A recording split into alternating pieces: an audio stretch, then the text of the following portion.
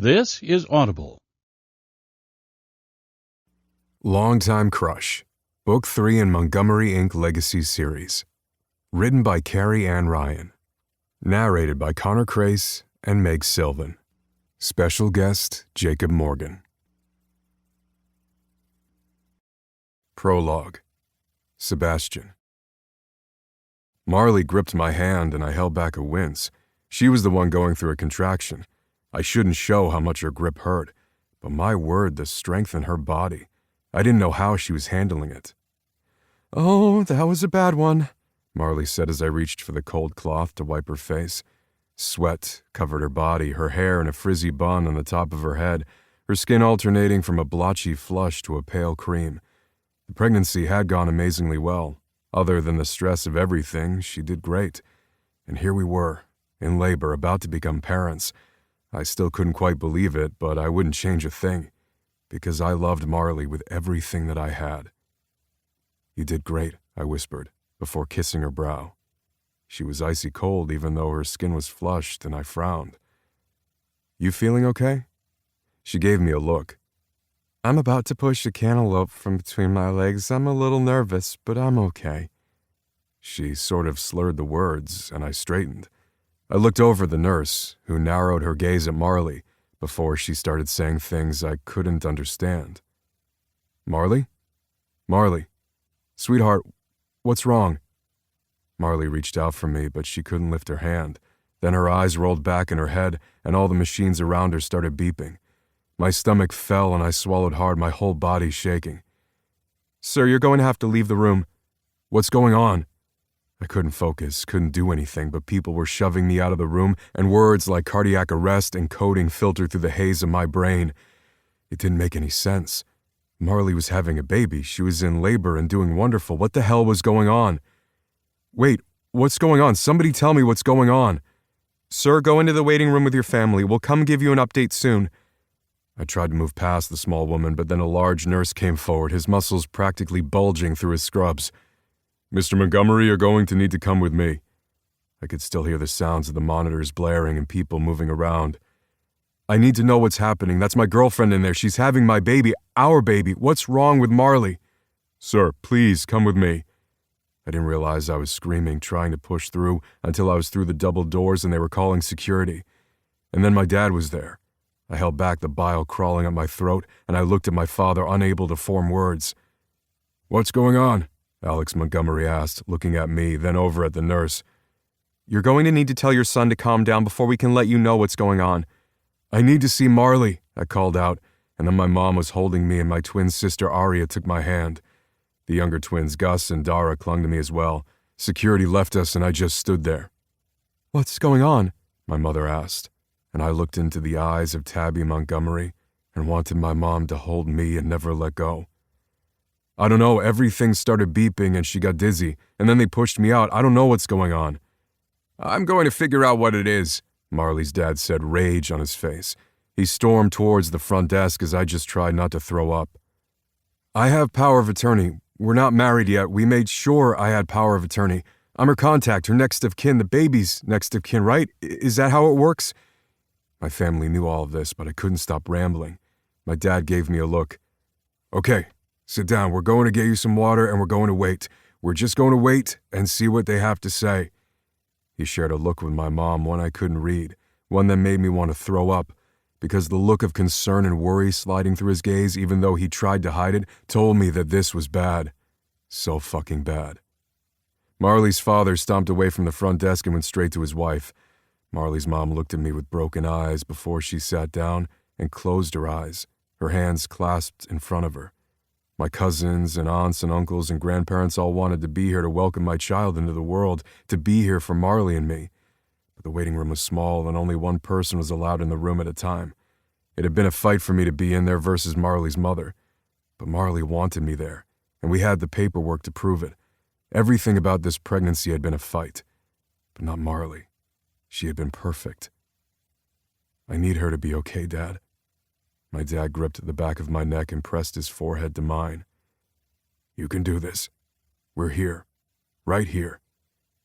He didn't tell me she would be okay, because my dad didn't lie to me. He had his own reasons for never lying, not to even blunt the truth a bit to calm somebody. I needed my dad to lie to me right then. It felt like an hour, 4, I didn't know. But there were no updates. I just sat there, refusing to stand as my family took turns sitting with me, telling me that they were there for me. We Montgomerys stuck together. I didn't realize that tears were sliding down my cheeks until later. Finally, the door opened and I looked up at Marley's doctor, the man who had been with us when we realized we were going to be teenage parents. Adults in the eyes of the law and in our own, but not according to some of the world. I saw the grayness on his face and I didn't want him to speak. I wanted him to walk back in there and never tell us. Silence engulfed the room. A single pin dropping would create a cacophony of sound, changing my world forever. "Mr. Montgomery, what about my daughter?" Marley's dad snapped, and the doctor looked at him, then back at me, because he knew all of the issues with Marley's parents, and knew that while I had power of attorney, they were still Marley's parents. This should have been a time of celebration and stress and happiness, but I didn't want the doctor to speak. I couldn't. "Mr. Montgomery, Marley went into cardiac arrest. I'm so sorry, but she's dead." He continued to say something about a placental abruption, about the taxing on her heart that they hadn't realized in time.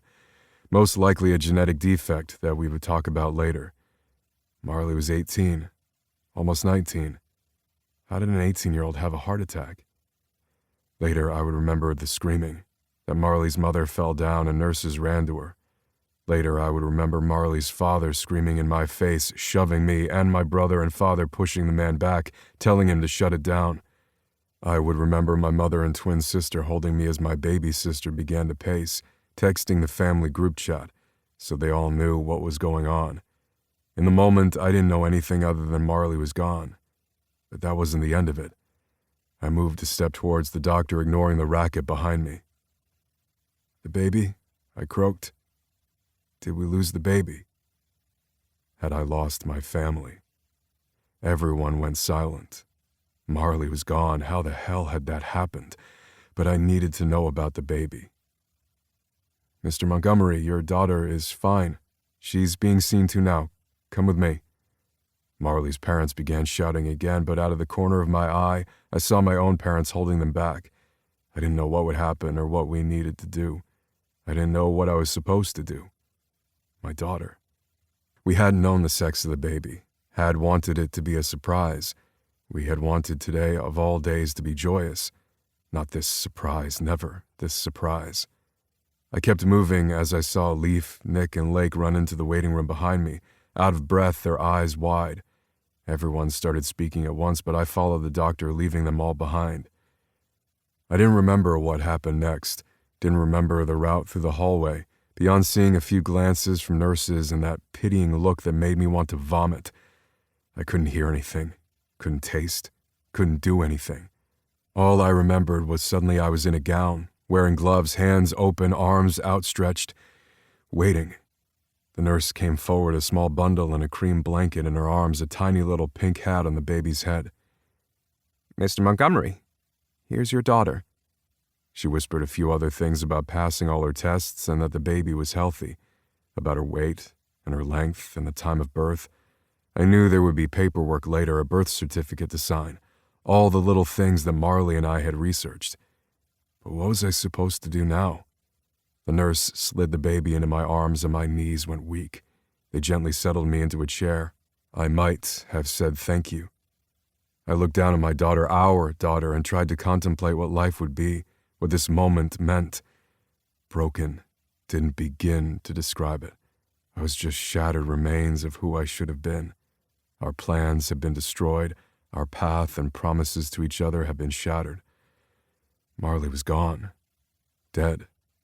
What did that word even mean? I was 19 years old. I wasn't supposed to be here alone. Then I looked down at the scrunched up little face in my hands, at the tiny little fingers that didn't even seem real. And I knew that I didn't have time to be selfish, didn't have time to wonder why. I didn't have time. "Hi, Nora," I whispered, my voice breaking. "I'm your daddy. I'll be here. We've got this." I broke down, holding my daughter, the tears flowing, and knew the world had changed. My world had changed. Forever. Chapter 1. Sebastian. Music blared over the speakers, but not loud enough to be distracting. In fact, it was just fine for me. I had an appointment in 20 minutes, so I wanted to focus on that rather than the headache from lack of sleep. I knew why I wasn't sleeping, or at least that's what I told myself. "Sebastian, did you get the coffee?" Leaf asked from beside me. I shook my head. Nope, the line was around the building for drive-thru and the inside wasn't open, so I couldn't get anything. My cousin and co-owner of Montgomery Inc. Legacy pinched the bridge of his nose. "Seriously? How hard is it to get coffee in this town? We are right outside of fucking Denver, Colorado. There should be a coffee joint on every block." "There is downtown. We have Starbucks or more Starbucks. Your choice," Nick, my friend and other co-owner, put in, rolling his eyes. "I'm sorry, we have the machine in the back. I can make us the fake espressos and even use your oat milk." I shrugged as I said it, but Leaf just shook his head. "No, I can make my own coffee. You were coming in, so I thought you could pick some up. I hate that our normal place is closed down." "When does the new place open?" Nick asked, frowning over his notebook. "I was talking with Dad about it, and he said it should be within the next month. They already have the barista and baker in. They're just finalizing a few things." I held back a snarl, knowing it wasn't their fault that things were running behind. They should have been the first tenants. I can't believe we let those other people move in. I went to the back to make my cousin coffee, though he hadn't asked. Leaf had his hands full with a client, a full back piece that would take at least 3 sittings. I didn't mind helping out, especially when I needed to get my brain in the mood. "What happened with the other place?" Leaf's client Dallas asked from where he was lying face down on the table. "When we moved into this building after the fire at the old location, we knew we would be able to purchase it outright," Leaf began. I shuddered, remembering that fire. While the building itself had only been damaged and not destroyed, we had already outgrown the original Montgomery Inc. Legacy location. The flagship Montgomery Inc. is a tattoo shop owned by some of my family. My aunt and uncle, as well as their friends, built it from the ground up in downtown Denver, and it was still running strong. Uncle Austin, Leaf's father, would never retire if he could help it. Eventually, other family members built another shop down in Colorado Springs. When Leaf, Nick, our cousin Lake, and I had found the means, we opened our own place. We'd felt honored to use the name, which was a little daunting, but we made it. We passed the first year with flying colors and made some damn good money, but when it had nearly burned down, we hadn't wanted to stay. We rebuilt the place and had been there for another year, but then we found this other building that we could buy. It was the family's. We no longer had a landlord. We were our own landlords, and it had multiple storefronts where we could bring in more businesses. There was a bike shop at the end, our shop, and some of my cousins even had their security business offices on the other end. But next to us was the cafe, or at least it had been. Dallas frowned. "What was the name of the cafe before?" My cousin grumbled. "A place called Coffee and Nuts or something?" I held back a snort. "Nut Roasted," I corrected. A ridiculous name, but the two guys had the money, the means, and the talent according to everything we had heard. "It was all a fucking lie," Nick grumbled. "They had no idea how to run the business. Their coffee ended up being shit, and they didn't have ethical work practices," I answered. "All in all, they fucked up and we had to evict them. They didn't pay us, their company was going under, and they spent so much time smoking weed inside that they weren't actually roasting anything but themselves." Dallas winced. "Ouch, that sounds horrible. I never went in there, and I'm not sad about that now. You have someone else moving in?" "Yep, and this time we're going about it a little differently," I answered. "One of the big draws of the original Montgomery Inc. is the cafe next door. There's an actual door connecting the two, making it easy to go get coffee or a snack between appointments." "I know that place. I love it. They have the best sandwiches, and the owner seems to know exactly what I want all the time." I snapped my finger and pointed. "Exactly. Well, Haley is the owner, and she actually married one of the tattoo artists there." "That was handy." I laughed and handed over Leaf's coffee before sitting back with my notebook. "Well, Haley always wanted to franchise, but the timing never worked out. Between kids and just life, it hadn't happened." "So is she opening, what is it called, Taboo 2? The woman asked. I shook my head. Not exactly. She's going into a partnership with the people who are going to be running the cafe next door. I don't know the name of the place, though. Latte on the rocks, Leaf answered. It sort of plays on the whole Rocky Mountain thing, and the fact that we are an iced coffee generation. They're going to have some damn good baked goods, though. I've tried a few samples from the baker. She's a pastry chef. Went to school for it and everything. Though I haven't met her since she's always doing 100 things. The barista Greer brings everything over. That sounds too fancy, I grumbled. I just want a muffin in the morning. I'd say something to that, but I don't know you well enough to make a sex joke, Dallas added, and I rolled my eyes. I noticed that my cousin and friends didn't make a joke. They weren't very good at joking about sex or relationships when it came to me. I didn't blame them, but it had been 5 years. 5 years since my world had completely changed, crashed to the ground, and I'd had to force myself up through blood and tears because I hadn't had another choice. They should be free to make sex jokes, especially because that's just what we did. They did it with everyone else, but they were careful about me. Everybody was so fucking careful around me. I pushed those thoughts from my mind and rolled my shoulders back. They're opening soon though, right? I asked again. Nick rolled his eyes. I said as much. They know what they're doing. Haley vouches for them. And since she's going into business with them, I trust them. All I know is that I want coffee that isn't burnt and is nearby. It's all I ask for in life, I said. You should ask for more. But yes, coffee's good, Dallas said as my client walked in. We went back to work, our break done. My client was a man in his 50s, retired military, and wanted to finish his sleeve. We had already gone through a few sketches and the outline was done. Now I got to add the color and some shading, and I liked how it was coming together. We were adding the names of friends he lost within the shading, so it was just for him, while still honoring those no longer here. I swallowed hard as I thought about it, because I honored my loss a different way. Life was way too damn short. Before you blinked, it could be gone. The person you loved was no longer there, and somehow you were supposed to move on. I needed to get out of my head, something I had gotten better at in the past 5 years. I just needed to remember to do so. It took a couple of hours, and then I was done and packing up my station.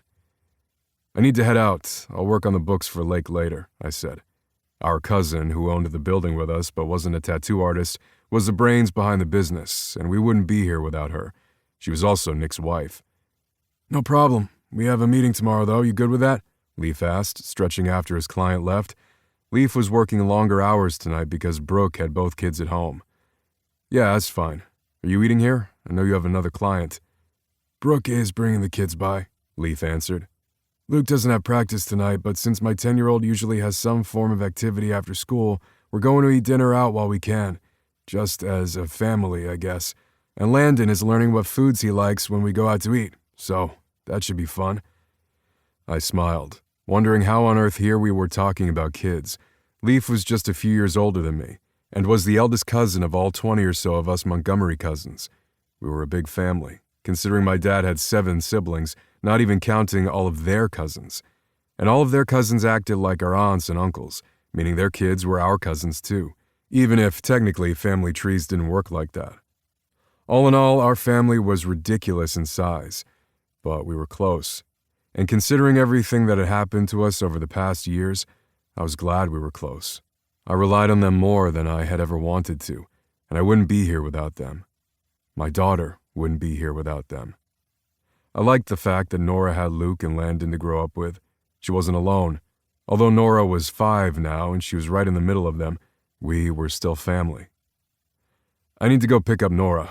I not only have soccer practice, but there's homework because apparently 5-year-olds need homework from kindergarten. And then tomorrow is dance. Nick just laughed. Y'all are amazing. I love it. Your time's coming. One day, Nick said with a grin, and I just shook my head and said goodbye and headed toward Nora's kindergarten. She was in an all-day school, which was weird to me. Preschool had only been half-day, and then she had gone to the Montgomery daycare. When I was a kid, there were so many of us that my parents and aunts and uncles had formed a daycare just for the Montgomerys and those that worked for them. They had kept it going, and now the next generation was sliding their way through. Luke and Landon were part of it, as was my daughter. My youngest cousins, who were all past daycare age, still went there, though, to help when they could. It was a good meeting place. Soon my cousins and siblings would end up with kids of their own, and the daycare would be bursting again, But for now, we were in a bit of a break. At least, a break for them. I didn't get such a break. I pulled into the school and waited in line with all the other parents, grateful that I got there at least in the middle of it rather than the end. That meant I didn't have to wait for an hour for my perfect parking spot at the school. But I also wasn't waiting in the middle of the street as people honked behind me because I was too late. It was never easy, but I was figuring it out. We all had. My parents, my sister, and even my cousins helped pick up Nora sometimes when I couldn't.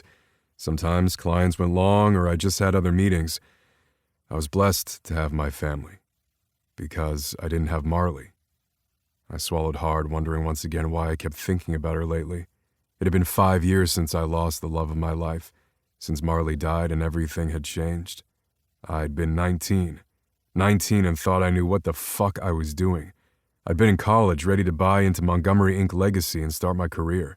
I had gone to school for business and taken art classes on the side to ensure that I was getting what I needed to become a better artist and business owner. And Marley had been right along with me. We'd had a plan. We dated all through high school, and even that middle school dating where you held hands at dances and looked at each other across the cafeteria at lunch. We'd always been together. She had been my everything. And one time the condom broke and Marley hadn't been allowed to be on birth control because her parents had forbade it. I gritted my teeth at that, but once again pushed it from my mind. And somehow at the end of it, I held my baby daughter in my hands and felt like I was alone. But that wasn't the case. I had my parents, my family, and though I had sleepless nights and raised my daughter, I always had someone to lean on. I knew I was lucky, so damned lucky, but sometimes it sure as hell didn't feel like it. I pulled up to the curb as Nora's teacher waved, and my little girl ran to me. She had soft brown hair still in pigtails, which were a little uneven after her day, and bright eyes. She was so beautiful and looked like a blend of Montgomery and Marley. I couldn't believe she was mine. I got out and opened the back door of my SUV. She hopped right in, and I buckled her into her seat. "Hey there, Munchkin." "I don't know if I like Munchkin today," Nora said. I rolled my eyes, kissed the top of her head, closed the door, and waved at her teacher. The car behind me was revving its engine ready to go, so I quickly put the car into gear and pulled out of the parking lot. "You ready to go to soccer practice?" I asked as I got on the road. "Yes, I'm ready. I think today I want to be a sweeper. I don't like being goalie. I think Molly wants to be goalie, though." My lips twitched as she continued to talk in a never-ending rapid-fire sentence. Her best friends Molly and Shane were in soccer and dance with her, and were always by her side. It reminded me of when I was younger and it had been us three amigos. Me, Marley, of course, and our friend Raven. Raven had moved away for college and had only come back to visit family. Everyone grew up. Hell, I was a single dad. That wasn't what I'd thought my life would be, but I figured out a way to make it okay. Molly, Shane, and Nora were a team and a fierce force, and I loved that they had that, so Nora was never alone. She kept talking about what she wanted to draw because she wanted to be an artist like me, and how she wanted to be a dancer in New York on the Broadway. My lips twitched, but I kept listening, asking questions when I could.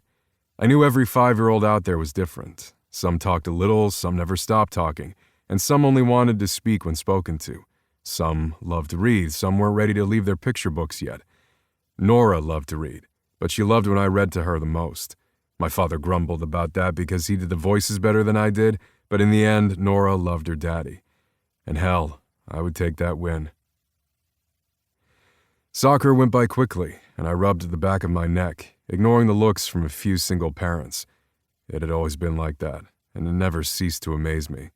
I was there for Nora, not for the women and men who came up to me to flirt by asking how I was doing. I hadn't dated since Marley died. I had a few hookups, a few dinners, but nothing more. Between starting the new business, adding on real estate, and Nora, I didn't have time. And it was only recently that we had moved into our home. We were renting from my family since the Montgomerys also had a construction business that happened to own single-family units. So I didn't have time for things like dating or the fluttered eyelashes and the ways that women plumped up their breasts near me. As if that was going to catch my attention when my daughter was learning how to do pirouettes 1 minute and then kicking the hell out of the ball the next. "Well, I think she likes being a sweeper," Coach Madison said, and I laughed. "Apparently," I agreed, smiling wide as I watched Nora kick butt. The other man shook his head. If she likes that, she can stay there, but you know 5-year-olds. I'm glad they follow the ball around like a group of bumblebees sometimes. I laughed, shook the man's hand as we said goodbye, and then Nora and I headed home. Did you see Shane? He did so good. He got 2 goals. And only one was in ours, I said with a laugh. He just wanted to say hi to Molly because Molly was our goaltender, she explained for the 15th time. I laughed, nodded, and we got out of the car. I carried 2 of her 4 bags in. How my daughter could need so much stuff throughout the day baffled me. She was more like her mother than she would ever know. That familiar pain settled in, but I told myself it was okay. Marley's photos were in the house, and we lit a candle to speak to Nora's mommy whenever we could. It wasn't the same. It would never be the same. But we did what we could. Get your snack, and I'll make dinner in a bit. Okay, Nora called out as she began to quickly change into her at-home clothes. I picked up behind her, sighing, and knew that would be another thing we'd have to add to her list to work on. Sometimes she put her clothes in the hamper. Other times they were on the floor. Of course, I had always done the same thing, and it had only been moving out on my own and having to take care of not only me but Nora that I had gotten better. I had even gifted my mom a nice thing of laundry soap in a container when I had moved out, just as a joke to say thank you. She had smiled, wiped away tears, and tried to do my laundry at this house. I started dinner, just a quick vegetable pasta, as my phone buzzed. I looked down and ignored it when I saw who it was. I didn't want to talk to Marley's parents today, not when we had 100 things to do. If they needed something, they would email or leave a message. I gritted my teeth, thinking about the past few years. I wasn't going to worry about that just then. We had won, and that's all that mattered. The doorbell rang, and I frowned, wondering exactly which family member it would be now. There were dozens of them, so who knew? I've got it, Nora called as she ran past. She was wearing her at-home clothes at least and not running naked to the door. She had finally gotten out of that naked phase, which I was grateful for. Trying to catch a naked toddler on my parents' lawn in the middle of winter had been a fun event for sure. No, you don't. You know we don't answer the door for strangers, I called out. Okay, fine, she said with such a put-upon sigh. I held back a laugh. I looked through the peephole and frowned, my heart doing a little racing thing that I didn't understand. I opened the door as Nora started to clap with glee. Raven? I asked, eyes wide. Raven looked the same as she always had, which surprised me. It hadn't been that long since I had seen her, and hell, I had just thought about her earlier that day. But for some reason, since my life had irrevocably shifted, I thought she would have changed. I sure as hell didn't look like I had 5 years ago, or even last year for that matter, with the new ink that Leaf had done. She had dark brown hair as usual, but with a hot pink streak in the front and a couple on the sides from what I could see. She had strong cheekbones, dark eyes, and wore a flannel shirt over a tank top and jeans with holes at the knees. She looked laid back, when I usually saw her when she was at school or for something where we had to wear our best and our blackest. I remember the last time I had seen her. She had been here for the funeral. She slid in at the back and sat in the pew alone. Her cheeks had been wet. I had gone to her and hugged her tight, but we hadn't spoken. There hadn't been time. Everybody had needed me for something, and she had always shied away from gatherings where she felt in the way. "What are you doing here?" I asked. I know you, Nora waved. Raven blinked and looked down at Nora. Hello, Nora. I know you too. I haven't seen you in a few years, though. You were just a baby. But your picture is on the fridge with Mommy and Daddy. You look pretty. I like the pink. Raven grinned. I like the pink, too. I saw the sadness in her eyes at the mention of Marley, and I wondered if it echoed my own. Your mom sends me photos, she said to me. I blinked. What? Just, the family newsletter stuff. I've always been on the list. Well, anyway, it's nice to see you, Nora and Sebastian. I saw you guys pull up, so I thought I'd say hi. She waved to the house next door, the house that had been empty the day before.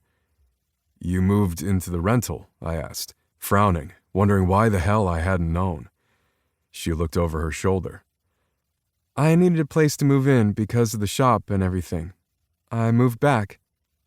Everything hurt, and I tried to keep up, only it felt like I was missing key parts of this conversation. What? I own the shop with Greer. Latte on the rocks. I'm starting soon. and I was waiting for all of my things to get here so I could move into the house. Your parents and I talked about it. Did they not tell you?" Apparently not," I said, wondering why my voice sounded so gritty. She looked at Nora, then at me, and I noticed the light dimmed from her eyes. She no longer looked excited to see me. But hell, why hadn't anyone mentioned that Raven was moving in next door, to both my work and my home? "I've been in Portland for school and then life, but I'm back now, for my parents and because this is home. It was time." Unsaid was why she had left, because I still didn't know. "I've been staying on Greer's couch while house hunting, and then this just worked out perfectly, so I'm here and ready to settle in. And the Montgomerys have been great. And don't worry, I just wanted to say hi, and well, yeah, I'll be busy with work and everything, and I found this." She handed over a red ball to Nora. "This was in my backyard, and I figured it was yours." She smiled brightly, but I could tell it was false. "Thank you, I forgot that she kicked it over there." Nora looked up at me. "Sorry, I didn't mean to." "It's okay, Munchkin." "Not Munchkin," she grumbled, and I smiled despite myself. "It's good to see you, Raven." "Yeah, you too. It's nice to see you too, Nora. Anyway, goodbye now." She fled, and I felt like an idiot. I hadn't welcomed her in, hadn't said welcome home. I'd done nothing except wonder why the hell she was there. She'd been my best friend for most of my life, right along with Marley, my twin, and my cousins. I closed the door, and Nora asked 1,000 questions, because it wasn't the shock of seeing Raven, my friend from years ago that no longer felt like the same person. No, it wasn't that. It was the fact that I had a hard-on for a woman I knew I shouldn't, and why the hell it had to be her. Chapter 2. Raven. "Why are you shaking?" I looked over at Greer and frowned. "I am not shaking. I have hands of steel. I can deal with any stress. A fallen souffle? Perish the thought. Layer is not laminating? Never. I do not shake." My best friend blinked at me, then pointed down at my hands. "You are indeed shaking, my darling." I followed her gaze and winced. "Ah, well, that is unexpected." Greer snorted. "Our opening is in 3 days. We are ready to go. Latte on the rocks is what we've been waiting for. We're renting out this space. We are in a contractual obligation with an amazing cafe that I'm still jealous exists and am mad that I did not know about for how long now? We've got this down. The beans are ready, the equipment's in place, and the dishware is ready to go. Our staff of 2 part-time students are ready to go. We haven't slept in a month. You're now moved into your house. Stop freaking out." I'm stressed because this is a big thing. We're going out on a limb and working for ourselves. People don't do that in their early 20s. They work for others, learn the business, and then slowly and methodically work towards something like this. It doesn't happen at our age. Greer sighed and leaned against the counter. We had gone with a white and glitter countertop. It was perfect because we had sealed it enough that no matter what we did, it wasn't porous enough to chip or stain. And glitter made us happy. The Montgomerys, the building owners, let us do what we wanted cosmetically. A lot of the kitchen had been done by the previous owners, so we hadn't had to install new plumbing or electric. We'd had to change all of the lighting out, so it wasn't a garish yellow that made me feel like I was in prison. Everything was open and inviting, and we used our loan and our meager savings from our families and small inheritances, as well as Haley's investment, to make this space our own. All of the chairs were comfortable to sit in, and we even had a fireplace. It was a 2-sided fireplace that we shared with the tattoo shop on the other side. So when the fire wasn't on and we didn't have the divider up, you could see between the 2 businesses. There were little tables and booths for people to sit and eat sandwiches, my pastries, and drink Greer's coffee. We had thought about this long and hard. And it wasn't like we were starting from scratch, not with this being an offshoot of Haley's brand, but it was still ours. "This isn't us jumping in feet first without looking where we're going. Greer said for what felt like the 15th time. Usually it was her who was stressing out, and I was the one calming us. But being back in my town, not Greer's, it felt like I was off kilter. Greer was from Portland, born and raised in Oregon, and moved to Colorado because I had wanted to come home, to see my family and to start over, to stop running away, even though it felt as if maybe I should have kept running. I know this is also Haley's vision, not just ours, but what if this is a huge mistake? What if we go out of business in a year? The food industry is so hard. I mean, restaurants go out of business all the time. Cafes don't make it. They have cute little names, and then people stop going after a few months because they go where they know the sizing and have the name recognition. Everybody is always going to know how to get a venti caramel macchiato, Greer began. And we have those here. We will have what they know and what we want. They're going to get a good cup of coffee, or a sugar fest if that's what they want. I'm going to keep them here just like you will. You are a brilliant pastry chef. You not only can bake a loaf of bread like nobody's business, but you can also make pastries that make people weep. I'm making sandwiches now. That's not what I went to school for. You did go to school for this. Stop stressing. And you know it has nothing to do with the fact that we're opening up a new business in 3 days. You know it. I narrowed my gaze. Stop it. It is this. It's our future and our dream. Everything could crash down and then there'd be nothing. So how is the hot Montgomery? Greer asked, and I narrowed my gaze. We had been drunk one night in college, laughing with each other and telling each other secrets. I hadn't meant to say this one. I had kept it bottled up for so long that not even my best friends had known, which had been a good thing at the time because my secrets revolved around those best friends. I was the worst sort of person, and I couldn't go back and fix it. But now Greer knew, and we were sitting in the middle of my secrets. Shut up. Does he know you crushed on him? Greer asked, fluttering her eyelashes.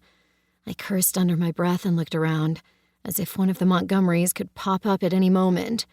Considering we were in Colorado, they could. There were dozens of them, maybe more. I didn't really know. I'd even seen one in New Orleans and one in Portland. They were all scattered, but they came back to their home base. Now I was in their central collection zone.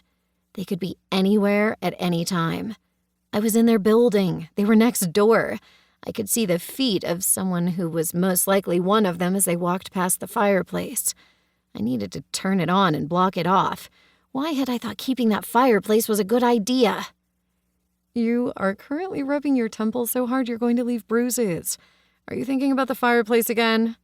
The fireplace is fine. I'm sorry. So, he used to know that you crushed on him? Greer asked again, completely ignoring my discomfort. We did that to try to push each other toward finding happiness, though. Being best friends was sometimes challenging. You know what? Yes, I said truthfully. When I was still using my trapper keeper and before I'd even gotten my period, he knew I had a crush on him. But, that didn't work out. For a multitude of reasons. Namely because my childhood best friend had also crushed on him, and the two only had eyes for each other. From juice boxes on, they had been inseparable. And I hadn't been a third wheel because they had always wanted me with them, until I left. I pushed those thoughts from my mind and glared at Greer. She fanned her face. He's pretty, though. They all are. I narrowed my gaze. Montgomerys surround us. Don't fall for one of them. It's exhausting. I hadn't meant to let that last part slip. Not all of the people that surround us are Montgomerys. Yes, Montgomery Security are Montgomerys, though I'm pretty sure that there are a few employees that aren't. They don't all look chiseled from stone, with chestnut brown hair and blue eyes that just pull you in. She had just described nearly every Montgomery out there. Greer. And many of the tattoo artists and piercers next door are Montgomerys, or married into the Montgomerys. But there's one that isn't. Greer, I warned again. Wyatt isn't a Montgomery, and he's pretty. My lips twitched. We don't have time for pretty, and Wyatt has a girlfriend. Wyatt owned the bike shop on the other side of us. A lot of people in Colorado liked riding bikes, and he sold them, repaired them, and rented them. It was a good deal, and since he was the end unit, he had space for all of the bike racks outside. We had a full patio because of the way our building curved, so people could eat outdoors when the weather was nice. And Denver, Colorado had beautiful sunny days. We had a lot more sunny days here than we ever had in Portland. In fact, I had to up my skincare regimen because I had started to get a little pink on my nose, something I hadn't had to deal with when I lived here growing up. Every single part of this building seemed to work together. When Sebastian's family bought the place, they had put thought into what would go in. They had wanted a cafe and coffee shop because that's what worked with the original tattoo shop, and they wanted something similar. The previous tenants hadn't worked out. "Knock, knock," a familiar voice said from the doorway, and I looked up to see part of my past walking in. I pressed my lips together, feeling as if I had stepped back in time, and I didn't want to be there because Marley was gone. She wasn't coming back. I needed to stop thinking about her. I needed to stop thinking about the little girl I had seen with her bright eyes, who looked so much more like Marley in real life than she had in the photos Sebastian's parents had sent me. But Sebastian and little Nora weren't there, even though I was going to be forced to work next to Sebastian day in and day out. I had done my best to avoid him. I had made sure he never saw me because I hadn't wanted to deal with the look in his eyes. I hadn't known what it would be. He had looked so angry and lost and yet happy to see me all at once. And that did not make any sense to me. I had no idea what to do with him, so I just wasn't going to think about him at all. But it was hard to do when his family stood in front of me. "Hello, Leaf," I said as I waved at Sebastian's cousin. "Hey there, Raven. You know, when the family said you were part of the team, it didn't click until yesterday that you were our Raven." "It's me. A little older, but it's me. Greer worked with you guys more than I did until now. Sorry about that. I had to move us here." I moved forward, ducking my head, and hugged him tightly. He kissed the top of my head, and I rolled my eyes, but this felt a little more familiar. Leaf was at least a decade older than all of us. He and Lake, who also owned part of the tattoo shop, were close in age, while the rest of the cousins had all lumped together about 10 or 15 years younger than them. That meant Leaf had been in my life as soon as I had met Sebastian, Aria, and Marley. "You know, every time I see you, you're getting even more bearded. How is that possible?" I asked, playing with the end of his beard. He rolled his eyes. "Brooke likes it, and so do the kids." Kids. Because Leaf Montgomery had 2 sons now. It was ridiculously amazing and confounding. How had we all grown up? "He just wants to look like his daddy," Noah Montgomery Gallagher said from behind him. I looked over at Sebastian's other cousin and snorted. Noah was around my age and beautiful. Seriously, women wept when they saw him, went down on their knees and begged just to be in his presence. At least, that's what I jokingly said. He was a great guy. We hadn't always been in the same school. Denver was a big place with many school districts, so it wasn't until high school that we all ended up together. And since I was a year ahead of him, we didn't become friends until later. "You know, I always thought Austin Montgomery was hot, so I guess that's okay," I teased. Greer clapped her hands. "You know, I've met him, and with the little silver at his temples, very hot." Leaf shuddered. "Please stop talking about my father that way. You should be used to it," the other man said from the doorway as he moved past Noah. "Have we met? I don't think we've met." He held out his hand. "I'm Ford. I work over at Montgomery Security, and I hang out with this idiot," he said, gesturing toward Noah. "We're also roommates because, dear Lord, rent is high, even when you're renting from the Montgomerys," Noah teased. I laughed. Tell me about it. I just rented a house. The Montgomerys sure seem to be taking over the world, Greer said as she tapped her chin. How nice to see you again, Ford. She looked over at me. We met yesterday when you were off dealing with paperwork. I hear there might be pastries, Ford asked, rubbing his hands together. I rolled my eyes and looked over at Leaf. You're all the same. And yes, I have some test batches. Just getting the ovens ready to go for us. Noah cracked his fingers. You're going to need some test tasters. We've got you. I just shook my head and gestured them towards the front bar area where people could sit and eat. Well, let's practice. Greer, you want to do your spiel? Welcome, ladies and gents, to the time of your life, Greer said in a deep and smoky voice as the guys laughed. Not your night job, dear, I teased, and both Noah and Ford's gazes narrowed when Leaf coughed into his hands. Well, good to know your sense of humor hasn't waned in the years since I've seen you, Leaf teased. I shrugged. Hey, I had to keep up with all of you guys. I've done my best. Now, you don't get to order. You get what I've been making. Sorry. Everything smells wonderful, though I'm allergic to cashews. Hope that helps, Ford put in. I nodded. No cashews on the premises today, so don't worry. I can make an actual note of that and ensure that doesn't happen. And I don't have cashew milk today, but I will, but it won't be an issue. We're very good about cross-contamination considering all of our own allergies. Okay, let's taste test. What are we eating? Another familiar voice said from the doorway, and I looked up to see another blast from the past. Aria Montgomery, Sebastian's twin and one of my childhood friends. I had been best friends with Sebastian and Marley. We had been the three amigos, and no one could ever have broken us apart. Aria had her other groups of friends because she hadn't always wanted to hang out with her twin, but we had still been friends. It was still so hard to see her because I had left to go to college out of state, to learn my business, and to run away from something I hadn't wanted to think about. And instead of coming back and trying to be my own person, I surrounded myself with my past. I really wasn't doing a good job about this. Aria, you're here, I said as I smiled at her. She smiled back, gave a little wave, and slid onto the seat next to Noah. I hear there's baking. Why are all of you guys here and not over at the business? She asked. Aria worked at Montgomery Security, along with Ford and Noah. She was damned good at her job from what I knew. It would be weird to be seeing each other so often, considering we worked so close.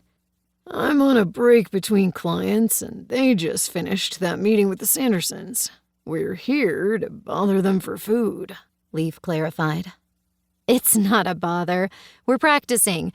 Plus, the whole point of this, you said, was so you had a cafe next door like you always wanted. Aria smiled then. Well, everybody from our place will probably be heading over soon, as well as the tattoo shop. Legacy's been waiting for this, and I'm just glad that we're here for it. I did my best to look nonchalant, and I had a feeling only Greer noticed that it wasn't working. Everybody from next door? I asked, my voice going slightly high-pitched. Leaf shook his head, oblivious, thankfully. Nick is working with a client, and so is Leo, so they'll come over when they're done. 2 of my staff are on their honeymoon, so they won't be around, and Sebastian is taking Nora to an appointment with her doctor. I froze, my hands going clammy. Is she okay? I asked, images of the flight back 5 years ago. The quiet sobbing, the screaming, hitting me hard. Leaf looked up, confused for a minute at my tone, before pity and sadness spread over his face. She's fine, really. Sorry, it's just her normal checkup. Nora only had a half day today, so they fit it in when they could. Everybody nodded, and I did my best to ignore the taste of bile on my tongue. Sorry, I'm a little wired up. I blame all the coffee. How dare you blame my precious coffee? Greer teased as she sat Muggs in front of everybody. We had both ceramic mugs and biodegradable ones. The fact that nobody had actually ordered and Greer had just done what she'd wanted didn't surprise me, because that was Greer. How did you know what I wanted? Noah asked, gaze narrow. You'll never know, Greer said teasingly. She's psychic, that's how, Arya said with a laugh. Speaking of hanging out, which we weren't speaking of, but I'm just going to change the subject, we need to do dinner to welcome you back. What do you say? Arya asked, and then she looked over at Greer. And of course you're invited. You're one of us now. I looked at Arya, then at Greer, and smiled. Let's do it. I'm back. For good. As we all talked, I did my best to tell myself that this was a good decision, that we were making strides and coming into our own, and I wasn't making another mistake. Chapter 3. Sebastian. It's looking great, and I think that we picked the perfect angle for you, I said as I helped Judy off the table. She smiled, shy as ever, and ducked her head before we walked towards the mirror. Her shirt was tucked under her bra, careful about modesty, but still showing part of her new chest tattoo. Tears sprang to her eyes, and I held back a curse, realizing that I was slacking since I didn't already have tissues ready. Before I could think, Leo tossed me a box and I handed over the tissues. Judy smiled at me and took a tissue before wiping her eyes. Sorry, I'm a mess, but after so many years of this scar and hoping it would one day just go away if I used enough lotion and vitamin E and all those other creams, I'm proud of it. I wanted to show that it's not just a part of me, but also something I overcame, something I traveled through. I looked down at the crossing vines with jagged thorns and faded red, black, and multicolored roses, and nodded tightly. Judy had chest surgery more than once, and between the ports and the surgery itself, her scars had been numerous. She hadn't wanted to hide them completely because, like she said, they wouldn't go away. So she had wanted to make them hers. And I think we'd done that. It looks wonderful. Seriously, thank you, Sebastian. She reached out and squeezed my hand, and I squeezed right back. You came up with the idea. I just executed it. Judy just shook her head, wiped away her tears. No, I said, I sort of want to cover this scar, and I don't know what I'm doing. I think I like plants, and you did the rest. Seriously. Thank you. That looks amazing, Leaf said as he came to my side. You did a fantastic job, both of you. If you're interested, we can take a few photos for you. And honestly, we love them for Sebastian's book and ours. We have an entire portfolio of Montgomery Inc. legacy. Judy swallowed hard and nodded. Just don't put my face. I don't really like to be on camera that much. We don't have to take a picture at all, I said honestly. Yeah, I liked showing off my work. It got me new clients, and looking back at my art was good for me. But I never wanted to make people uncomfortable. No, I'm proud of the work. So do what you want, but just keep me private. We can do that. We have social media like we said in the release form earlier, but we won't put it on there. If you want to showcase your work, you can, because I want to make sure you get amazing business because you deserve it. Just no faces. That I can do. I whipped out my phone and smiled softly at Nora's face on my lock screen. Judy beamed. Is that your little girl? She's adorable. I looked up and nodded. Light of my life and all that. She doesn't go on social media either, so don't worry. I get you.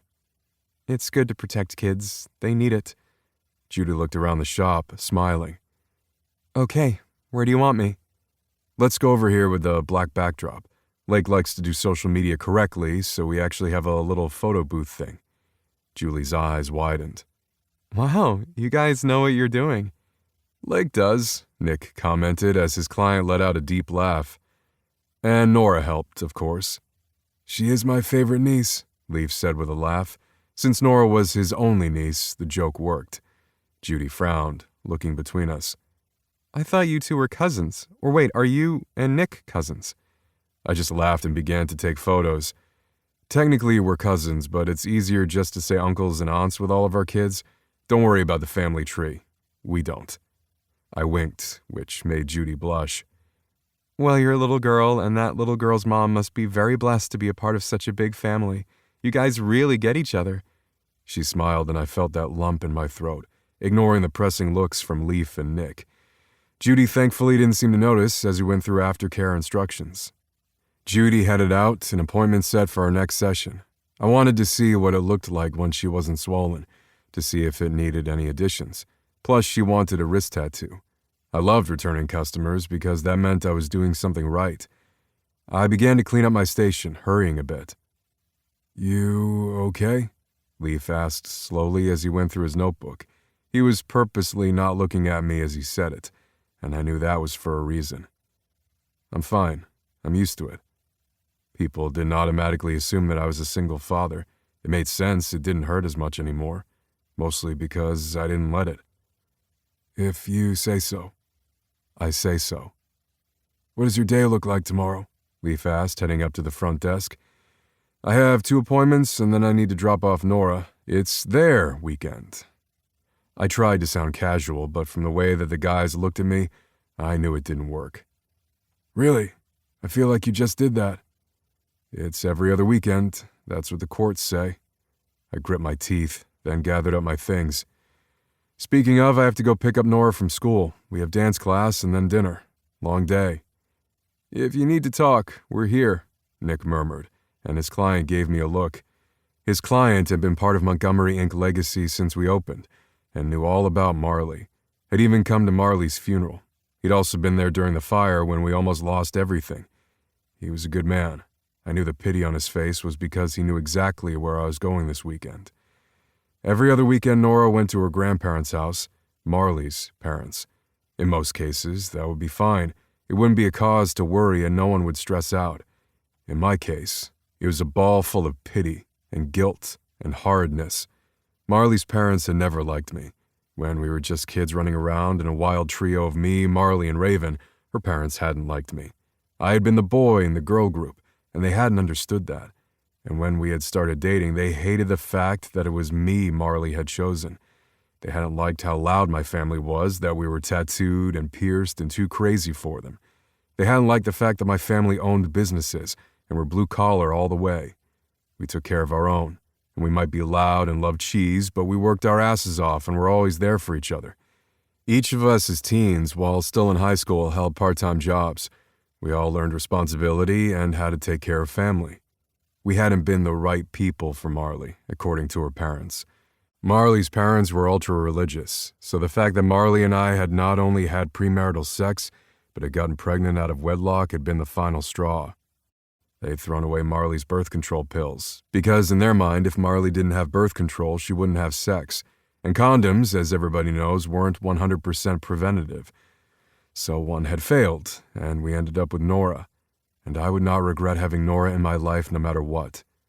Nora's grandparents hated me, because according to them, it was because of me Marley wasn't here, and I had to face that every time I saw them. I said my goodbyes and headed toward Nora's school to pick her up. This afternoon was only a short dance class, a meeting for the parents while the kids worked out some energy. Maybe 45 minutes, they told me, so I knew it would take an hour, and then I would have to untangle Nora from her 2 best friends, Molly and Shane, and then we could head home and make dinner and get ready for the last day of the week. The last day of the week, that happens to be the opening day for the cafe next door, so I knew that our new neighbor would be busy too. And then after school, I'd have to give my daughter over to Marley's grandparents, because that's what the court said. Marley died before she had ever been able to hold Nora. She'd not only had a heart attack while giving birth, something not unheard of but very rare. By the time she'd made it through, she'd ended up with an embolism that had taken her fully from us. I hadn't been there for the birth. I'd been forced out into the waiting room, and when I was finally able to hold my daughter, I knew that I'd never hold Marley again. Marley's parents had tried to take Nora from me right away. They hadn't thought I was fit as a father. Even though I was an adult with a full-time job and going to college, they had wanted to raise Nora their way. Then they had taken me to court. It cost me thousands of dollars just to prove that I was fit to be Nora's father. They had railed and rallied against me, had used their strict upbringing and their connections with their church and the local politicians to get what they wanted. In the end, they failed. The big and brash Montgomerys with all their ink and piercings and tattoo shops and construction work had won. Only I still had to give my daughter to them 2 weekends out of the month, so they could spend time with her. And I hated the fact that I couldn't say no. I wanted Nora to know her family, and not just mine.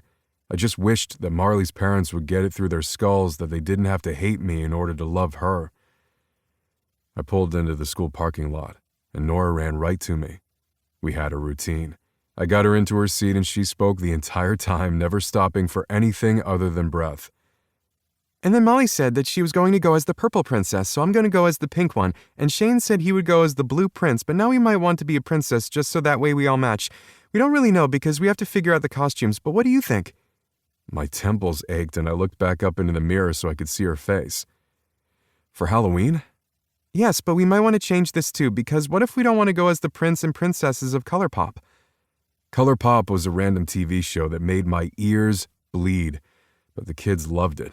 Of course she had wanted to be Marvel characters with them the previous week, and before that, something from the Addams Family. She'd even mentioned her favorite Disney princess, Ariel. She'd most likely end up with 2 costumes, one with her friends for their party and trick-or-treating, and the other for the Montgomery party we were having at my house Halloween night. Okay, Halloween is coming up, so how about next week when you're home from Grandma and Grandpa's, we'll go over everything together. Me and Molly's and Shane's parents can sit down and we'll make a group costume decision together. But once we make the decision, we have to keep with it.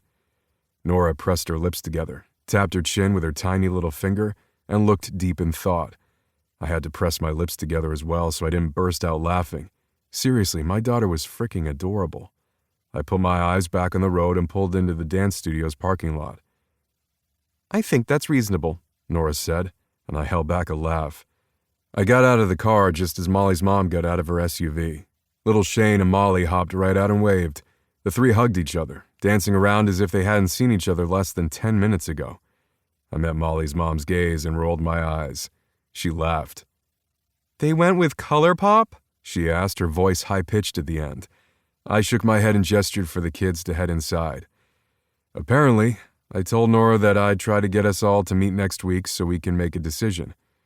Sounds good. Molly's dad is out of town for the next 2 weeks, but then he comes home and we'll be home for the rest of the year, thank the gods, she said.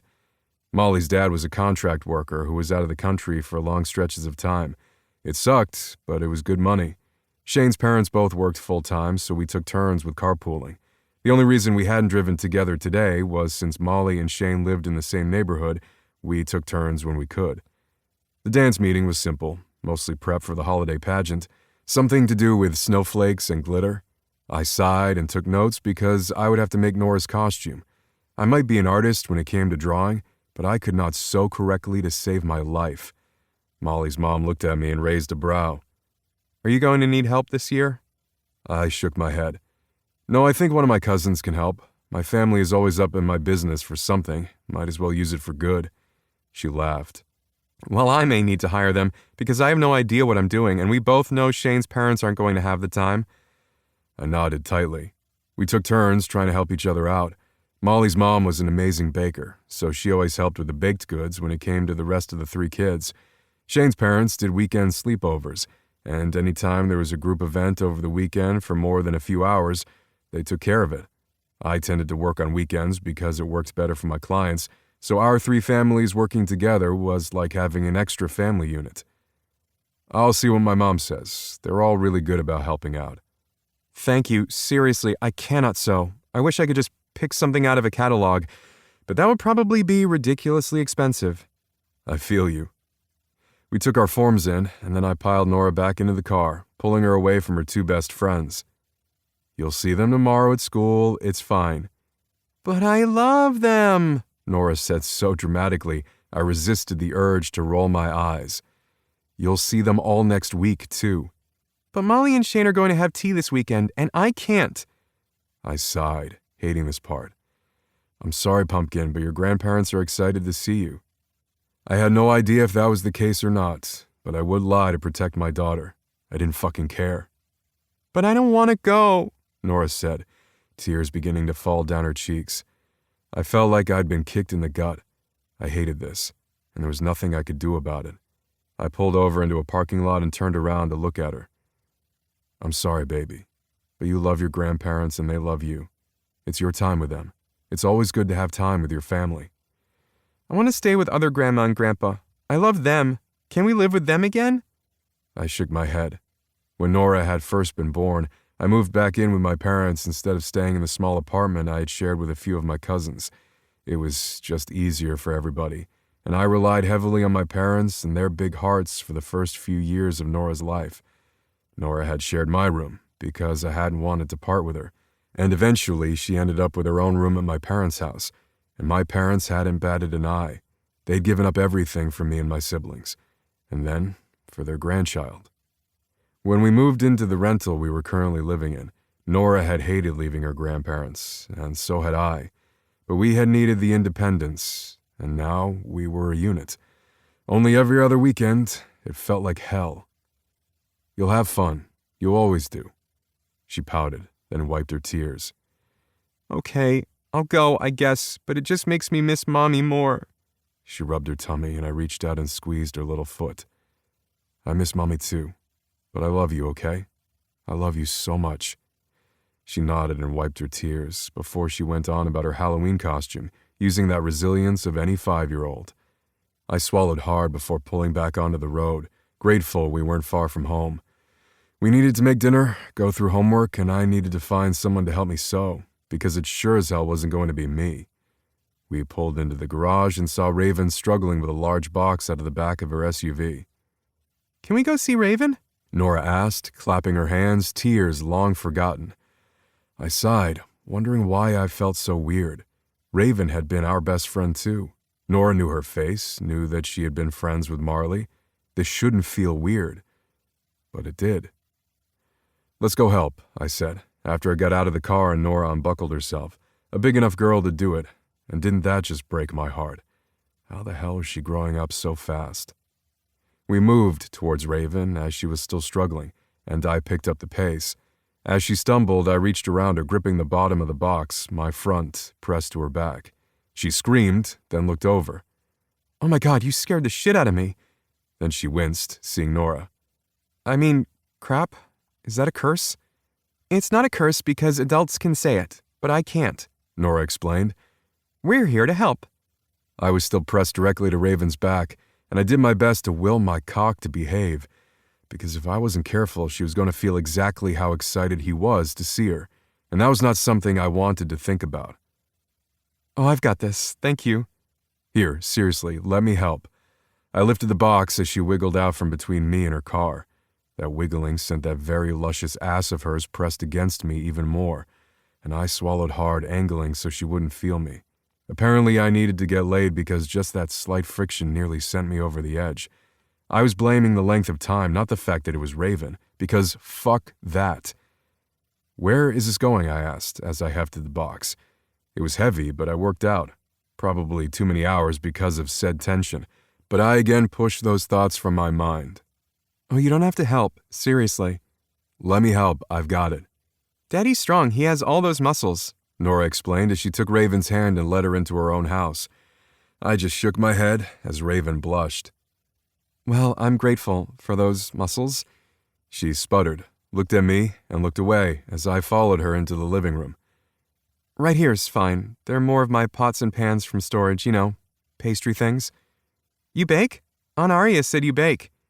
I do. Do you like baked goods? I love cupcakes. Well, are you allergic to anything? Raven asked sweetly as she knelt down to Nora's level. I set the box down, shaking my head, wondering why it felt as if Raven and Nora had known each other forever, even though this was one of the first times they were actually meeting since Nora was an infant. Nope, I'm good. I love cream cheese frosting, though. At least that's what Daddy says. Nora looked at me with wide eyes, pleading, and I saw the glint there. I shook my head. You're a menace. But yes, we both love cream cheese frosting. But please don't bake anything for us. You already see how hyper this one is without the sugar? Raven laughed. I always need taste testers for the cafe. However, I will not add sugar highs to the agenda. When Nora pouted, Raven laughed. Hey, even I get sugar highs sometimes, and then I'm scary to be around. I understand.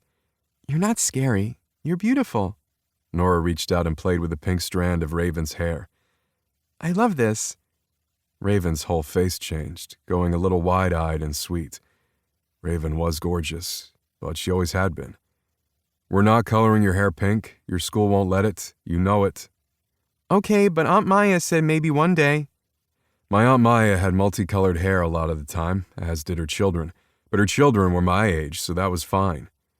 Maybe one day, but not right now. I didn't get pink hair until I was in my 20s, Raven explained. But that's so old, Nora said with the innocence of a 5-year-old. Raven snorted. Please say that around your Aunt Aria, just so I can see the look on her face, Raven teased. I'm standing right here as well, and I'm not old, I said, teasing as I held out my hand for Nora. Let's give Raven some privacy. We have homework to do and dinner. Okay, bye, Raven. I like your hair and your cupcakes. And I'll see you soon? She waved before she skipped away, leading me with her. I'm leaving now. Thank you for everything, and I'll see you tomorrow for opening day. I nodded tightly. Good luck, and we Montgomerys will be there. We support local businesses. Especially to your renters, she teased. I wonder why that teasing did something to me. What the hell was wrong with me? I left and told myself that I was just tired. I wasn't losing my mind. But I had a feeling I was once again lying to myself. Chapter 4, Raven. Are you ready for this? Greer asked, rubbing her hands together. I wanted to throw up, and I didn't know if it was nerves or cramps. It was probably a mixture of both, which wasn't a great thing for a baker who had been up since 3 a.m. I normally kept baker's hours, but I wasn't even sure I had truly slept the night before.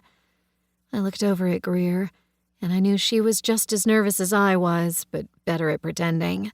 She looked excited, eager, and ready to dance the night away. I also knew she was probably going to throw up later, because the nerves would get to her. I held out my arms in answer, and she threw her arms around me and hugged me tightly. "Let's get this done," she whispered, then kissed my cheek. You know, when only 4 people show up and they happen to be Montgomerys, at least we can say we tried. I ducked as Greer slapped me upside the head. No, we're not doing that. We are doing happy things. We're thinking happy things. Don't put that out into the universe. You know better than that. Okay, get back to baking. I will go open the doors. No, I'll go open the door with you, I said as I straightened my apron. We do this together. Both of our staff members held up their thumbs. I smiled at them as we walked to the door as a unit. We wouldn't always have a staff of 4. In fact, we rarely would. But it was day 1, and even if nobody showed up, despite the advertising, the samples of sweet treats, and other things we had done to promote our business, we all wanted to be there on the first day. I just really hoped this wasn't all for nothing. I looked through the glass doors, finally, and nearly tripped over my feet. It was 6 a.m., early for most people, and around the time we would be opening our doors every day of the week. We knew that people needed coffee on their way to work, so we would be early risers. I really hadn't expected anybody to actually be waiting outside, though. Oh, my goodness, Greer whispered, and I saw her whisk away a quick tear. Because at 6 o'clock in the morning, on a Friday, we had a line.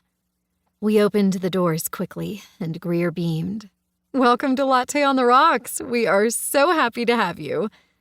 Haley, our co-owner, investor, and patron, beamed at us.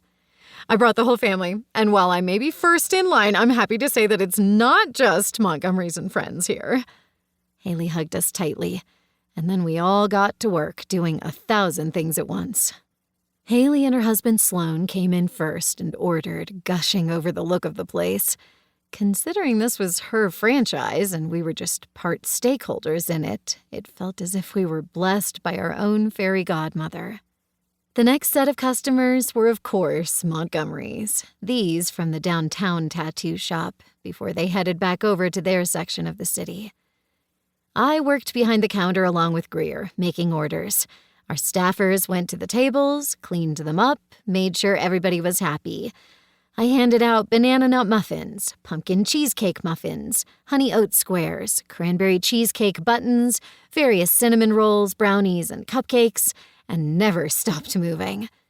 I pulled out the biscotti on its second bake and set them to cool before I mixed up another round of biscuits, as somebody ordered a full dozen. I also had sandwich bread and rolls cooling on the racks, as another person ordered a whole baguette.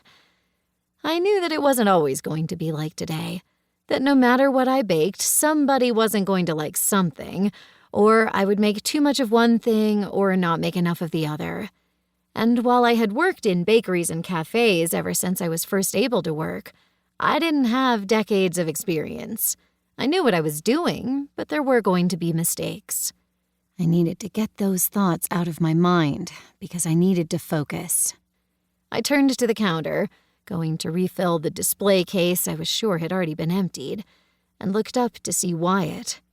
He grinned at me and gestured towards the stack of cream cheese blondie brownies in my hand. Those look decadent. It's her own personal recipe, Greer teased. I blushed and shook my head. Anything here is my own personal recipe, but they're a common baked good. There's nothing common about you, Raven, Wyatt teased. From the twinkle in his eyes, it took me a moment to realize that he was flirting with me.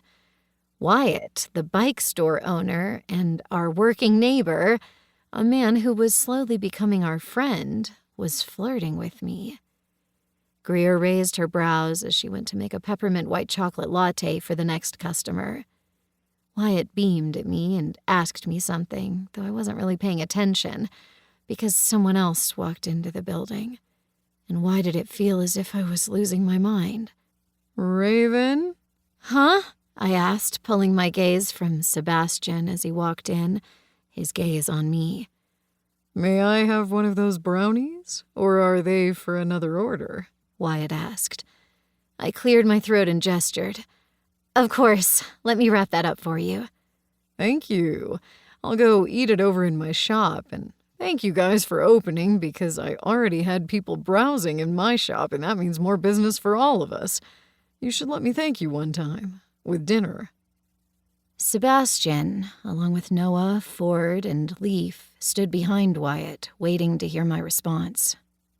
Oh, well, here's your brownie. Thank you, I spluttered, completely ignoring the fact that I was pretty sure he had just asked me out on a date. Wyatt's face fell before he rolled his shoulders back and turned to our staffer at the register. Thank you, Raven. And I think I'm going to have to try a little harder.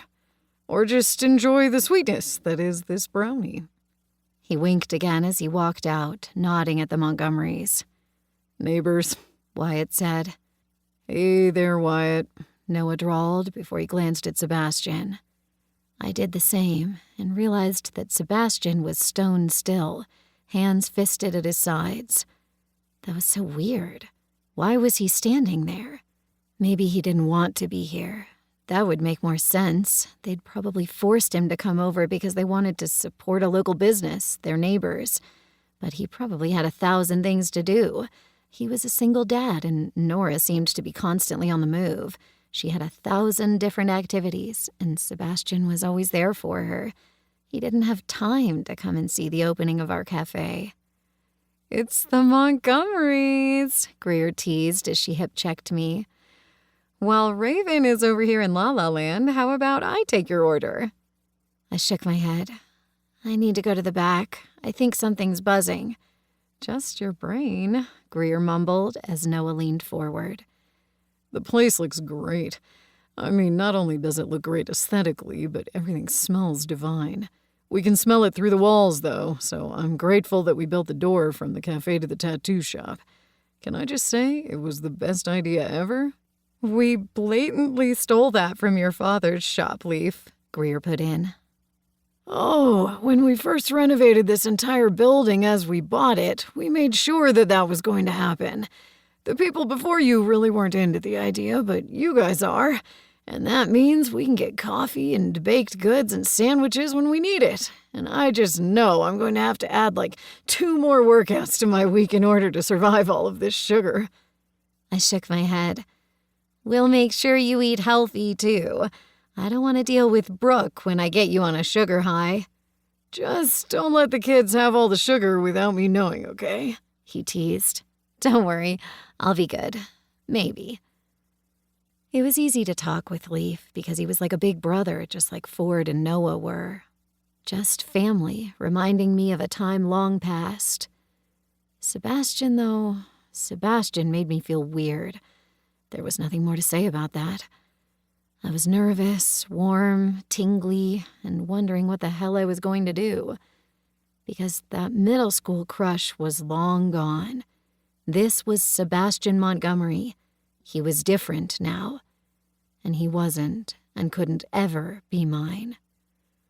Do you have some form of sandwich? Sebastian asked, his voice a deep growl. Ford glanced over at Sebastian, brow raised, and I wondered why Sebastian sounded like that. He really didn't want to be here. But this was our opening day, so I was going to be good. I wasn't going to let my disappointment and the fact that it looked like he wanted to be anywhere else but here show. We do have sandwiches. They're on the board, or I can make you something. Wait, you're going to make him a special sandwich and not me? Noah asked, aghast. I can make special Montgomery sandwiches. How's that? I said on the fly. Leaf beamed, but Ford just glared. I'm not a Montgomery. I might play in the same sandbox, but I have my own name and my own set of brothers. Oh yes, the Cage brothers, Noah said with a roll of his eyes. You don't want to mess with them. Intrigued, Greer leaned forward. There are more of you? Tell me more, she teased. I shook my head. Get back, we have work to do. And I have sandwiches to make. Although, I'm sorry, I kind of like the idea of calling it the Montgomery sandwich. Fine, but you're going to need to make me a Cage sandwich. I laughed. I can do that. Specialty named sandwiches on the way. Sebastian didn't say anything, and I was glad for it. Something was weird.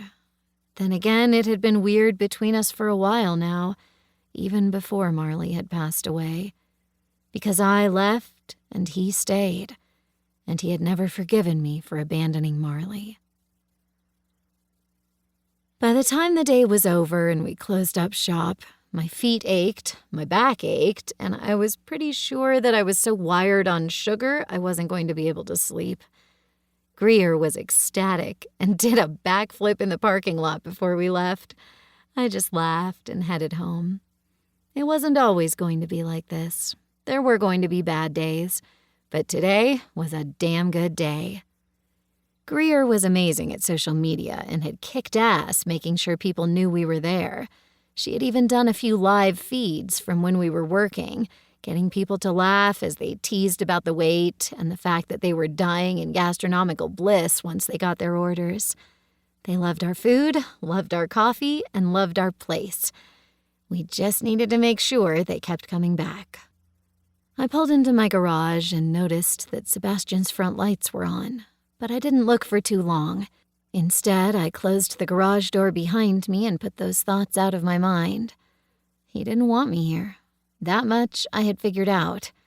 I just wanted to know why. Beyond the ideas that I already had. I went inside, put my things away, and decided that maybe a long bath before my early wake-up call for our second day was what I needed. I stood in front of the bathroom mirror and slid my fingers over my necklace. It was one half of a heart, layered with the other half that I should never have had.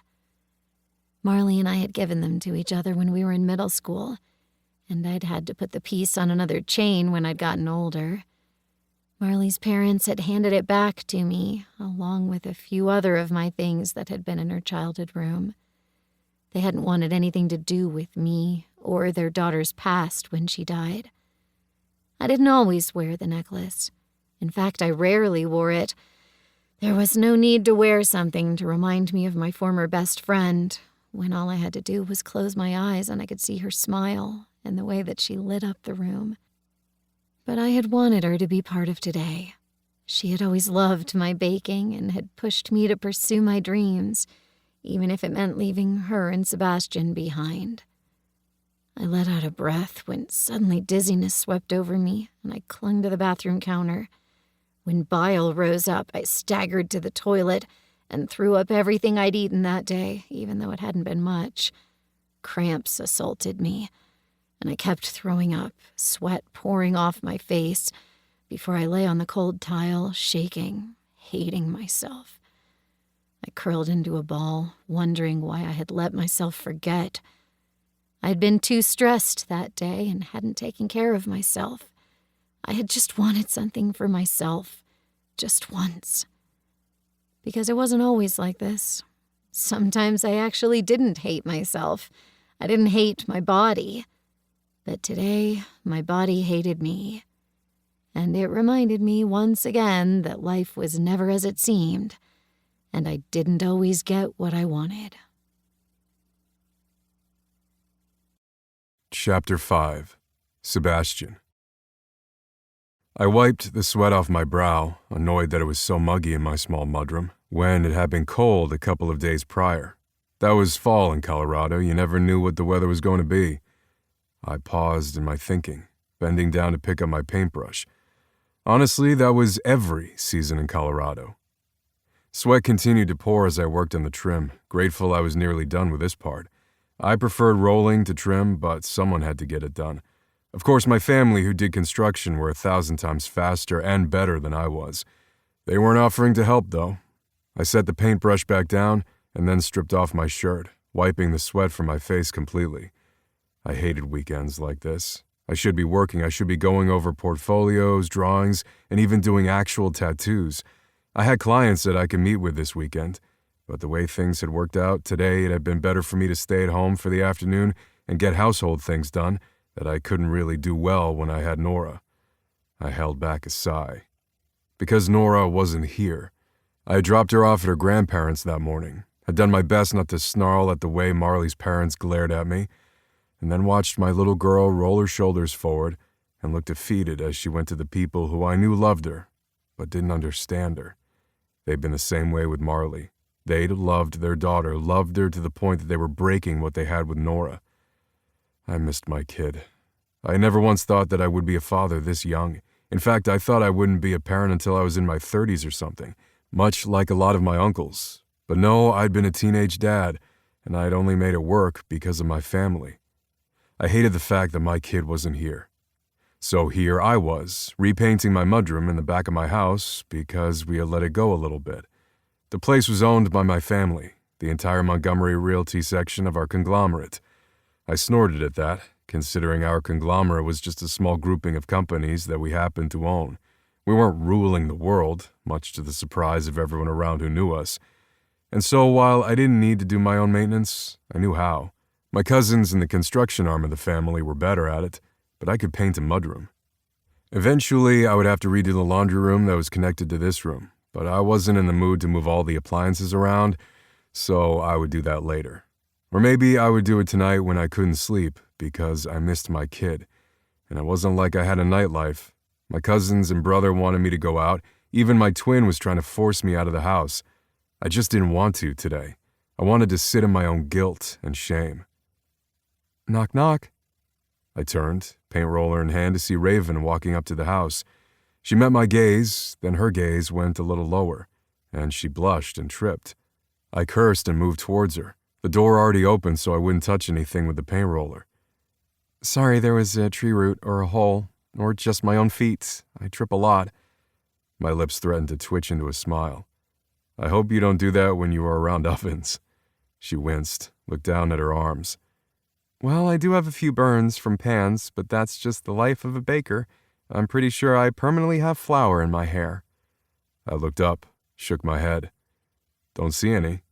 I did just shower, so thanks. Images of Raven taking a shower filled my brain, and I quickly pushed those from my mind. What was wrong with me? I did not think about Raven this way. Well, she looked me up and down, and I willed my cock not to react, because it was a slow perusal, and damn it, it was a perusal. You used to be scrawny. I snorted, grateful for the humor. She wasn't hitting on me, not like some women did. She was just being her old Raven self. And that's what I needed. Not whatever this attraction between us was that sometimes seemed to rise up. I lift things, I said deadpan. It's fun. She raised a single brow, and I was kind of jealous she could do that.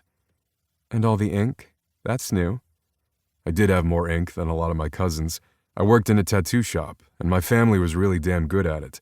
I also happened to like the art, so I just shrugged, knowing one day I might run out of space. But I didn't think so. I had a few pieces on my chest, down my arms and back, but I still had a lot of space. I'm a tattoo artist. And so that means you like tattoos. I would hope so. I like ink, piercings too.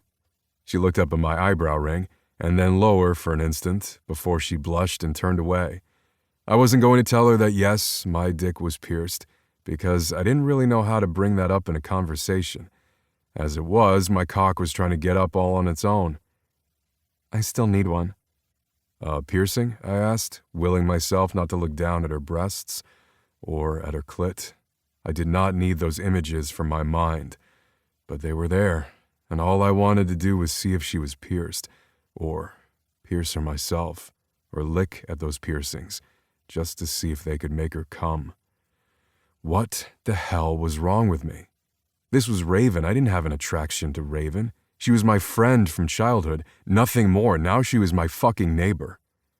I mean a tattoo, I blurted. Her eyes widened. I have my ears pierced, that's it, and no tattoos, virgin skin and all that. She blushed again harder. She was so pretty in pink.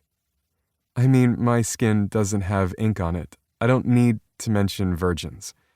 I held back a groan. What the hell was wrong with us? Well, that sounds like a challenge.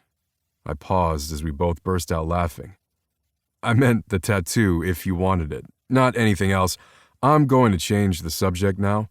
She grinned. I just finished my walk after a long day at the cafe and saw the door was open. She looked around. Where's Nora? I assumed she'd be running out here to ask 1,000 questions. Immediately, my mood dimmed and I shrugged. She's with her grandparents for the weekend. Raven winced. Ouch. I'm sorry. Confused, I frowned. What do you mean by that? I know her grandparents, Seb. I know about the court case, and I know that this weekend probably sucks. Hence why you're shirtless and painting and even talking to me out here. I grit my teeth, hating the fact that she knew all of that. I tried not to let it show because I didn't want Nora to feel like anything was wrong. It's fine. It's not, and I'm sorry. I sighed, knowing it was the truth. It's not fine. I set down the paint roller, rolling my shoulders back. Why did you leave? What do you mean? I had to work this morning, and Greer's closing the shop today. I close tomorrow. I shook my head. No, Raven. You left. I hadn't meant to say any of that to bring it up, but it had been on my mind since we were 18, and I'd never asked. First because I'd been so into Marley that I'd had my head up my ass and hadn't wanted to ask the big questions. Then because it had gotten too difficult. She pressed her lips together, then let out a breath. Yes, I left for college to learn how to run a business. You and Marley stayed. She flinched. I'm sorry I keep saying her name. I shook my head, that ache at hearing Marley's name a familiar one. It had dulled a bit, wasn't so sharp, but it was still an ache. I didn't think it would ever go away, not that I wanted it to. I wanted to remember Marley. It wasn't fair not to. If I don't say her name, it hurts Nora, so I do. Raven studied my face for so long I wasn't sure what she was going to say, or if it was better for her to just leave. And it hurts you. I get over it. I turned then, needing a moment to collect myself as I went back to painting. She could go or she could stay. I couldn't care less. Okay, that was a lie. But I didn't want to care. I didn't know what was happening, didn't like these feelings, and I didn't like change. I just wanted things to stay the damn same. Why couldn't things just do that? Raven moved closer and I could feel the heat of her. You don't get over it, Seb. And that's fine. Why did she keep calling me Seb?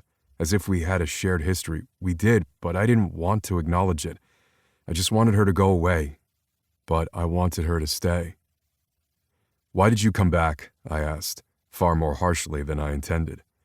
Raven picked up a paintbrush, worked on the corners even though I hadn't asked her to. I didn't want her to. This was my project, for my house with my daughter. Why was Raven here? She shouldn't be here. Marley should be here. But she was gone, and I was over that. As much as you could be over someone dying. I mourned, I grieved, but it wasn't all-encompassing anymore. But every time that my kid went to her grandparents, it hit me. And now Raven was here, and that just made it all worse. I wanted a new life. That's why I left before. There was something in her tone, something I should ask about, but I didn't. But now I realize that my life was here all along. My family's here, my friends, so I'm starting over. A new business, a new part of me. I didn't realize that you'd be so close for all parts of it. I swallowed hard and looked down at her, doing my best not to think about her. Hard to do when all I could do was smell her, even over the scent of paint. She was so damn beautiful, had always been. I'd never thought about her that way before. It would have been mean to Marley, a betrayal. But I had known that Raven was beautiful and kind. We'd been friends for a reason, because we meshed. And now, everything ached. I didn't know what it meant. She was so damn close to me, her body sweat-slick from her walk, just like mine was from the heat of this room. We were close enough that all I had to do was lean down ever so slightly and brush my lips against hers. But I wouldn't, because that would be the most insane thing I could have ever done. Your life is here. It never made sense for you to leave. Once again, she was quiet for so long I didn't know what I had said wrong. It made sense at the time. Sebastian, where are you? A familiar voice echoed from the front of the house, and I whirled, Raven doing the same, so we crashed into each other. I dropped the roller and gripped her arm, grateful that we both didn't tumble into the paint pan. And that's when my parents, both of my sisters, and my brother walked in, looking at me standing next to Raven, me, shirtless, covered in paint, with Raven standing wide-eyed and looking between us. My mother grinned, my father raised a brow, and each of my siblings had a look that I didn't trust. I held back a curse and pushed away from Raven, grateful that she could stand on her own. Because the matchmaking Montgomerys knew no bounds, and this was a damn mistake. In more ways than one. Chapter 6. Raven. I had eaten dinner with the Montgomerys before, multiple times while growing up. I even had dinner with Arya recently. But I hadn't had dinner with all of Sebastian's family as an adult. It was awkward, and we hadn't even sat down to eat a bite yet. I am so loving your cafe, Raven, Tabby said with a smile. I loved Tabby Montgomery. She was a kind woman, an organizer at heart just like I was, and got shit done. She kept the construction arm of Montgomery Inc. together. Without her at the helm, I wasn't sure all of the businesses that the Montgomerys owned would be as connected and fruitful as they were. In fact, it was thanks to Tabby and Haley working together that I even had this cafe with Greer. I'm just glad that you guys came. In fact, all of you have really helped out so much. I just hope that the place continues to at least have some business once the Montgomerys aren't the only customers. Alex Montgomery, Sebastian's dad, rolled his eyes. I'm pretty sure that the Montgomerys weren't your only customers. And anyone on this side of town now knows of a place to go. We've always had little cafes to stop by, but we like our pastries and our coffee. Just not as much as our cheese, Gus said. Gus and his twin sister Dara were Sebastian and Arya's younger siblings. I wasn't sure how Alex and Tabby had been able to raise two sets of twins. I was an only child, but I could see the way the Montgomerys had worked as a unit with their children. Each family was different, and yet they were all there for each other. It was such a contrast when compared with how Marley's parents were. They were strict, unyielding, and it had taken every sweet word of mine and Marley's to even get Marley out of the house. Sebastian hadn't been part of that. Things were easier when Sebastian didn't come to Marley's house. Oh, they knew that Sebastian was part of our Three Musketeers, and later Sebastian and Marley were dating, but they hadn't liked it. I don't know if I would have really relished the fact that my teenage daughter had gotten pregnant either, but I wouldn't have treated Marley and Sebastian that way. My parents were kind, but a little older, so they hadn't hung out with the Montgomerys much. They could have, as Sebastian's family would have always let them in, but they are a little more introverted. They were a major reason why I had moved back. I forgot about the cheese thing, I said after a moment, sipping my sparkling water. I noticed that even though Sebastian, Aria, and I were over 21, none of us were drinking. Then I remembered that there hadn't ever been alcohol in Sebastian's house. Alex Montgomery was a recovering alcoholic and the kindest man I knew. He was open about it, and when we were teenagers and had snuck light beer, that was practically water, from a friend's older brother, he sat us down and explained about his past. I knew it wasn't all of it, because it wasn't my right to know, but he said that it was his job, as the father and uncle of so many members of the next generation, to make sure that we knew how to be responsible. I had fallen a little bit in love with Sebastian's dad that day, mostly because he was always kind to us and the sweetest man imaginable. I can't believe you forgot about the cheese thing, Aria said with an eye roll. She nudged my arm, and I grinned. What? Not everybody needs cheese with every meal. Sacrilege, Dara said with a tease. Gus and Dara were around 20 now, if I did my math right. Although I never could keep track of all of the siblings and cousins that were in their lives. We don't eat cheese with every meal. Plus, some of us have dairy allergies. I turned to Sebastian, wide-eyed. Really? He nodded. I have to take a pill in order for me to enjoy cheese. I have no idea how that happened, but I feel like that's a sign of old age.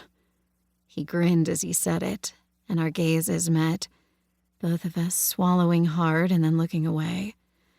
I had to hope nobody noticed that, because everybody was talking all at once about cheese and old age. But I didn't think that Aria had missed it. I could not look at Sebastian that way. We were just friends, or we had been friends. Now we were strangers with this odd past between us I didn't want to think about. I did not like Sebastian that way. I couldn't. I had stepped back in middle school the moment that Marley smiled at him like that, and I found out she had had a crush on him too.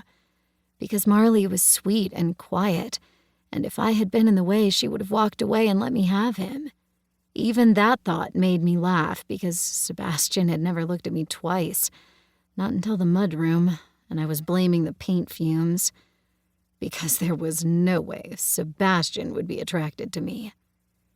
You'll notice that we do not have cheese at this meal, Tabby said primly, and I laughed. It's true. No cheese. Mostly because I'm pretty sure we'll have it tomorrow. It's not great for our cholesterol to indulge every day, Alex Montgomery said with a wink. Well, that's good. But now I'm craving it. See, one day you'll be just thinking about something normal. The next day, you're face first into a head of cheese, Gus said with a laugh. One of us! One of us! I smiled. As they all started discussing various family events coming up, I wanted to leave. I wanted to leave the moment that they had shown up and everything felt awkward. Because nothing had happened. Nothing was going to happen. I didn't want this connection. I could not. Because I was not one of them. Marley should have been one of them. It had been 5 years since she had died. 5 years since Nora had come into our lives and I had lost my best friend. Maybe I had begun to lose her long before that because I had walked away. But there were reasons. Reasons that didn't make any sense anymore. Reasons that made me feel selfish because I just wanted to be out of their shadow. Just be myself. Just to find myself. Now I was back, and my parents needed me, and I had a job and friends, and things were working out. And all I could do was feel the heat of Sebastian beside me and the press of his leg against mine. How could anyone miss this awkwardness? I was doing everything wrong, and I needed to leave. But if I did, it would make it worse. I ignored it as best I could and listened to Aria as she talked about her new job, and I answered questions about the cafe.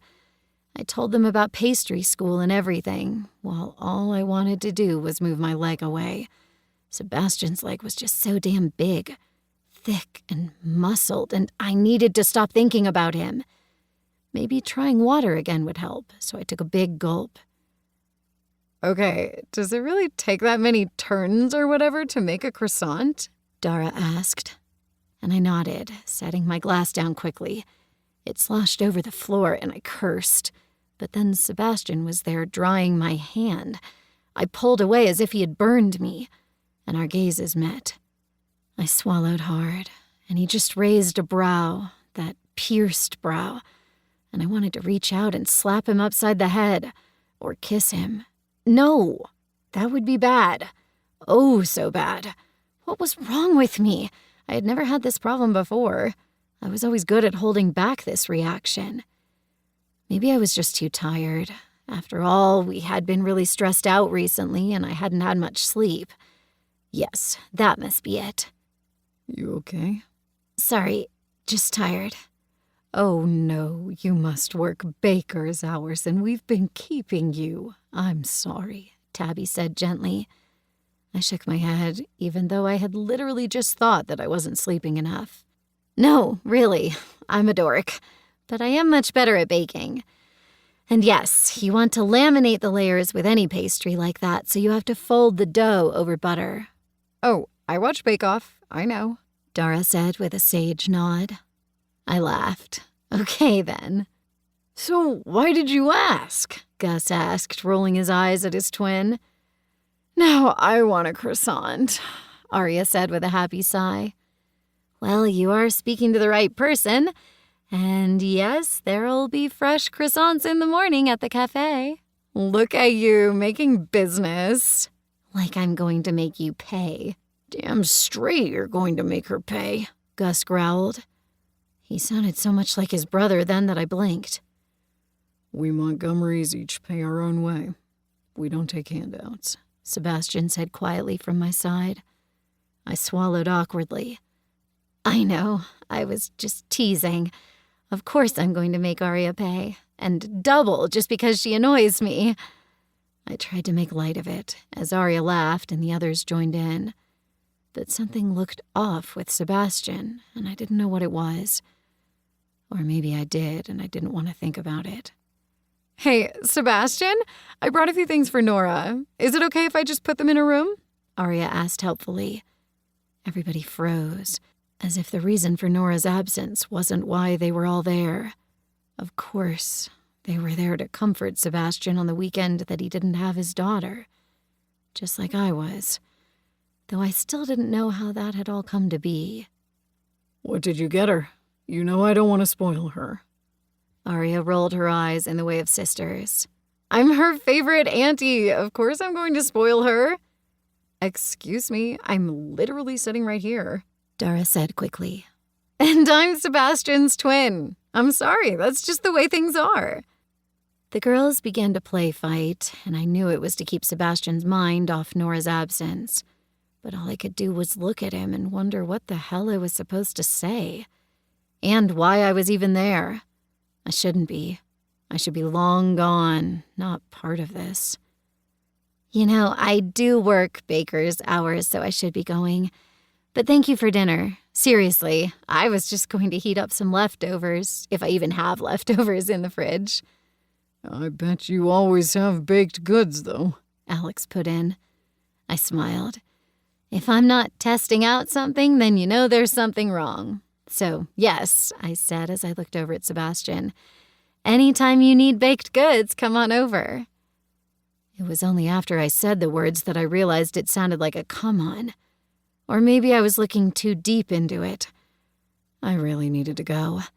I pushed back my chair and stood up quickly. Thank you, seriously. I can cook okay, but I'm a better baker, and this was all amazing. It's just good to see you, Tabby said as she stood up and hugged me. I hugged her right back, that familiar feeling making me want to cry for some reason. It's good to see all of you. "Sebastian, walk her to her house," Tabby ordered, and Sebastian pushed back from the table without saying a word. Alarmed, I waved them off. "I live next door. It's still somewhat daylight out. I'm fine. I walked over here on my own. I can leave on my own." Although I hadn't really wanted to mention the fact that I had been here alone with Sebastian. It shouldn't matter. We were just friends. I was not Marley. At that thought, ice-cold water slid through my veins. Tabby just stared at me and then back at her son. And I knew whatever I said wasn't going to matter. They weren't going to let me walk home alone. They all began to clean up. "Come on," Sebastian said gruffly, and I swallowed hard and grabbed my phone. I hadn't even brought my bag over. It was lucky that I had even locked the door on my way out, and that was the only reason I had my keys. "I'm really okay," I said as we walked side by side through his backyard to mine. Our backyards were connected through a gate. I had found that weird at first, but now it was nice. Mostly so we had an easy walk between our two entrances, rather than having to walk around the long, windy driveways from our front doors. "Thanks for doing that. My parents worry about me. I'm fine. I really am. I know where my kid is. I know she's safe." He paused. "Because if she isn't safe, I'm going to burn the whole world down." I turned to him, both of us standing underneath the tree that covered both our yards. Marley's parents aren't the nicest people, but they would never hurt Nora. "Not physically, no. But if they hurt her emotionally, I can't really do much. The courts made me do the weekends, so I deal with it." Without thinking, I reached out and pushed his hair back from his face. We both froze at the action, and I swallowed hard, staring at those blue eyes of his. They were like light oceans beckoning me, and I knew that I was in so much fucking trouble. "I should go," I whispered. "You really should." He paused, swallowed hard. I refused to watch the way his throat worked. "My parents need to take care of me, same as my family. It's how it's always been. Thanks for being there so they didn't act awkward, like they were trying to make things light and happy when I didn't want them to be. But I'm sorry you were forced into it." I could have said no. I could have run away. "Could you?" he asked, his voice low. His gaze went to my lips, and I couldn't help it. My tongue peeked out, and I licked them. And then he swallowed hard again, his eyes going dark. I hadn't realized his eyes could do that. I stepped back, the moment breaking, and turned on my heel and ran. I didn't say goodbye. I ran like a coward, because I wanted to kiss him. I wanted to do the one thing I shouldn't, to kiss my best friend's boyfriend, my dead best friend. There were lines so set in stone that they would break anyone who crossed them. And I refused to be broken. I refused to do that. And I refused to be attracted to Sebastian Montgomery. Chapter 7. Sebastian. I had once again woken up with a hard-on from hell. Ever since realizing Raven was back, all my dick could do was get hard for her. And I didn't fucking understand it. I didn't want Raven like that. Right? It didn't matter, though, because my dick did. And apparently it had a mind of its own. I was going to have to strangle the thing. That made my lips twitch. I would have strangled it more than once. I was pretty sure that my left hand was now my girlfriend because it was the only thing ever touching my dick. And the only thing that would. I did not want Raven. I just wanted the idea of her. Because yes, she was hot. She had always been beautiful. But now she was hot. And I was attracted to her. I was allowed to be attracted to other people. Marley and I had always checked out other people together and laughed over the people we each found hot. Our taste was quite similar. So me finding other people attractive wasn't new. But I wasn't going to act on it. I was allowed to. I'd had sex in the past 5 years. It hadn't been easy to let myself go to even do that. And every time it had been for one night. No promises, no strings, and I'd never see the person again. But this was different, because this was Raven. I wasn't allowed to want her. I wasn't allowed to kiss her. And yet, I came thinking about her. I'd slid my hand over my dick, squeezed hard, and then pumped into my fist, whacking off like a teenage boy thinking of one of my former best friends until I came hard. Hard enough that my knees nearly gave out, and I growled out Raven's name. Cum had spurted on the bathroom wall and the water washing it away.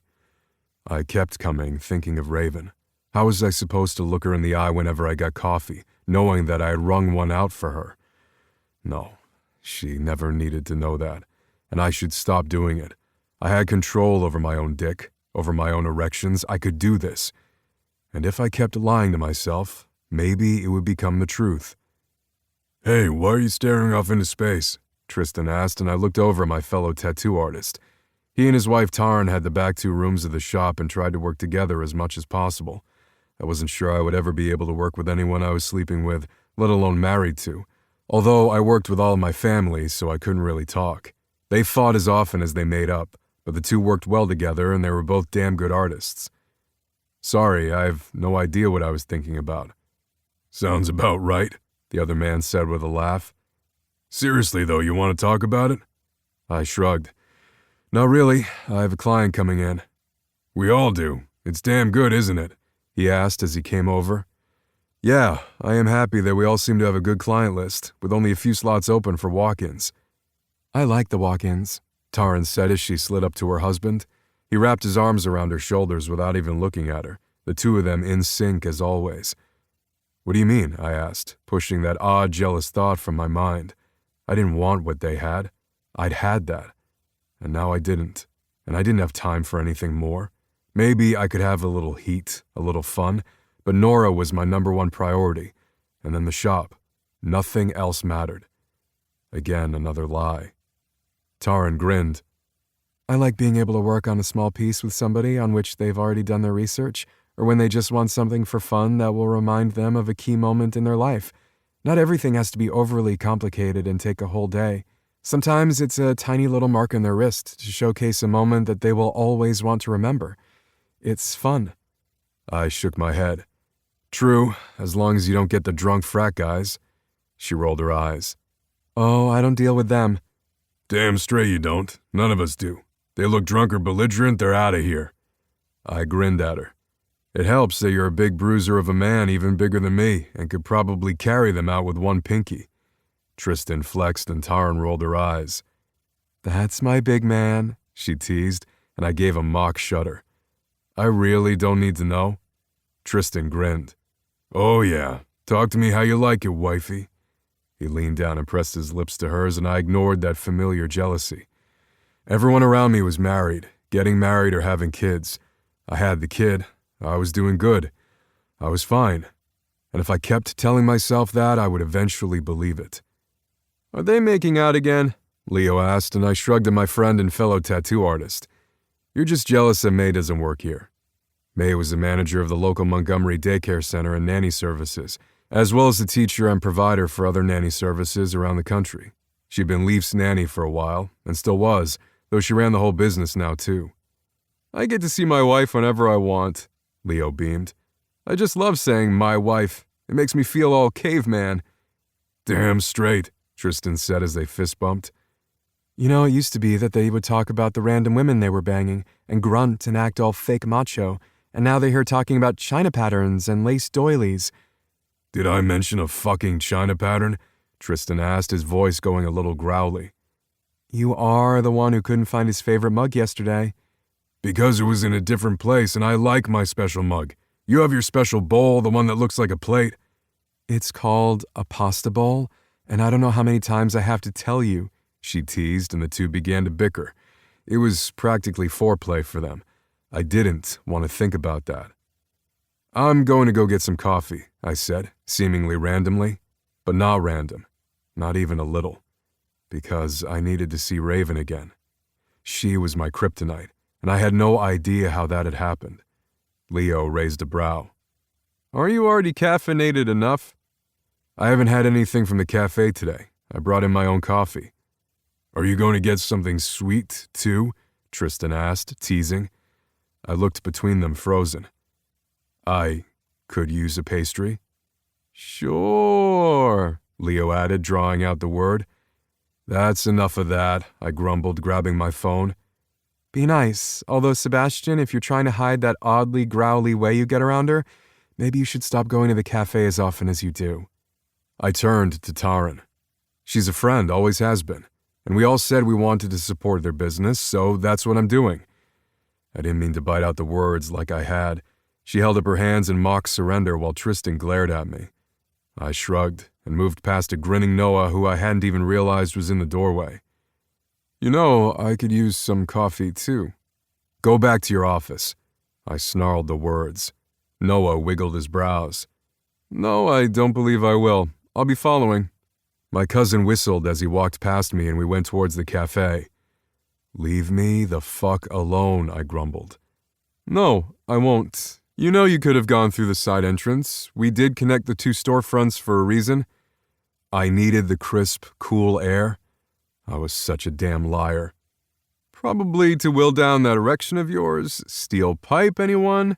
Noah asked, his eyes dancing with laughter. Shove off. Hey, don't get angry, this is cool. I like Raven. I like the way you two growl at each other and get all flustered.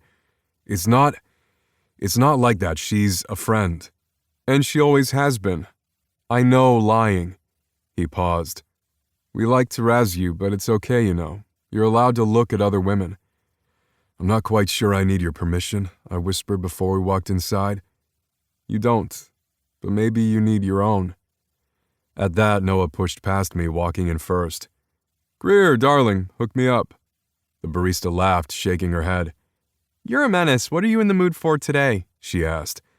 You can't tell? I thought you were the psychic who always knew. I can, but you are so full of yourself sometimes, I just don't even know. Ouch. Others in the building laughed, everyone looking comfortable in tall chairs and comfy sofas. The place looked warm and inviting, and though it looked as if some people were taking up real estate in their chairs, they were still eating and drinking, so the girls weren't losing money. That was good.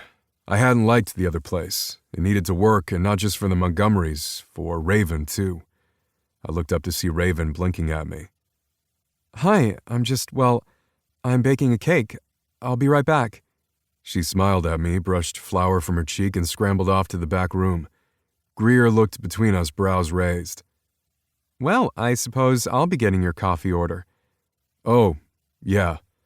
I looked down at my phone, which now had a slew of text messages. Apparently, I'm getting coffee for the entire world here. Noah looked over my shoulder. I only have to get mine since everyone's out of the office today working on jobs. Oh? Montgomery Security is doing well, just like Montgomery Inc. Legacy. Makes me happy. Damn straight. Okay, I have a few orders from the lazy asses next door who couldn't come over on their own. Greer laughed and took my phone right out from my hands. I'll work on this, and it seems they want pastries too. We've got you. Raven came back from the kitchen and looked over Greer's shoulder. I'll help you, and we'll get this done quickly. I noticed they just said sandwiches, but without telling me what they want. Do you know? I shook my head. I have no clue, I said, and then she finally looked at me. I swallowed hard, willing my dick to behave. But it wasn't just that. There was this tightness in my chest. I could breathe, but it was getting harder and harder to do. But this was Raven. I knew her. Why did it feel like this? Thankfully, she broke the eye contact first to look over my phone again. I stuck my hands in my pockets, awkward as hell. Just whatever you want, maybe a variety? Or if that's too difficult, just do all the same thing. Raven looked at me, brow raised. I think I can handle a variety. I'll think of something fun. Don't go out of your way, I know you're busy.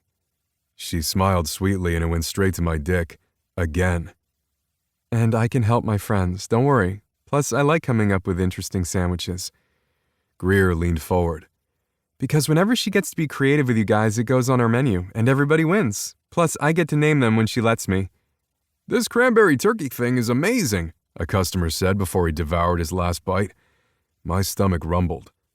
I want what he's having, I teased, and Raven blushed. It was such a pretty blush. I can do that. she said in a rush and went back to work. I stood next to Noah, who was shaking his head. Okay, I've got my coffee and now I need to get back to work. As interesting as this was, I really need to know how it ends. I glared. It's just coffee. Sure it is, brother. Sure it is. He tilted his drink at Greer, said his goodbyes and sauntered out. There really was no other word for it. My cousin saw way too fucking much, but then again I wasn't exactly hiding my attraction. I was usually better at this. Why couldn't I this time? By the time I paid for everything and Greer stacked up the coffees, Raven came out, her arms full of food. Are you going to be able to get this all through on your own? I can make trips. Greer shook her head. No, Raven can help you. Raven gave Greer such a dirty look that I had to hold back a smile. Well, wasn't this interesting? Okay, so I guess you are volunteering me? I'm just saying, she sing-songed and practically pushed Raven out from behind the counter. By the way, your door's locked on the other side, so you're going to have to go around the front. I cursed under my breath. Seriously? Yep, sorry. I know we did it so that way it was able to be locked on both sides, but we're going to have a system or something. I nodded, making a mental note of that as I grabbed the coffees, and Raven grabbed the food. Thank you, I said as we walked outside. It's really okay, I don't mind. We turned slightly and stood in front of the brick wall that separated the two glass windows. There was a gap so no one would be able to see from inside either place. I swallowed hard, knowing that if I didn't say something, it was going to be awkward as hell from now on. There was no denying it, no hiding it. There was an attraction here. But I didn't know what to say, so instead I latched onto something she had said before, something that was out of the blue, but worked. You should get some ink. She raised her brows, eyes wide. Sebastian. You want it, I'll do it. You can trust me. She was quiet for so long I knew that had probably come so far out of left field that she didn't know what to say. Trusting you with my body isn't the problem, Seb. Her eyes went wide and a growl slipped from my lips. Stop it, Sebastian, she whispered. Not a chance. I leaned down and pressed my lips to hers. We were both holding coffees, so I couldn't do more. I slid my tongue along her lips, and she parted them for me. She tasted of coffee and sweetness. We were standing in front of both of our businesses, hidden slightly, but not enough. So I pulled back, watched her cheeks pinken even more, and said the first thing that came to mind. Run with me. Again, I was just blurting shit that didn't make any sense. I'd thought of it, sure, because I'd seen her run and loved the way she looked in her tight leggings, but I hadn't planned on saying the words aloud. What? Run with me. I take Nora on runs all the time. It's fun. You should join us. It's something, you know? What the hell was I doing? Sebastian, she whispered.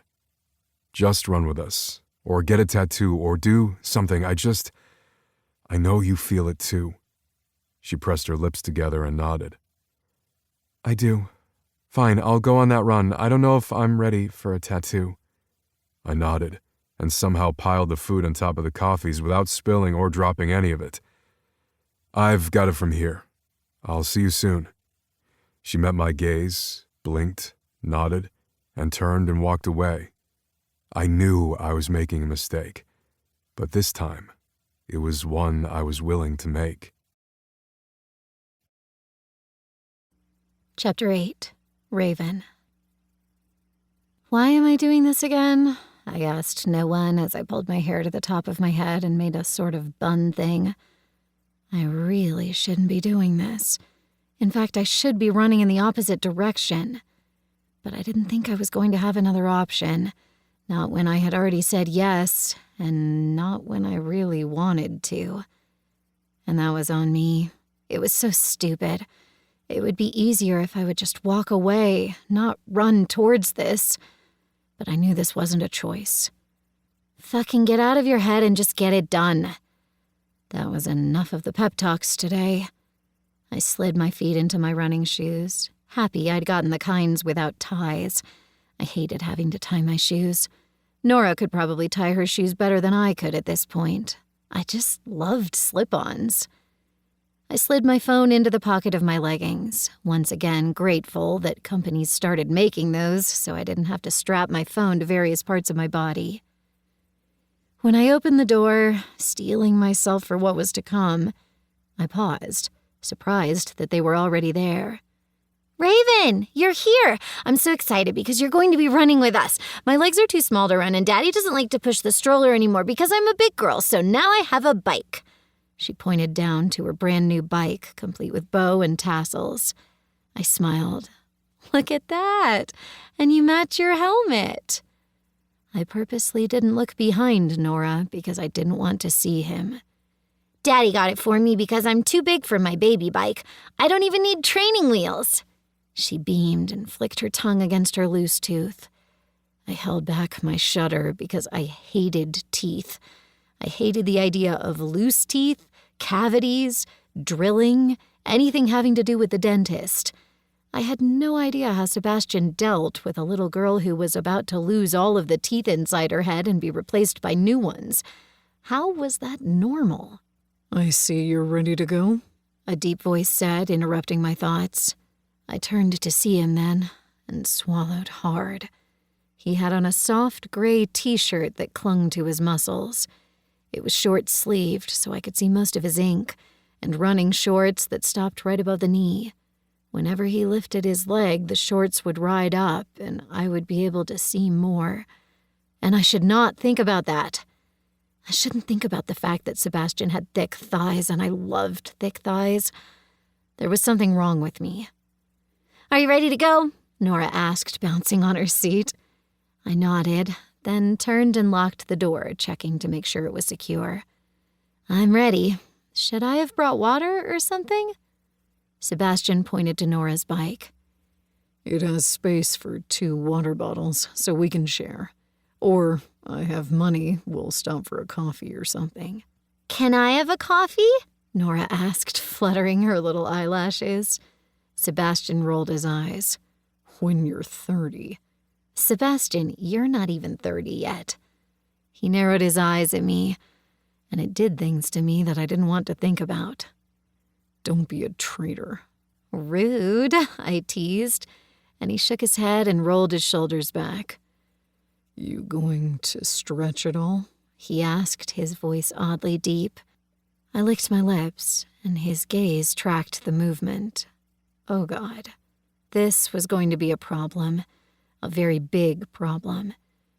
But I nodded and slowly bent down, stretching my legs a bit, paying attention to my thighs because I tended to get tight there. I didn't bend down in front of him and was thankful that my sports bra and tank covered everything. The last thing I needed to do was flash Sebastian in front of his daughter. I didn't need to flash Sebastian at all. I needed to remember that. I was not insane. But I sure as hell felt like it by then. "Okay, ready?" Sebastian asked after a moment, his voice a deep growl. "I'm ready, Daddy," Nora called out, and then she pumped her little legs and she was moving like fire. "Oh, am I supposed to catch up with her?" I asked, holding back my laugh. Sebastian shook his head. "She'll slow down. She knows to stay on the same block as me so I can always see her. Usually she just rides right next to me, and I try not to let her run into my ankles." He snorted. "I'll block you if she comes at us. She's decent at the bike, but it's still touch and go sometimes." I couldn't help it. I laughed and shook my head. This is going to be interesting. He met my gaze for a long moment. "Interesting. Sure works." We took off after Nora, with me running beside him. He was taller than me by more than a few inches, maybe even a foot. I had to work twice as hard to keep up with him, but I liked running. This was something I could do, and Sebastian didn't seem to want to talk right then, at least when he was keeping an eye on Nora, so I wouldn't have to pant every other word. Because just making sure that my breathing didn't sound like I was suffocating was hard enough. I didn't know if I could make conversation. We turned the corner and moved down the block towards the park. This neighborhood had large sidewalks and a biking path for Nora if needed. The speed limit was low. This area was made for families. There was even a coffee shop and a couple small stores for last-minute groceries at the entrance of the neighborhood. We weren't a big city, but it was still a place that you had to drive everywhere, though at least they thought about functionality when they planned the community. I appreciated it, and I was sure that Sebastian appreciated the safety of it. That was probably why the Montgomerys had built so many of the houses here. They did good work, steady work. One day, when I had the money and the inclination, I would buy a house that they made. Probably not a new one, but even their older ones were good quality. Eventually, Nora slowed down and wiggled between us. She only hit me once with the tire, and we nearly both went sprawling. Sebastian gripped Nora's shirt, keeping her steady, as I took a few stumbling steps, laughing. "Well, you warned me," I said, sucking in a deep breath. Sebastian shook his head and looked down at Nora. "What did we say about trying tricks?" he asked, teasing in his voice. "That I should wait until I'm with the uncles so you can blame them?" she asked. Her humor so much like her father's that it sent me back in time. Sebastian had always been the funny one. I was the quiet, steady one. Marley was the shy one. We had all worked together, egging each other on, as best friends do. I didn't know when exactly that all changed. Maybe when I backed away from wanting to share my lunch with Sebastian at the lunch table, since I knew Marley wanted to, or that she wanted to hold his hand when we went to the retro roller skating rink. I had walked away, and I hadn't let myself dive deep into that little crush, not until I came back. And boy, did it feel like such an odd betrayal, even though it shouldn't, even though it couldn't be. "You good?" he asked, and I nodded. "I'm fine. I'm not hurt, as long as Nora's fine." "I'm good. Sorry, I got a little loose." I frowned, trying to figure out what she meant by that, but Sebastian nodded. "She wasn't holding onto the bars as tightly," he clarified. I nodded. "Oh, that makes sense. You ready to begin again?" "Yeah. Do you need coffee or something?" I shook my head, afraid of spending too much time with them. It felt a little too nice, and I didn't want to think too hard about it. "I don't know if you know, but my best friend and former roommate makes coffee for a living. I can't cheat on her." I paused, the word cheat feeling weird. This wasn't cheating. Sebastian wasn't with anyone. But there was a ghost between us. I couldn't let myself forget that. Sebastian just grinned. "You're right. It would feel wrong. Although I do drink coffee at Taboo when I'm visiting my dad. Sorry." Considering Haley owns part of our business and we're her franchise, I think Taboo's fine. I laughed. "That makes sense. Nora loves the hot cocoa there." "Haley's the best," Nora beamed. "but I want to try yours, too. Who's your best friend?" Her name is Greer. I think you'd love her. "I'm sure I will," Nora said. "Besides, Molly and Shane said I need to keep making friends, so that way we have a big group like my daddy does." "Molly and Shane are your best friends?" I asked, feeling an odd sense of déjà vu. She nodded, playing with her tassel on her bike. "Yep, we all like to draw, but Molly and Shane say I'm the best. I love to read, too, and so do they. And we can even read big kid books. And then we're also in soccer and dance, but I think Molly's going to be better at dance. Or maybe Shane. I'm not as good at dance as I am soccer. I'm a sweeper." She kept talking, going a mile a minute, and I just shook my head, smiling. She was so much like Marley in that moment. Because Marley was shy until she was with her best friends. Then she blurted out everything. History had a way of repeating itself, and it was odd, and yet warm. I looked up at Sebastian, meeting his gaze, and I knew he was thinking the exact thing, remembering the same memories. But it didn't hurt this time. I didn't know why I was on this run, why I had let him kiss me, why I have wanted more. I still wanted more, and I didn't know what I was going to do with that. Eventually, we started our run again. Nora was getting tired, and because I had had to run double pace to keep up with them, I was a little tired too. When we made our way back to the houses, we stood in the front porch area laughing, and Sebastian brought me out coffee. It's not Greer's, but it's decent. You know what? It sounds amazing. And thanks for the bottle of water, too. No problem. Got to stay hydrated.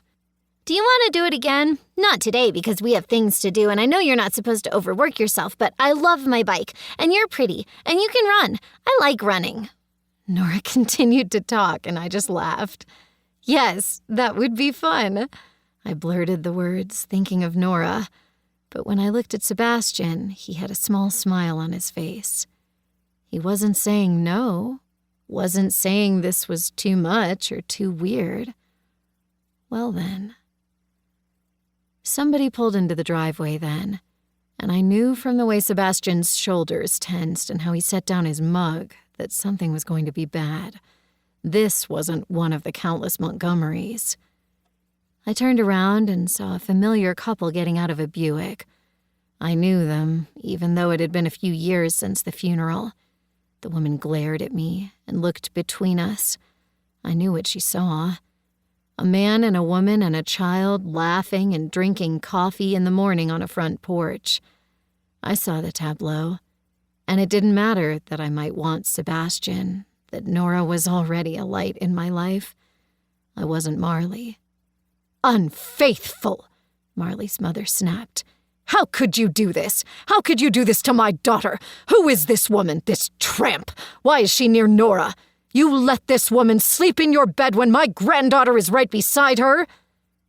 I froze, setting my coffee cup down next to Sebastian's, appalled. Marley's parents had always been tightly wound and conservative in what they thought their daughter should be, but they had never been this bitterly acidic before, at least not to me. I reached out and slid my hand over Nora's head unconsciously, and she wrapped her arms around my waist, burying her face into my stomach. I held her close, wanting to shield her. Marley's mother continued to spew hate as Marley's father glowered behind her. These were Nora's grandparents. I had no idea what to say. I wanted to reach out and shake them, to tell them that there was still a little girl here. Theirs might be gone, but Nora was innocent in all of this. How could they treat her like this? Raven, please take Nora inside. His voice was so calm, so cool. He was holding back everything for his daughter, because this was already a scene and he didn't want to make it worse. I nodded, meeting his gaze.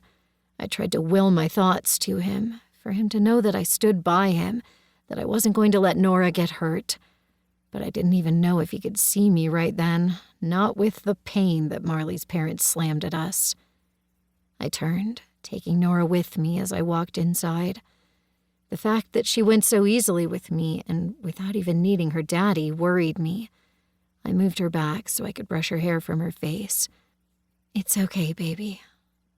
Tears streaked her little cheeks, and I reached for a tissue, wiping them away. Why do they make my dad so sad? Nora asked, still crying. It felt like something had lashed my heart, because Nora wasn't worried about her own feelings. She was worrying about her daddy. I hated all of this. I didn't know what to say, but I knew I needed to say something. They just miss your mom, and they're not very good at saying what they need to. But none of what they say is about you. You're such a good girl. But I killed my mom.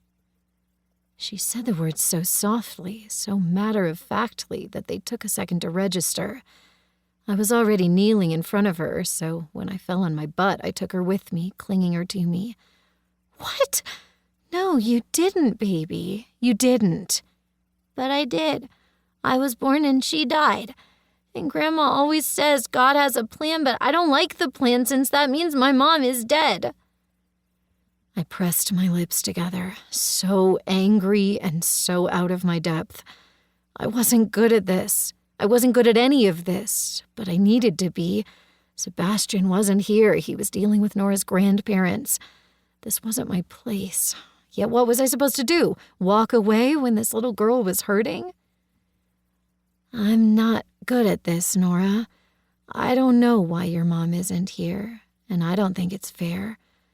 But you did not kill her. I don't want you to ever use those words again because you didn't hurt her. I don't know about plans or what was supposed to happen, but it's not fair. Your mom and your dad were my best friends. I hate that she's not here. But you know what? You look so much like her, Nora. You even remind me of her. So she's here, inside of you. I put my hand over her little heart as she looked up at me with wide eyes. I knew her when we were your age, and she was so sweet. I'm sorry, so darn sorry that she's not here. But I'm glad that your dad is here for you, because he's so great. He loves you, and he doesn't blame you. I hadn't heard the door, but as it snicked closed, I turned and saw him there.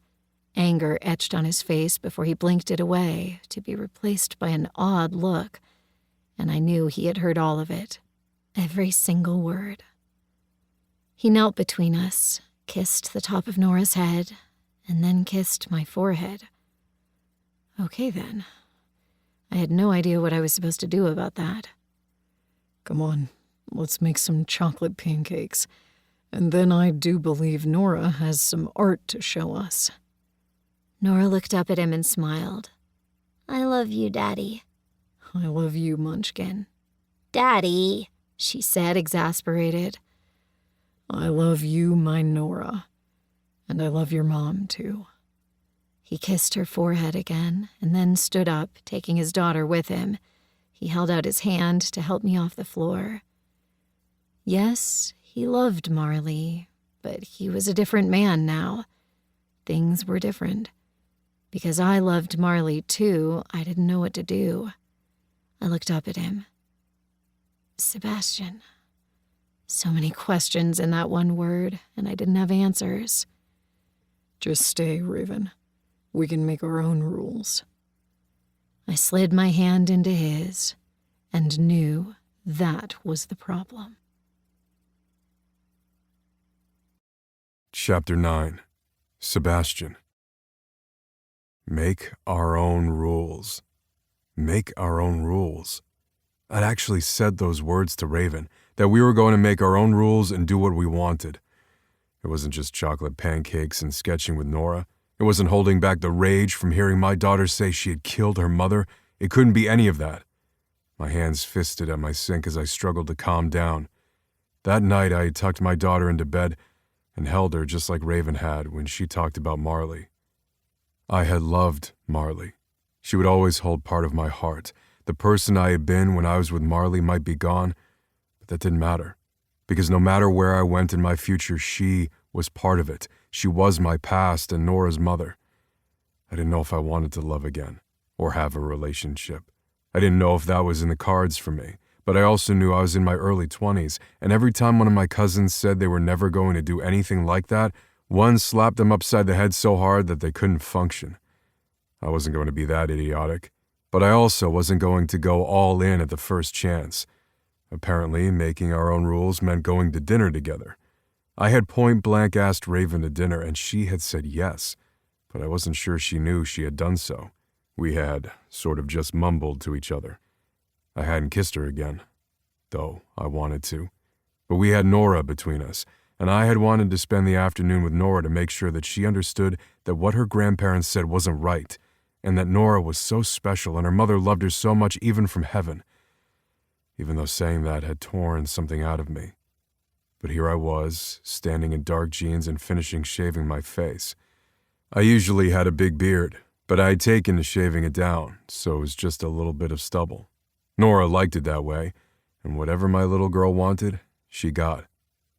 I was losing my damn mind, but I also knew that I needed to move on. I needed to look toward a future where I didn't hate myself and didn't make my daughter question things. Maybe Marley's parents yelling the way they had pushed me into something that I wasn't sure I was ever going to do. But that didn't matter. I liked Raven. We were friends for years, and while I hadn't seen her any other way because I had been with Marley, there was something there now, and I was going to lean into it. or lose my mind. Knock, knock. A familiar voice said from my bedroom, and I quickly wiped off my face and patted out to see my twin standing there, brows raised. Auntie Aria is here to babysit. Nora's in her room drawing and humming to herself, so I thought I would come in here and bug you. I sighed and pulled a Henley over my head. So where are you taking our girl? Aria asked as she leaned against the dresser. Just to Henry's. Aria nodded, smiling. It's a good place. A pause. It's a family place. I don't think Henry's is actually owned by Montgomery, but for all I know, a family member's friend or cousin or brother-in-law owns it. I paused and looked at my twin. Do they? Aria snorted. No, but it's a family place in the sense that we go there a lot. One of our family members could be there for dinner. I paused in the act of putting on my watch. I didn't think about that. Just knew it was a good place and I liked the food. It's reasonably priced, and it popped up after Raven moved away, so she hasn't been there. I didn't think about family. I grumbled, that last part. I can put an alert out into the group chat. I don't want to hit the mega group chat because that's scary with over 100 of us on it, but we could start the spider web. My lips twitched and I shook my head. We had multiple group chats. The immediate family, just the kids in our immediate family, and then with our cousins, second cousins, etc. In fact, we went by geography in some cases. There was one that had every single family member, including my grandparents, but we didn't use that often, mostly because the cacophony of noise and notifications from that got insane. It was for emergencies, and everybody knew not to reply directly unless they had something to say. No need. If we see them there, we see them there. It's not like I can hide the fact that I'm going on a date with Raven, considering I asked you to babysit Nora. I would babysit Nora if you wanted to go sit out on the porch and just breathe. I love that little girl. I smiled hard. I know you do. We wouldn't be here without you. I am the best aunt in the world, I know, and if you tell any of our aunts I said that, I will hurt you. Or our sister, please don't tell her. I snorted, thinking of our younger sister. She could break you. You're strong, but she's stronger. I hate the fact that you're probably right. And before I walked in here, I was going to say I couldn't believe you're going out on a date with Raven. But thinking about the way you two seem to be near each other, it fits. I slid my feet into my shoes and frowned. How do you think it fits? You've rarely seen us together. I have enough. You work next to each other, and I have my ways. You work on the other side of us. Okay, that's right. Seriously, though, I don't know. You guys act weird around each other, as if you're trying to ignore the subtle tension that's there now. I know there was nothing going on between you when you were with Marley. I whirled on her, my eyes narrowed. Seriously? She held up her hands. I just said I knew there was nothing. Stop it. All I'm saying is that I'm happy for you. It's just a date. And it's not just a hookup. I know you've hooked up in the past few years. You're allowed to. Hell, I've hooked up with people. I pinched the bridge of my nose. We are twins. We shared a womb. We don't need to share this. Fine, but I just wanted to say I love you, and I like Raven, so I hope it all goes well. Whatever well it means. I know you are going to be careful. She paused. I meant with each other's emotions and hearts, but be careful the other way too. Well, because, you know, your track record and all. Aria, stop it. I'll have you know I've always used a condom. What was left unsaid was they didn't work all the time. But I didn't want to dwell on that, because I couldn't. My daughter was alive because of a broken condom. Marley was dead because of a broken condom. But I wasn't going to dwell on that. Okay, go pick her up, and I will take care of Nora. You know, I trust you with my little girl. No matter what happens, I trust you. For some reason, her eyes filled, and I held back a curse. There's no need for you to cry. Didn't mean for you to cry. I love you, big bro. My lips twitched. Those few minutes really count, don't they? You know they do. Now have fun and make good choices. Fuck off, little sister. No, I do not believe I will. She pushed me out the door. I shook my head, letting her. She was strong, but I was stronger. I could have stopped her if I wanted to. I popped into Nora's room and tried my best to say goodbye, but she was entranced by her drawing, as her audiobook read her a Percy Jackson story. I frowned, then remembered it was just the first one so she wouldn't be too scared. Don't let her go to the second one without us in the room, I called to Arya. She's tough, but we'll do it together. Now go, have fun. I headed out and awkwardly walked across the path to Raven's house. Her doorbell alert must have caught me on camera before I could even knock, and she was already there standing in leather pants, a flowy top, and high silver heels. I wanted to reach out and slide my fingers down the leather just to see what they felt like, but I refrained.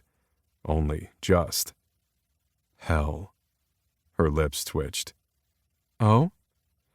You look sexy, and it's really hard for me not to lean forward and kiss you and try to gently convince you to go back into your house.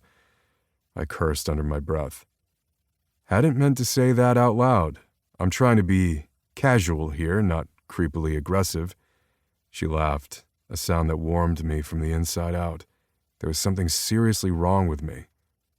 You are very good for my ego, and I was just thinking that your jeans hug your ass quite nicely, and I just wanted to reach out and feel it. I think it's the amount of coffee that Greer has been pouring through my system that did that. I grinned.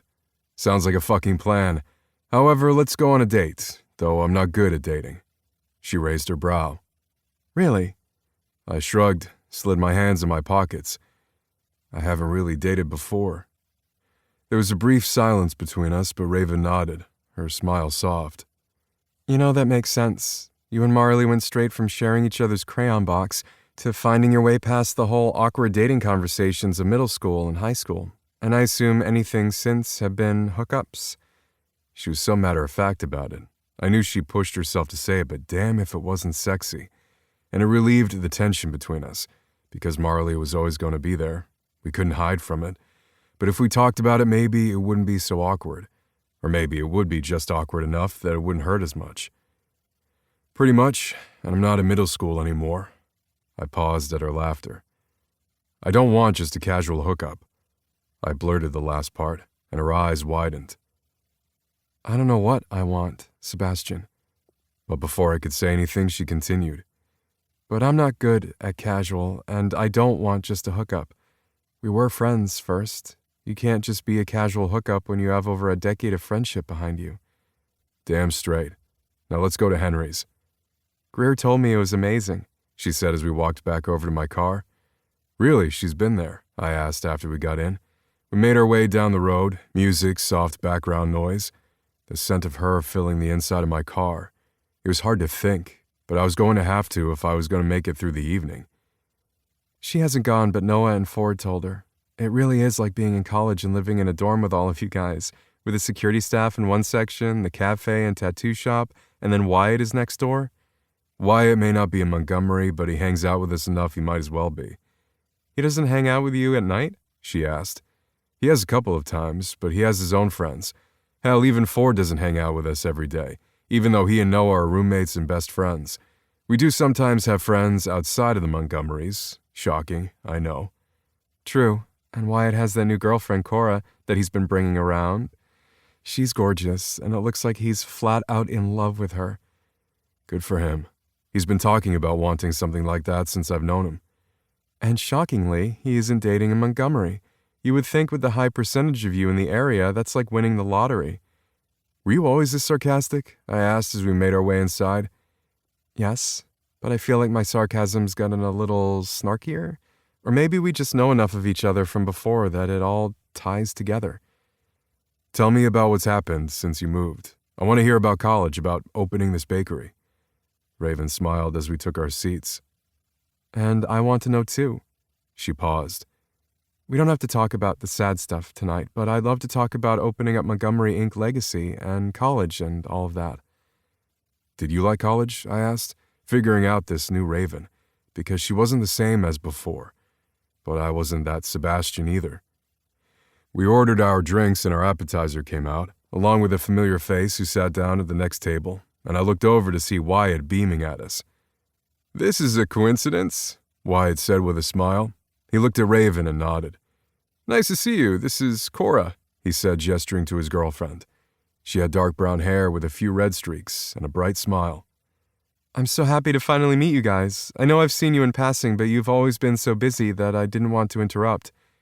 "It's nice to meet you too," I said, at the same time as Raven. "Well, look at this. It's like we're on a double date," Wyatt said with a wink, and I rolled my eyes as Raven blushed and Cora clapped her hands. I promise we're not going to bother you. Well, I am probably going to eavesdrop and bother you because I just love watching people dating. All of the romance of it, it's like my own personal rom-com. Wyatt leaned forward and gripped her hand. We can live our own rom-com too, babe. Aww. I met Raven's gaze, but she just pressed her lips together, trying not to laugh.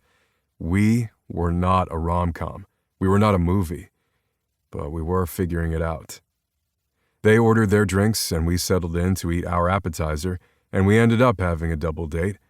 And afterwards, I felt lighter than I had in a long while. Tonight just felt good, and though I hadn't seen another Montgomery, having Wyatt and Cora there while we all got to know each other opened up more parts of ourselves I hadn't expected. I didn't know that you got a minor and a major, Raven said as she leaned against the chair, our leftovers in her lap. I wanted to make sure that I had art, and not just what I taught myself or my family taught me. I had taken classes, of course, but I wanted more. And I wanted the business degree because I knew I wanted this to be an actual business, and not me riding on the coattails of my family. I hadn't meant to say that last part, but Raven nodded. I know what you mean. You guys are a legacy. It is a lot to live up to, at least on the outside in. It's hard to get into the Montgomery family dynamic. I pulled into Raven's driveway, turned off the car, and turned to her. We are a cult. We literally open our doors for everyone. I've never heard that it's hard to be friends with us. Her eyes widened and she shook her head. That's not it. It's more that you guys are intimidating. In a good way. You were just so open and always there for each other. And while my parents are sweet and amazing and caring, they are older, and I didn't have siblings. I went from a tiny little close-knit family to this big world on the periphery of you guys. I loved it, don't get me wrong, but it is a different dynamic. We're not too much for you? I asked as I leaned forward and brushed my finger along her jaw. She licked her lips, and I went hard as a rock. Oh, I wouldn't say that. I'm going to kiss you now. Is that okay? I've been really hoping you would all night. I groaned. Then I leaned down and brushed my lips along hers. I wanted more, and I could barely hold back my hand on her jaw, deepening the kiss as our tongues brushed against one another. She slid her hand up my chest and up my neck to curl into my hair, the kisses deepening until we broke apart, our breaths coming in pants. Holy hell, you're addicting. I was going to say the same. She swallowed hard, and I watched the way that her lips moved, all swollen from my touch. Do you need to go inside now? She asked, her voice low. I looked down at my watch and shook my head. I have some time. My cock pressed against my zipper, and I knew that wasn't what she was asking. My time wasn't always my own, but for now it could be.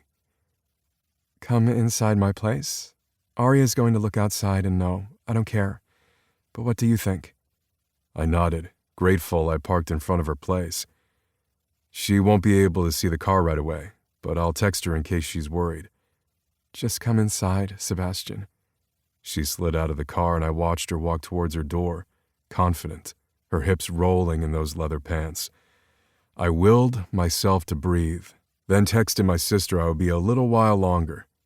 When she sent a winking emoji and told me to stay the night, I cursed under my breath and shoved my phone into my pocket and did my best not to run after Raven. A slight jog would do good enough. As soon as the door closed behind me, I grabbed Raven's hand and crushed my mouth to hers. I should probably slow down or do something more, but I didn't want to drink, I didn't want desserts. I just wanted Raven. When she slid her hands up my Henley and dug her nails into my skin, I rocked against her. I just need you, okay? She whispered, and I nodded, then pressed her back against the door. We continued to kiss, our hands roaming all over one another, and then I did what I wanted to do this whole evening and run my hands down her leather pants. I groaned and took a step back so I could look at her. Those fucking pants are painted on. I love them. She blushed. Greer told me to wear them, but now I'm worried they're going to be a little hard to get off. I swallowed hard. Oh, I'll get you off. She laughed, just like I wanted her to. I pulled at her pants and went down to my knees. She slid out of her heels and I pulled her pants over her very luscious ass. I groaned. So fucking beautiful. I kept pulling at them until she was in just her panties and that flowy top of hers. I stood back up and tugged on her hair, her mouth parted, and I used that action to crush my mouth to hers. I slid my hand under her panties, cupping her. She gasped, the movement quick, but she was hot and wet already, so I slid my fingers between her lower lips, swollen, so wet, but I didn't fuck her with my finger. Instead, I just teased, and I slid my hand back out. Eyes wide, her lips parted, and I gently pressed my middle finger to her lip. I was coated in her wetness, just from that brief touch, and her tongue darted out to taste herself. So fucking sexy. I tugged on her top, and she put her hands up so I could easily slide the shirt over her. Soon she was just in her bra and panties, while I was still fully dressed, and I let my eyes get their fill of her. I'm going to fuck you hard and make you come. What do you say? I say you're all talk and no cock. I burst out laughing, which made her blush, so I quickly undid her bra, her breasts filling my hands as the lace fell to the ground. Sebastian, she panted. I played with her nipples, squeezing, twisting. Before I leaned down and took one nipple in my mouth, I continued to suck, to bite, pleasuring her with just that touch. My free hand went down between her thighs, playing with her over her panties. She rubbed against me, her back pressed against the door, and I swallowed hard, needing more. I went to kneel down, but realized she was so short that it was going to be awkward, so I quickly gathered her up in my arms. Dear Lord, how do you move so fast? My cock is like a steel rod right now, and I think I'm going to break. If I don't move quickly, I'm going to come in my jeans. That would be a problem, she said, wide-eyed, all innocent-like. There was nothing innocent about her in that moment, and I was fucking happy about it. I set her on the edge of the couch and tugged on her panties. Now, let me have my desserts. You're still dressed. Yes, and I'm going to have my face in this pussy right now. Before she could say anything, I spread her thighs, told her to hold on tight, and I slid my tongue along her wetness. She was pink and wet and slick. She gasped my name when I sucked on her. I spread her, watching the way that she pulsed in front of me. She was luscious and sweet and a little tart, and when I slid one finger deep inside her, she came, just like that, and I had to reach up to grip her hips so she wouldn't fall back on the couch. Her thighs clamped around my shoulders and I grinned, continuing to suck and lick. When I stood up, she was wet and flushed and shaking. I've never come that fast in my life. That sounds like a reward for me. I tugged on her hair again, arching her neck back as I kissed her. When her hands slid to my belt, I moved back and helped her undo my belt, then my pants. She slid her hand beneath my boxer briefs, her eyes wide. I didn't know you were pierced. I grinned and shoved my shoes off and my pants down below my ass. I have a lot of things pierced. She slid her finger gently over the hoop at the tip of my dick, eyes wide. Wow, It's going to feel real fucking good. I paused. I have a condom, one that'll work with this. I have it on me because, well, I know exactly what happens when condoms break. I didn't blush as I said it. It was reality. Raven nodded. I'm clean. I have an IUD, but I'm really fucking grateful that you have a condom. Good to know. But before I could do anything but strip off my shirt, Raven slid to her knees and enveloped my cock with her mouth. The piercing hit the back of her throat, and she gagged a bit before she slid her head back. Wow, a girl could chip a tooth, she teased. I'll be gentle, I promise. I paused. This time. Her eyes darkened with need. I slid my hand in her hair and gently pressed her face back to my dick. When she opened her mouth, I slowly fucked her, going in and out, loving the way that she melted for me. I was dominant in bed. I knew what I liked, and Raven melted for me as if she had been waiting for this moment. Or maybe I was just wanting things that I knew were probably too much. My balls tightened and I nearly came. I pulled out of her mouth and pulled her up to the couch. I need to find my fucking condom, I growled. I shucked off the rest of my clothes, got my condom out of my pocket, and slid it over my dick. Raven's eyes were wide, but her hands were between her legs, touching herself, making herself even wetter, and I had to squeeze the base of my dick, trying not to come. Your nipples, too? She asked, eyes wide. You can tug on them if you want, with your teeth. She grinned and reached for me, and when I kissed her again, positioning myself, we met each other's gazes. Are you ready? I whispered. For you? Yes. I didn't know exactly what that meant, and I couldn't think about it anymore. Instead, I slid deep inside her, and we both groaned, her pussy hot and so fucking tight around my dick. It took me a moment for me to fully pump into her, finding myself fully seated, both of us straining at the action. I need you to move. Sebastian, move. She tugged on my nipple ring and I grinned. And then, I moved. Her nails dug into my back, deep enough to leave marks. I continued to kiss her, fucking her hard against the couch. The whole thing moved and we bumped into the coffee table, but it didn't matter. I just needed her, wanted her. I slid one of her legs up so it curved over my shoulder, and I fucked her harder, keeping her steady against the couch. And when she came again, calling my name, digging those nails even deeper, I followed her, filling the condom, crushing my mouth to hers. We were sweaty, slick, shaking. We sat there, trying to stay upright, and I looked down at her and smiled.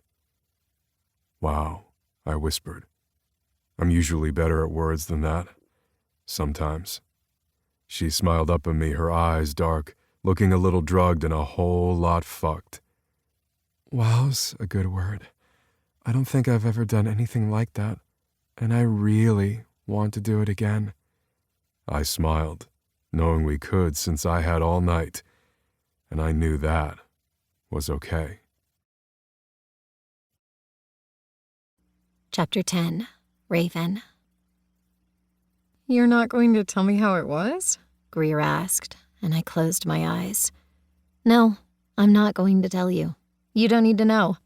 I think we do, Daisy Knight said as she sat on my couch.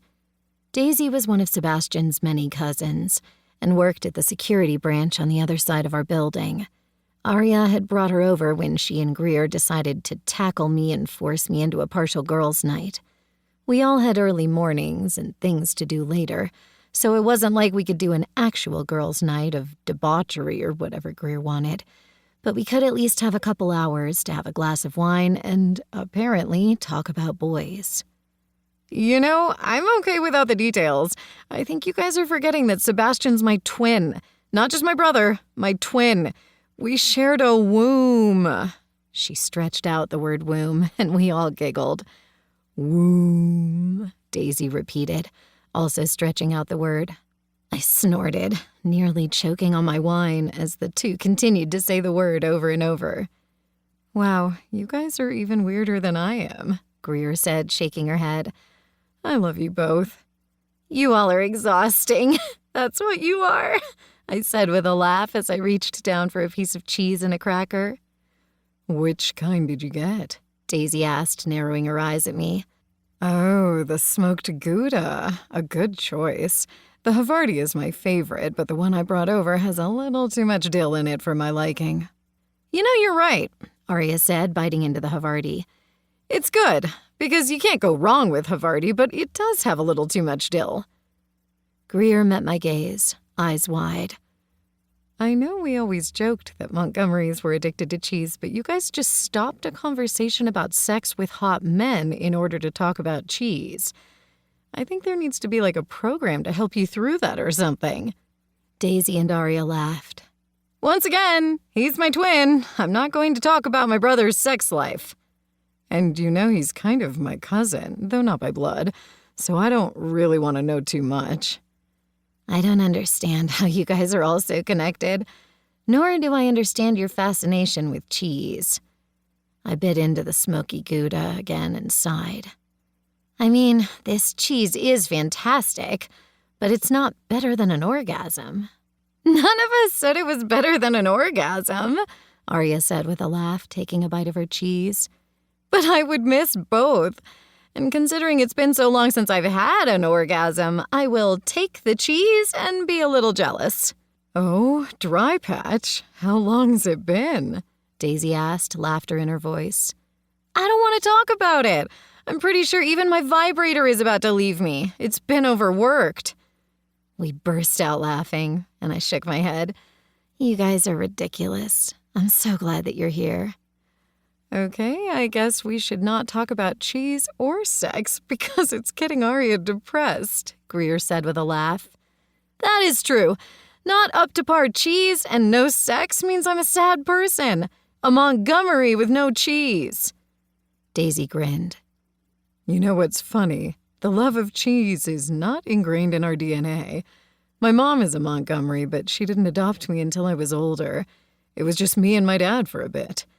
And yet, as soon as my dad married my mom, suddenly I'm in love with cheese. I think maybe it's part of their wedding vows and they sprinkled it onto me as the flower girl. I guess the more you have sex with Sebastian, the more you're going to want cheese, Greer said very solemnly, her eyes dancing. Didn't we just say we're not going to talk about either of those? I asked, shaking my head. Okay, well, on that note, I actually do need to go. I'm meeting with a new client tomorrow, and I don't want to deal with it. Daisy winced. Oh, I'm glad you picked the short straw on that one. Arya narrowed her gaze at her cousin and coworker. Just for that, you're sitting in on the call. I'm going to need backup. Daisy flipped her off. You're not my boss. We're co-owners, and I'm technically older than you, so fuck no. Daisy jumped out of her chair and ran as Arya chased her. Goodbye, we love you! You heathens, Greer said with a laugh. Leaving me alone with a woman who's freshly laid and making me jealous? Daisy slunk back in and picked up the plate of cheese. If you're not going to eat this, we will. Take it. I really don't need it. I set my hand on my stomach, knowing I was actually going to regret eating so much soft cheese. With my illness, I shouldn't eat so much dairy. Are you okay? Arya asked as she came back in to help me clean up too. I'm fine. You guys can go since you said you had an early day.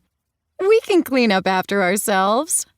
We might chase each other around like we're Nora's age, but we can do this. We cleaned up, and after all three hugged me and said their goodbyes, I closed the door behind them and rested my forehead against it. Everything hurt, and I hated myself for it. I knew it wasn't my fault. I knew my body hated me, but it wasn't fair. I slid into the kitchen, trying to take deep breaths, as I started the kettle to pour myself some tea. I'd relax, meditate, or maybe take a hot bath. Anything to get over the fact that I shouldn't have had cheese and wine in the same night, especially after a stressful week. My doorbell rang. I frowned and looked down at the readout on my phone. Sebastian waved at the camera. I smiled, but also wasn't sure that I really wanted to let him in. He didn't need to see me like I was going to look in a moment. I switched off my electric tea kettle and dragged my feet towards the door, trying to at least fix my hair or something. With just the girls here, I hadn't minded that my hair was on top of my head and my face was clean of makeup. But now I knew my skin was a little blotchy, a little clammy, and I wasn't looking well. When I opened the door, he smiled at me, then took one look and frowned. What's wrong? I winced. I knew I looked bad, but I didn't realize I looked that bad. He reached forward and cupped my face. Your skin's clammy, baby. What's wrong? I'm just not feeling well all of a sudden. It happens. I'll be fine. You can go home with Nora. I frowned and looked behind him. Where is Nora? You didn't leave her at your house alone, did you? I asked, alarm shooting through me. Sebastian looked at me like I was an idiot. Well, I might be about some things. Seriously? I didn't leave my 5-year-old alone at the house. Or maybe I did and she's learning to make ramen on the stove all by herself. She can almost reach it. Sebastian, I moaned as I leaned my head against the doorway. He cursed under his breath, and without saying a word, picked me up and carried me inside. He closed and locked the door behind him, and I was too tired to do anything but just shove at his shoulder. Whenever an episode came on like this so quickly, I knew it wasn't going to be good. I had to work tomorrow, I had a huge order coming in on top of the normal cafe work, so I needed to be on top of my game and not be a damn idiot. Girl time was needed, but I should have restrained at least somewhat. Talk to me. Where's Nora? I asked again. She's with my parents. They have Grandparent Day. Mostly to show that there can be grandparents that aren't fucking assholes, and also because they love her. We lived with them for the first couple of years of her life, so she still has her own room and everything. I smiled at that, pressed my hand to his chest. I'm fine, just set me down. I was going to make some tea. Do you want some? He shook his head. No thanks, but I'll make it. You go sit on the couch or something. I can take care of myself, Sebastian. I always have. And I come from a big family where we're forced to learn that we don't always have to take care of ourselves. Let me help you. Are you sick? No, not like that.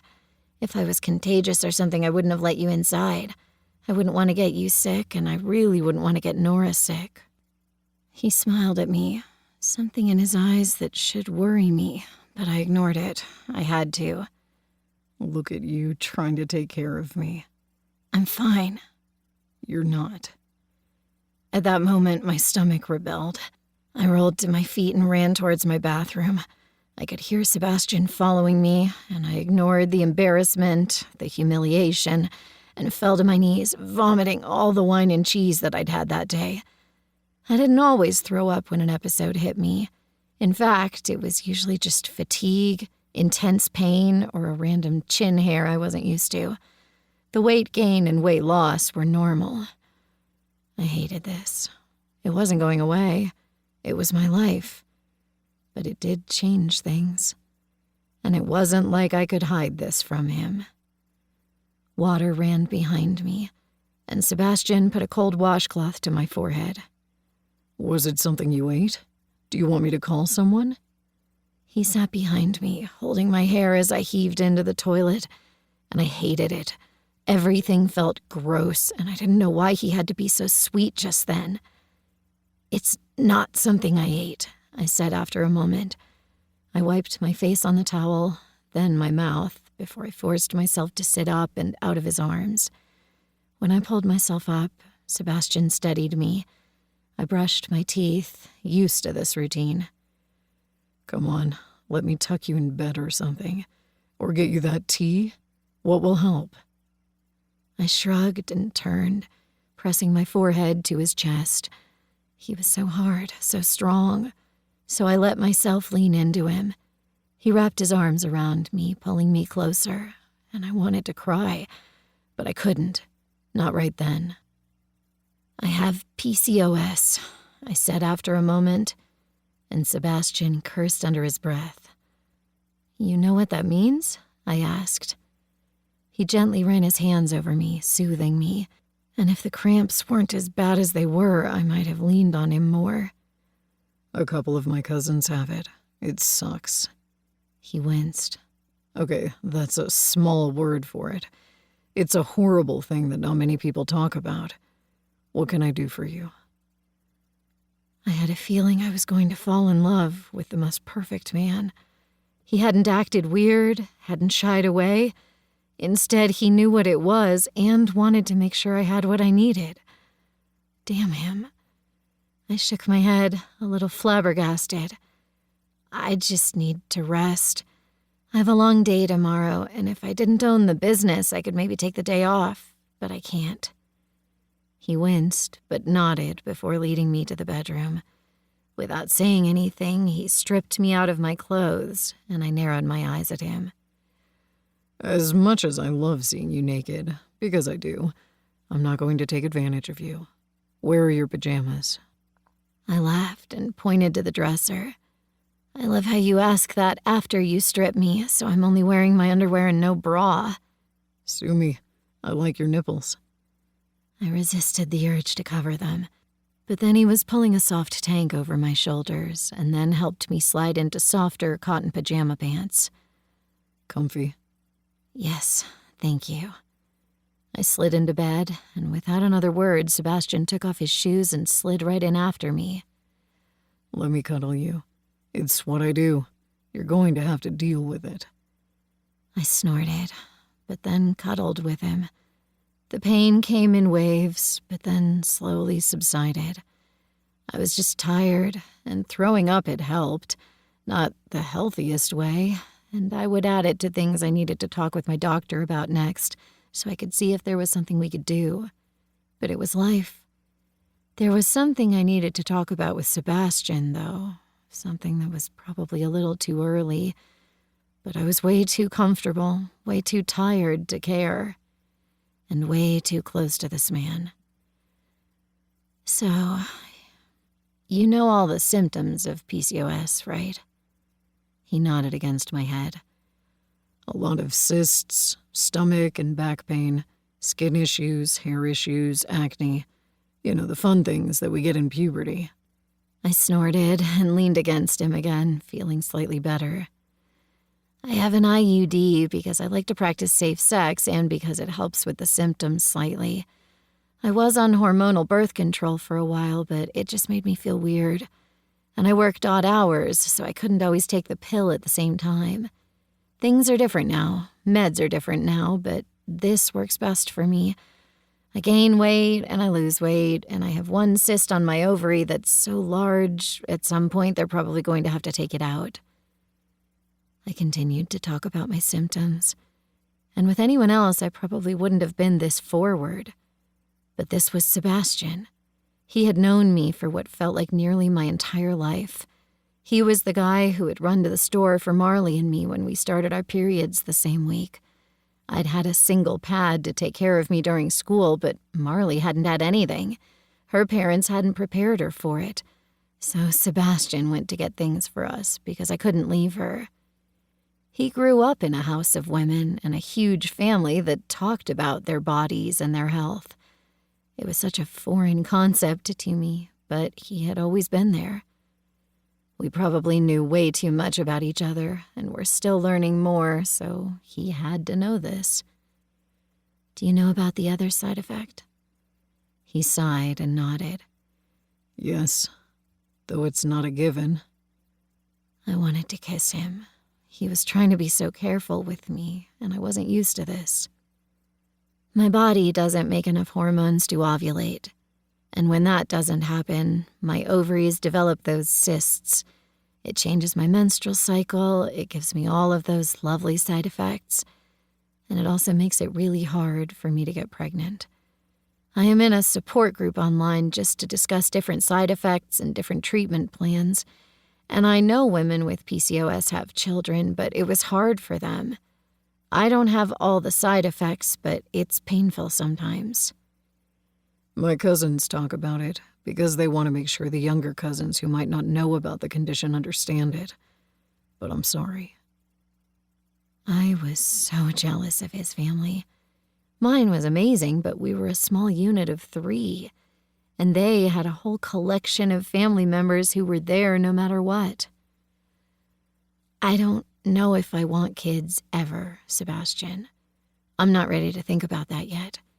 And I know that you had to think about that far earlier than you wanted to. I love Nora. I always have since the moment I met her right after she was born and everything changed. I let out a breath. Well, yeah, those are the things that go through my mind if I ever start a relationship with a man. Which, I know, it's way too early, but I have to think about that. My future isn't set in stone. Nobody's is. And we know that firsthand. But yes, there you go. I hadn't meant to blurt all that, and it was probably ridiculous to even be having this conversation. But for some reason, I needed him to know. As I waited for him to respond, it felt as if my whole world were on a precipice. I waited to fall. I waited to see if he would catch me or if I would catch myself, or maybe a little bit of both. He leaned down and pushed my hair back from my face. I'm sorry.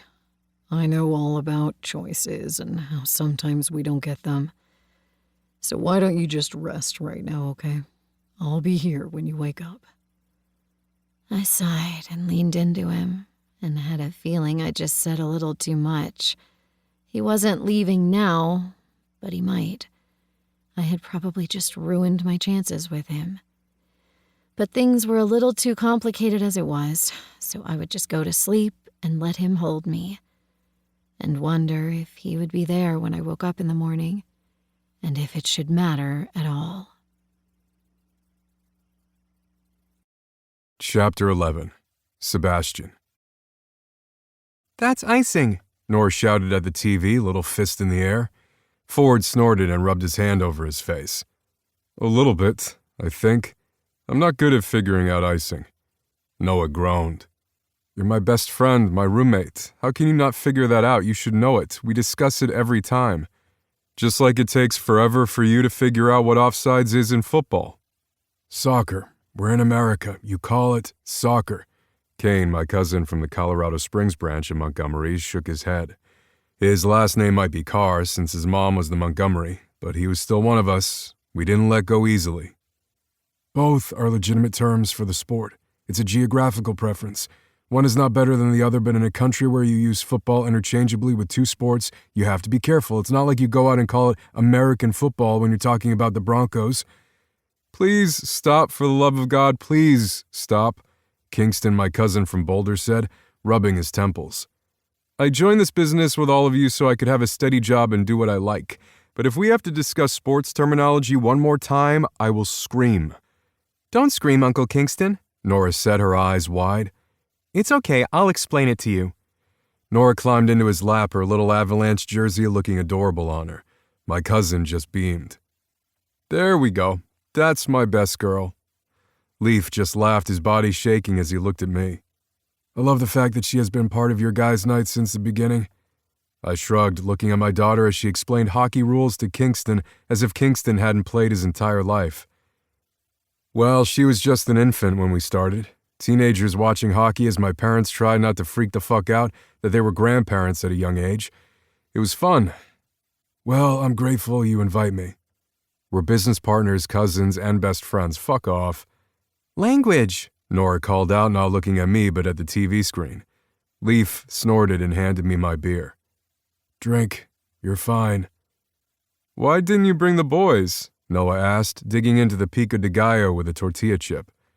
Put the pico de gallo on your plate with a spoon. Stop spreading your germs, Ford said with a grumble as he did it for Noah. They're like an old married couple, Leaf mumbled, too low so that the others couldn't hear, which was good because Noah and Ford could kick our asses. While Leaf and I were in the tattoo branch of the family business, Noah, Ford, Kane, and Kingston were all part of the security business. They were bodyguards trained in ass-kicking and tech and installing actual security systems, as well as set security paths for high-tech companies. I wanted nothing to do with that. I might be big and inked, but I was frail in comparison. Anyway, the boys are with their mom tonight. Lake wanted to try the new recipes, so they're all hanging out. I guess Nora could have gone over with them, or even with Ari and everyone, but I like having her here for guys' night. It wouldn't be guys' night without her, Noah said, this time tossing my daughter in the air towards Ford, who caught her. I rubbed my temple, my pulse slightly elevated. Please stop doing that. What? Ford asked, tossing a giggling Nora to Kane.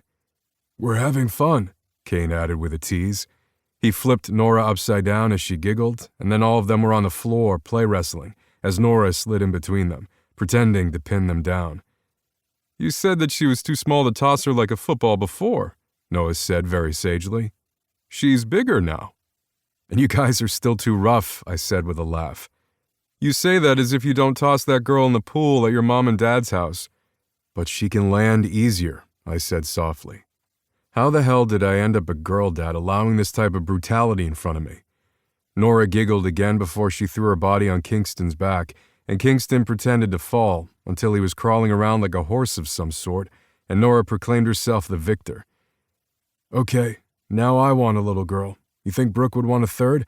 Leaf asked, and Ford snorted. Please, can I be there when you ask her? I'd like to be there. You're just asking for somebody to slap you upside the head, aren't you? Noah asked, shaking his head. That's true, my cousin answered, smiling. I thought Tristan was coming, Leaf asked after a few moments, all of us focusing back on the game. I shook my head. Him and Taran have a thing to do. They sure like fighting, Leaf answered, understanding what code words I had just used. I think they like making up more, Noah said wisely. Nora frowned, her little lip poked out. What do you mean? When I make up with Molly and Shane, we all have to hug and say something that we like about each other. Is that what they do? I glared at my cousins before I held out my hand and my daughter jumped on my lap. I held back a groan since she hit a very important part of me and was getting taller every day and would one day actually hurt me. Yes, just like that. Now, are you all fed? Do we have enough junk food in you? Just a little junk food. You made me eat my vegetables before we came. I laughed. Because you're a big girl, you need vegetables to stay healthy. Fine, I'll eat my cauliflower, Ford grumbled, and Nora clapped her hands. Good. Daddy makes it the best. Does he now? Noah asked, teasing, and Leaf threw a pillow at him, which got them all wrestling again, this time a little harder. I pulled Nora back and kissed the top of her head. Let's watch the game. Their wrestling's a little too violent for you right now? It's okay, I won before, so I'm the queen. Yeah, you are. Nora bounced from cousin to cousin, explaining her day, and then watching the game with such interest that I knew that I'd have to get her in another pair of skates soon. She was a natural on the ice, even in her little baby outfit, and I didn't know if she wanted to add hockey to her sports regimen. There were a couple good peewee teams that she could grow into, but she was already doing soccer, dance, and art, and I didn't think I had it in me to do anything else. So, you and Raven? Ford asked, and I glared at my cousin's best friend. No, not doing it. You're not doing her? Ford asked, his voice low. I elbowed him in the gut. Stop it. I'm just saying you guys are hot together. I mean, if you hadn't seen her first and all, don't even go there, Ford. I won't. I don't stand in the way of a Montgomery and their prize. I know the rules. He sent a dark look towards Noah, and I wondered what that was about, but I didn't want to pry. Because if I did, then they would want to pry in between me and Raven, and I didn't have answers for them. Nobody thought it was weird that I was dating my friend from school, Marley's best friend. Nobody commented on it. The fact that they hadn't told me they were all thinking about it and didn't want to rock the boat. I didn't think they were judging, but they were worried I was going to feel something weird about it. And I might, but I didn't want to. So I was just going to suppress that feeling and not think about it at all. The Avs scored and we cheered, Nora dancing in front of us. She and Kingston decided to do the dance they learned together when she was around 2, which had way too much wiggling in it for their own good. I just laughed and sank back into the chair as Nora went to Ford, and they talked about who they thought was the MVP of the game. I loved my kid. She was the best thing that had ever happened to me, coming out of the worst possible moment of my life. Raven wasn't even sure she wanted kids. I got that. We lived in an age where society didn't force us to feel like we had to have kids to have a complete family. I had my Nora, and I didn't know if I wanted more than that. But then again, we were still starting out. We weren't serious, Raven and I. The fact that Raven wasn't sure she would ever be able to carry a child, that hurt in the same way that I knew it hurt Raven. But it wasn't my place. We weren't serious. She had said she liked Nora. She loved Nora. So, that was something. I pulled out my phone. Me. You watching the game? Raven, go Avs, there's a lot of icing in this game. I laughed, and as everybody looked at me, I shrugged. They all knew who I was texting, and since Nora would be over to look over my shoulder at any minute, I made sure I kept it PG. Mostly because she was learning to read a little too well now. I'd have to be careful. I'd have to be careful for many reasons. Me. What do you say to going to a game? The family has season tickets because there's so many of us, and we pitched in. I can get us a couple of seats this month, I think.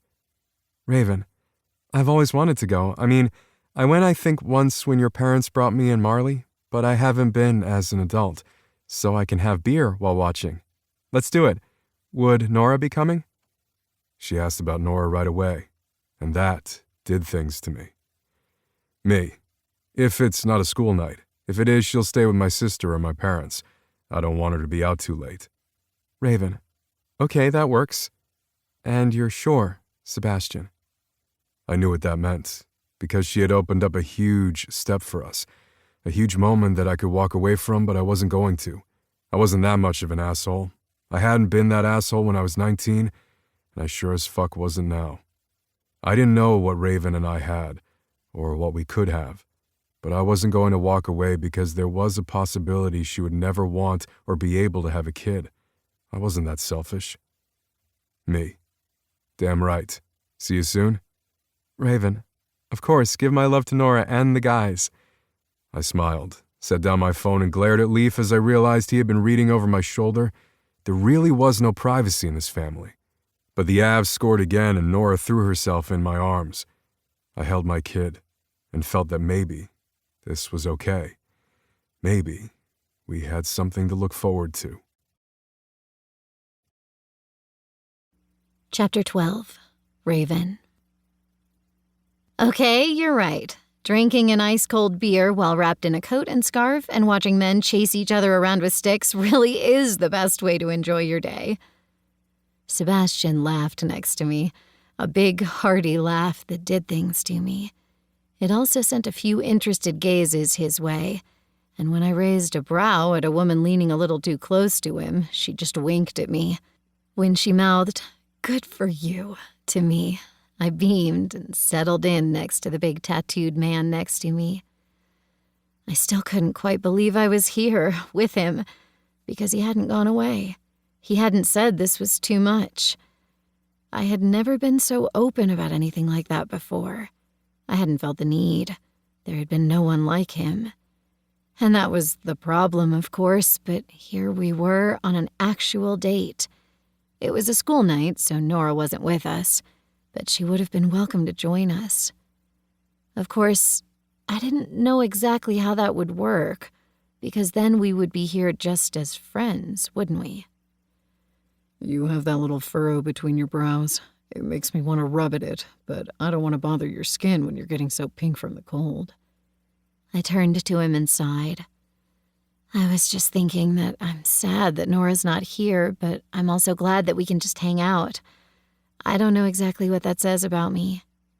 She would have had a blast. She'd yell louder than any of us, except for maybe my cousin Kingston. It's too hard to remember all of you, I said with a laugh. You know him? He comes into your bakery more than I do. That's because I can go through the door and just bring you what I think you need for the day. I smiled, a little warm at that thought. It had started out as a joke, us finally using the door between the two buildings, so that way we could act like a big family. The door was behind the counter, but in front of the kitchen, so that way we were still up to code, but customers couldn't go through.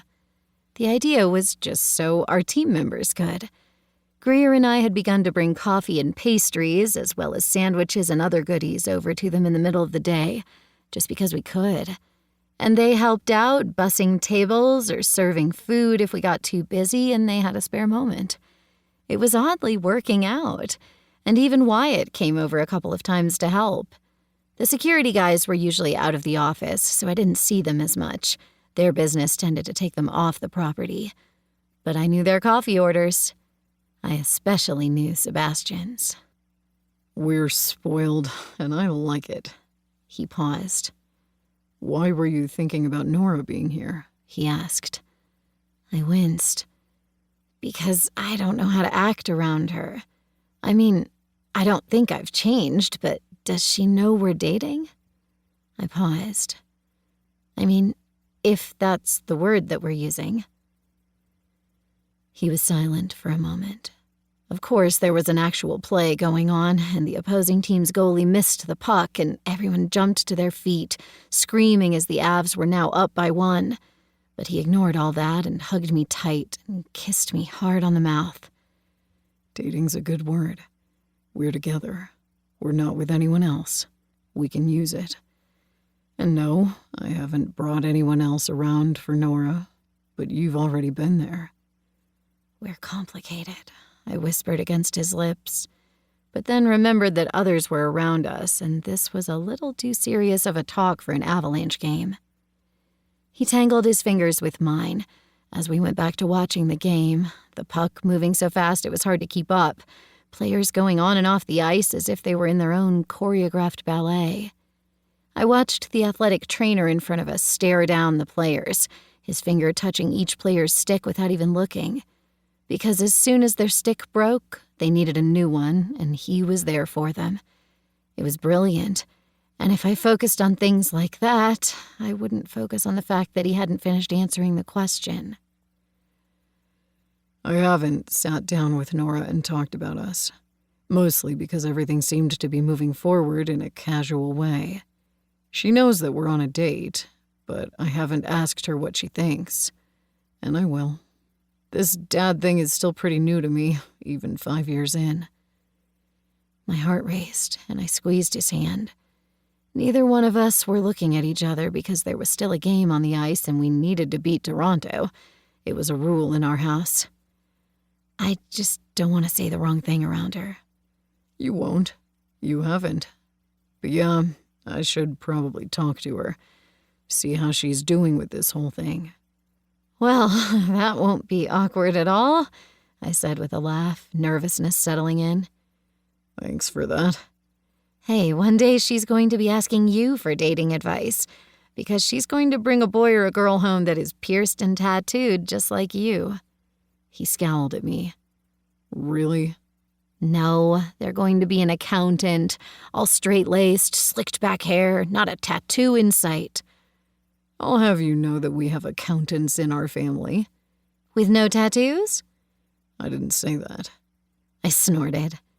The avalanche won, and we jumped to our feet, shouted, and he kissed me while others cheered around us. Ready to get out of here? Yes. We can go to a bar, get a beer with 100 other happy Avalanche fans. I'm good without a bar. Okay, then let's get you home. A couple came up to us with bright eyes and wicked grins. I was wondering if that was you. Hey, Leo. Hi, Leo. And you're May, right? I asked, waving at the woman with short black hair and blunt bangs at Leo's side. Leo worked with Sebastian, and May was the Montgomery child care provider and organizer. The former nanny-turned-businesswoman was brilliant, and I had seen her come into the place a couple of times. It's nice to see you guys. Go Avs, she said, putting her hands in a little spirit fingers position. I snorted. Are you a hockey fan? She looked around, eyes wide, and whispered, I like basketball. Don't tell anyone. How could you? Sebastian said with mock offense. Leo just sighed. I tried to get her to like football, but no, it's that. And tennis. I still have a crush on Rafael Nadal, May said, hand over her chest. You know, I was always a Federer girl, but yes, I swooned for Nadal. We met each other's gazes and laughed, as the men at our sides just gave put-upon sighs. Come on, I need to get you home, Leo said as he put his arm around May's waist. I don't mind. We can discuss sports ball all you want. You're killing me here, he said with a mock growl. They waved goodbye, and we each headed to our cars. Sebastian turned up the music, and we sang along to random indie rock and pop songs from our youth, and things just felt normal, as if we had always been here. But we hadn't, and it was still new. But that sense of familiarity made whatever the hell we were doing now easier. We pulled into Sebastian's driveway, and I got out, rolling my shoulders back. That was fun. It was. We stood in front of his car, and he reached his hands out. I looked down, confused, wondering exactly what would happen next. What should happen next? Come inside. Have a beer. But isn't Nora there? I laughed. Of course Nora is there. She knows I was with you tonight, and I have family sleep over all the time. But no one in your bed. My brother slept in my bed once because my sisters were in the guest room, and Nora didn't mind. I am not Gus. True. He lowered his hand, but then moved forward, cupping my cheek. Nora's sleeping. And you have baker's hours. She knows that I was with you tonight. We'll figure it out. If you're sure. I'm sure as I'm going to be. Not quite the answer I was hoping for, but then his lips were on mine. I moaned into him, leaning close, when a wolf whistle sliced through the air. I have to get home and get to bed because I have an early morning.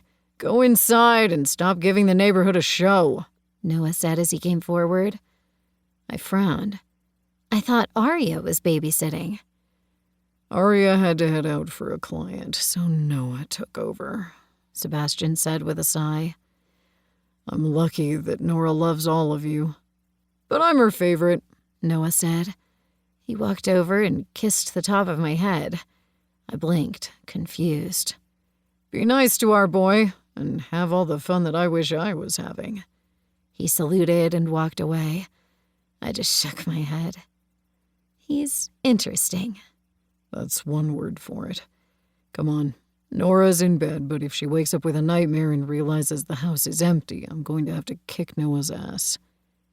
I followed quickly, watching as Sebastian closed the door behind him.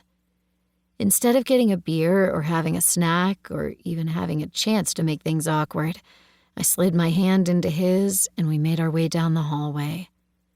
He checked in on Nora and closed the door quietly. I only caught a glimpse of Nora sleeping on her stomach, sprawled out like a starfish. Sebastian grinned and led me to his bedroom. When I closed the door with a soft snick behind me, I let out a breath. I hadn't been in his bedroom. We had always gone to my place because Nora was here. He cupped my face, gently sliding his fingers down my cheek. You're beautiful. I laughed. I'm sweaty from wearing a coat all night, and I'm in maroon. Nobody looks good in maroon. I'm not a liar. Don't fight with me. Are you sure, Sebastian? I'm sure. And then his lips were on mine again, and I sighed into him. We had to be quiet. We gently stripped each other, and when I pressed him back to the bed, he grinned, and I went to my knees. I licked up his shaft, being careful around the piercing. The only person I'd ever given a blowjob to with a piercing was him, but he was teaching me what he liked, and he was always a little rough, a little forceful. He slid to the back of my throat, gagging me, but I wanted it. His hold was tight in my hair. The moves a little rough, but it's what I wanted, what I needed. I scratched at the skin on his thighs, just as rough. We weren't soft and sensual. We were hard and fast, but as quiet as possible. When he was nearly ready to come, he pulled out and tugged me up so I was straddling him. He sat on the edge of the bed, my legs straddling him, and lifted me by the waist. I was already wet, but he used one hand to play with me, and I put my hands on his shoulders for balance. He slid one finger deep inside of me, and I groaned. Then he leaned forward, took one nipple into his mouth, and sucked. When he bit down, I shuddered, nearly coming just from that. I never came with breast play, but he knew what he was doing. And then he was sliding me down onto his now condom-covered cock, his length stretching me to the brim. I was so full, and he was nearly too damn big at this angle. His piercing hit that special spot inside of me, that bundle of nerves that always made me shake. My toes curled, and I moved so my feet were planted on the bed behind him. And then he lifted me up and down over his cock, slamming me onto him. Each thrust ached to the point of pain, but exactly what I wanted. My breasts bounced, both of us using our core muscles to fuck each other hard. The angle was too much, but not enough. I tugged on his shoulder, and he smiled before tossing me on the bed. I rolled, and we laughed quietly. And then his mouth was on my pussy, his hands on my breasts. He plucked and tugged at my nipples as he ate me out, licking me and probing me. I came on his face, my legs wrapping around his neck. If he wasn't careful, I would suffocate him with my thighs. I kept that thought to myself as he gripped me by my hips and flipped me on my hands and knees. Before I could even get out a shocked gasp, he plunged deep inside of me. He pounded in and out of me. We shook, and I gripped the bedspread, pushing back on him. And when I came again, clamping around his cock, he followed, hovering over me, biting at my shoulder, whispering my name. I clung to him, holding as tight as I could. "I really hope we were quiet enough," he whispered against me. I shook, holding back a laugh with his cock still deep inside me. "If we're not careful, we could wake the neighbors, so let's be quiet." He kissed where he had bitten and frowned. "You might have a mark there." "You're going to have marks on your ass from earlier." He laughed. "Serves me right. Let's get us cleaned up, and then I'm going to tuck you into bed." I froze and looked up at him. "Are you sure? I can still go home." We were quiet for so long I wasn't sure what he would say, what I wanted him to say. Finally, he pushed my hair back from my face, rubbed his thumb over my lip. "Stay." So I stayed. Chapter 13. Sebastian. "Go, Nora!" I shouted, clapping my hands in front of me as others in the stands cheered. They weren't really stands, they were groups of parents in camping chairs, blankets, and others pacing around as they watched 5- and 6-year-olds kick a ball around. I smiled as Nora kicked at the ball and shouted again because it was a damn good kick. "She's a natural," Raven said. I smiled down at her. "She is. And she's kicking butt, although I have to say when she invited me this morning, I wasn't quite sure what I expected. I had been floored when after Raven had done a few things at the bakery that morning, she had come over to drop off a couple of things for us. I had ordered the snacks for the kids, so in addition to orange slices, the kids each had individual pastries, some gluten-free, some dairy-free, some sugar-free, because Raven wanted to make sure everyone could have something. And when Nora had looked up at Raven and grinned, I hadn't realized that my little girl was about to change everything. "Are you going to come to our game?" Nora had asked. Raven had looked between us, eyes wide. "Oh, well, I mean, I have your treats for you." "But you're off work. Daddy said that you were bringing it after you were done working. So do you have time? I want you to meet Molly and Shane. Please?" Raven had swallowed hard again and looked at me. There hadn't been any other answer. "Come on. You should come." I held out my hand and Raven had looked down at it before sliding hers into mine. Nora had clapped, and then she asked for a kiss from both of us, and then, in the way that little girls were, had shouted for us to kiss each other. "Please, kiss, kiss, kiss," she had called out, and because I listened to my daughter, I grinned, leaned down, and brushed my lips chastely against Raven's. "Good morning, and thank you for the pastries." Raven had looked at me wide-eyed, and honestly I felt a little flabbergasted too. "Good morning. Well then." Well then. And that was how we found ourselves on the sidelines at a pee-wee soccer game, Raven shouting right alongside me. "Greer keeps texting me that she's annoyed she's missing this." I frowned. Greer wants to come to a child's soccer game? I think she wants to see me at a child's soccer game, but she likes things like this. Wait till we get to recitals. That's when we have to draw straws for which Montgomerys come to which. Do they all want to come? We try to have at least 4 in the audience at all times. When I was younger, there was enough kids that you could spread out the events. So if Ari and I had events at the same time, Mom and Dad couldn't go to both, but they could split up and send along an aunt or uncle or grandparent. We hadn't really cared in the end, because we knew that it wasn't them choosing one over the other. It was covering everyone's bases. We all took our turns, and it worked. I'm damn lucky that my family cares like that. I froze. Tell me I did not just curse. You might have, but I don't think anyone heard. She paused. Okay, probably everyone heard. I shook my head and then looked back to see Shane running alongside Nora. The two fist bumped and then continued to go against the other team. Those two are so cute. I think they're freaking adorable. Molly's the same way with them. They've all three just all blended together. I lifted my chin at Molly's parents and her mom waved at us. Then Shane's parents did too. They were with their extended families today, as it was coming up on a holiday, so everybody was doing 1,000 things at once. Well, I'm glad to be invited. It is hard to get a ticket in this place, Noah said as he came up on Raven's other side. Seriously, since they don't want 40 Montgomerys at an event, they sort of have to ration us. I frowned at my cousin. I thought Gus was coming today. He had something pop up with a last-minute work thing, so I'm here. I hope that's okay. I'm glad that you're here, Raven said as she hugged him. Noah hugged her a little too tightly and wiggled his brows over my head. I narrowed my gaze at him, but I didn't curse or flip him off, remembering we were at a child's soccer game. Nora dove on the ground, tripping over another kid. I nearly stepped forward, rage boiling through me, but Raven pulled me back and whistled. You okay, Nora? She called out. I'm fine, Raven. Just got to get right back up. Right, Daddy? Nora called out.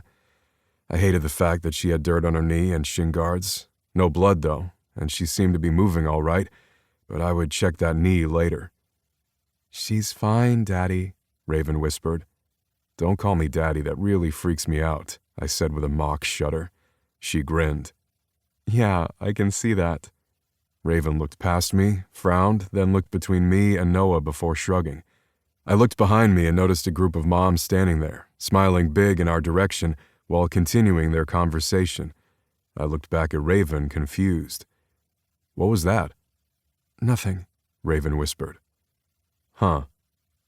Oh, Sebastian, one of the moms said as she came over. I turned, nodded in hello. Hi, Gretchen, how are you? Oh, just enjoying the game as always. Is this one of your cousins? We haven't met. We know all about you Montgomerys. I cleared my throat. No, this is Raven. She's a friend of mine and Nora's. Gretchen looked Raven up and down before smiling. It's nice to meet you. So, you're a friend, then? And that's where it clicked, and I rightly called myself a fool, because bringing Raven to a function like this in front of all the other parents was pretty much claiming her as my girlfriend, or something that meant that she was part of Nora's life. And gossip was always bad when it came to me, because I was the former teenage father turned widower, but now I was bringing a woman to a soccer game. I was never going to hear the end of it, and I was the idiot who dragged Raven in the middle of it. It's nice to meet you, Gretchen, Raven said after I finished introducing her. It's nice to meet you, too. She looked up at Noah. It's nice to see you here, Noah. Nice to see you too, Gretchen. Noah had a mind like a steel trap, and he was just egging the other woman on, but as Gretchen's daughter was going to be in the same class with Nora for a few more years, I shook my head at my cousin. No need for that kind of interference. Noah shrugged, then went back to watching the game. So what is it that you do, Raven? Do you have children too? Knowing what Raven went through, I knew that that question was insensitive as hell, and it wasn't something that I would truly have thought about, though I should have. Hell, I'd lost Marley in childbirth. I knew the complications of pregnancy, and Gretchen just threw that question out there without even thinking. No kids. I own a bakery and cafe. Latte on the Rocks, the new place. Oh, next to Sebastian's tattoo shop. Interesting. I've been in there. The coffee's amazing. My best friend runs the coffee bar. Greer's amazing and fantastic at what she does. The best. So you're a baker then? I wish I could. We try to be healthy, you know. I held back a growl, annoyed as fuck. I didn't know what this woman wanted, but I was done. Raven just grinned. I get it. I try to have a healthy mindset when it comes to baked goods. I don't need it as a treat or an excuse. I enjoy it, and I make sure that I have more nutritious options, and I don't shy away from sugar unless I'm forced to. She turned then, ignoring Gretchen, as she went to talk to Noah. I raised a brow at Gretchen. I'm going to watch Nora now. Good to see you, Gretchen. Now go tell all your little friends that I brought the woman that I'm dating here. I'm sure that's what they want to hear. Gretchen went off in a huff and I sighed. I'm sorry. No, she just wanted to dig at me. Then she laughed, and I couldn't help but notice the beauty of her. There was just something about the way that Raven laughed. Whenever someone finds out I am a baker, they either say I'm too skinny to be one, or I must eat all of my goods because I'm too fat. There are always those people that have an unhealthy relationship with the food that they eat because of what society, the media, and generational trauma brings them. I get it, but I'm trying to create something different. I love a healthy relationship with food, and I love baking. It brings me joy, so I go on a rant sometimes, and I'm sorry about that. However, she didn't come over here because I bake. Noah whistled beneath his breath and hugged Raven hard. I like you more and more every passing day. Noah laughed. Seriously, thank you for coming today. You've brought entertainment beyond the fact that my little niece over there is kicking butt. I turned to Nora, who was on the sidelines waving at me. I waved back, as did Raven and Noah. What are you talking about? Why did she come over here? Raven laughed and her eyes danced. You're the hot dad. Even the non-single moms are hot for you. And some of the dads. It's okay. They wanted to see if there was a claim laid. And to get the lay of the land. My cheeks heated. Noah turned away, but I saw his shoulders shake. I'm exclusive, you know that. I've never slept with any of the moms here. That's fine, and I'm exclusive too. Nor have I slept with any of the moms or dads. I snorted. I've only had one girlfriend, Raven. I'm not good at this. I hadn't meant to say that out loud, and I was grateful that I had said it low enough that I didn't think Noah heard. Raven squeezed my hand before turning to watch Nora run back out on the field. It's okay, Sebastian. I'll teach you how to be a boyfriend. I felt as if a weight lifted off me. I didn't know why, but it felt damn good. I just had to figure out what to do with it. Chapter 14. Raven. You have pep in your step. I turned to look over my shoulder at Greer and smiled. Yesterday sucked, but I'm better today, and I am in the mood to make something different for lunch. I was done with all my morning baking, and always left myself some free time on Fridays to either try something new or to better a recipe I already had. I'm glad you're feeling better. I smiled, then went to take out a fresh batch of rolls. Yesterday had been a bad day, my cramps worse than usual. I had worked only half a day before I'd gone home, something I never did. I usually worked through the pain. But the problem with owning a business with your best friend meant that she made me put my health above our own needs. So I had gone home and cuddled in bed. Sebastian had shown up not an hour after me, bringing me soup from my own bakery because he could, and then had made sure I was tucked in and comfortable. We had watched movies in bed while I worked on recipes in my notebook and he sketched. When he left me to go pick up Nora, they both joined me. It felt like being a family, and it was just so different. I didn't want to step into Marley's shoes, but then it hit me again and again that Marley had never had this opportunity. I wasn't Marley, but Sebastian wasn't Marley's Sebastian, and maybe one day my brain would comprehend that. We were slowly coming to terms with this new relationship of ours and finding a routine. And I was trying to lean into the fact that I was now dating a man that I had once had a crush on. It didn't quite seem real, but we were figuring that out. Earth to Raven, you're thinking about him again, aren't you? She whispered as she worked on a mocha and I began cutting bread for sandwiches. Maybe. She gestured towards the open door between our two shops, and I shook my head. Stop it. Not here. Not ever. She rolled her eyes and then went back to greeting customers. The shop had slowed over the past few weeks, but to a nice pace. We weren't overwhelmed like we had been the first couple of weeks, but we already had regulars and new people were coming in daily. I didn't want to tell myself that this was actually going to work, but it sure as hell felt like it. The door opened, and I looked up to see Wyatt coming in. He looked dejected. That was really the only word I could use that fit. He stood in line like he always did, waving and talking to others as they spoke to him, but he looked sad. And while I didn't know him as well as I knew the others in the building, I still wanted to make sure he was okay. He ordered his coffee from Greer, who gave me a look, and I nodded, working on his pastry. "Here you go, Wyatt. How are you feeling?" He shrugged, then took the coffee from Greer. Thank you both. And not great. Cora dumped me. My eyes widened. Seriously? I'm so sorry. Yeah, I guess I should have expected it. She's amazing and sweet and wanted something else, I guess. Probably not a guy who just owns a bike shop. Who knows? It just didn't work out. I should stop pouting about it. If you guys can tell, I must look like I have a gray cloud above my head. It's time for me to drink some caffeine and get over it. I am sorry, though. I reached out and squeezed his hand. We were friends, and I was getting better at showing my emotions rather than hiding them.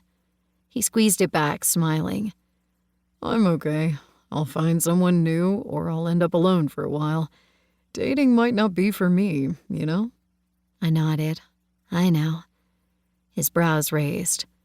But I thought you and Montgomery were dating. What do you mean, you know? I blushed and ignored the way that Greer wiggled her brows at me before going back to a customer. Well, I just know what it feels like to get dumped, or to just not be in a relationship. But yeah, me and Sebastian are doing well. He's good for you. A good man. Baggage, but hell, we all have it. I wouldn't be here without the Montgomerys. They're some of the best people I know. I smiled. Same, honestly. Wyatt gave us a 2-finger salute and then headed out with his coffee and pastry. I was nearing the end of my shift, since the shop wasn't open in the evening, when the hairs on the back of my neck stood up. I turned to see someone that I really didn't want to see, but it wasn't like I could stop this. It was like a train wreck I needed to look away from, but I couldn't. Raven? I looked directly at Marley's mother and swallowed hard. Hello, Mrs. Erickson. We need to speak. I can spare you a few moments. I just need Greer to take care of this. No, you're going to talk to us now. It's about time we had this conversation. I looked at Greer, whose eyes widened. You can take time off now, or you don't have to. You do not have to. Marley's mother moved forward. I don't know who you are, but I don't need your interference. This is between me and this woman. This woman. That's who I was now. After all this time, after so many years of me being their daughter's best friend, I was now this woman. And I didn't need to deal with it. Come on, let's go outside. We can talk there. So you can hide who you are? Don't you think your clientele needs to know they are supporting a homewrecker? Marley's mom spat. We only had a few customers in the building, and they were our regulars. They looked between us, but didn't step to interfere. If anything, they looked angry for me, but maybe I was just seeing what I needed to. Let's go. We need to speak outside. This is my place of business. Because you have a business. You think you are all grown up and have a right to come back? Come back? There was seriously something wrong with this woman and the man standing behind her. This couple had always been hard on Marley and her friends, but they crossed more than a few lines since losing her. And while I missed Marley, I shouldn't have to deal with this. And I truly didn't need Sebastian to hear about this, since he was going through so much with them already. Really? This is my home. It wasn't your home when you left us, Marley's father said, his voice deep. I'm just trying to work. Yes, it must be nice. This is a nice place. You've done well. Marley's mother looked around the cafe that I had put my blood, sweat, and tears into, that felt like a home, that was a delight in my life, and sneered. Then she looked at me right in the face and lifted her chin. We didn't even know you'd come back to Denver until I saw you at his home. She rolled her shoulders back. You left her. You left Marley here with him.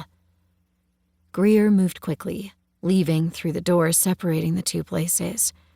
I didn't know why I felt abandoned by her, but she just left me to face this alone. The betrayal stung, but I lifted my chin and stared at the two people who had raised my best friend who was no longer here.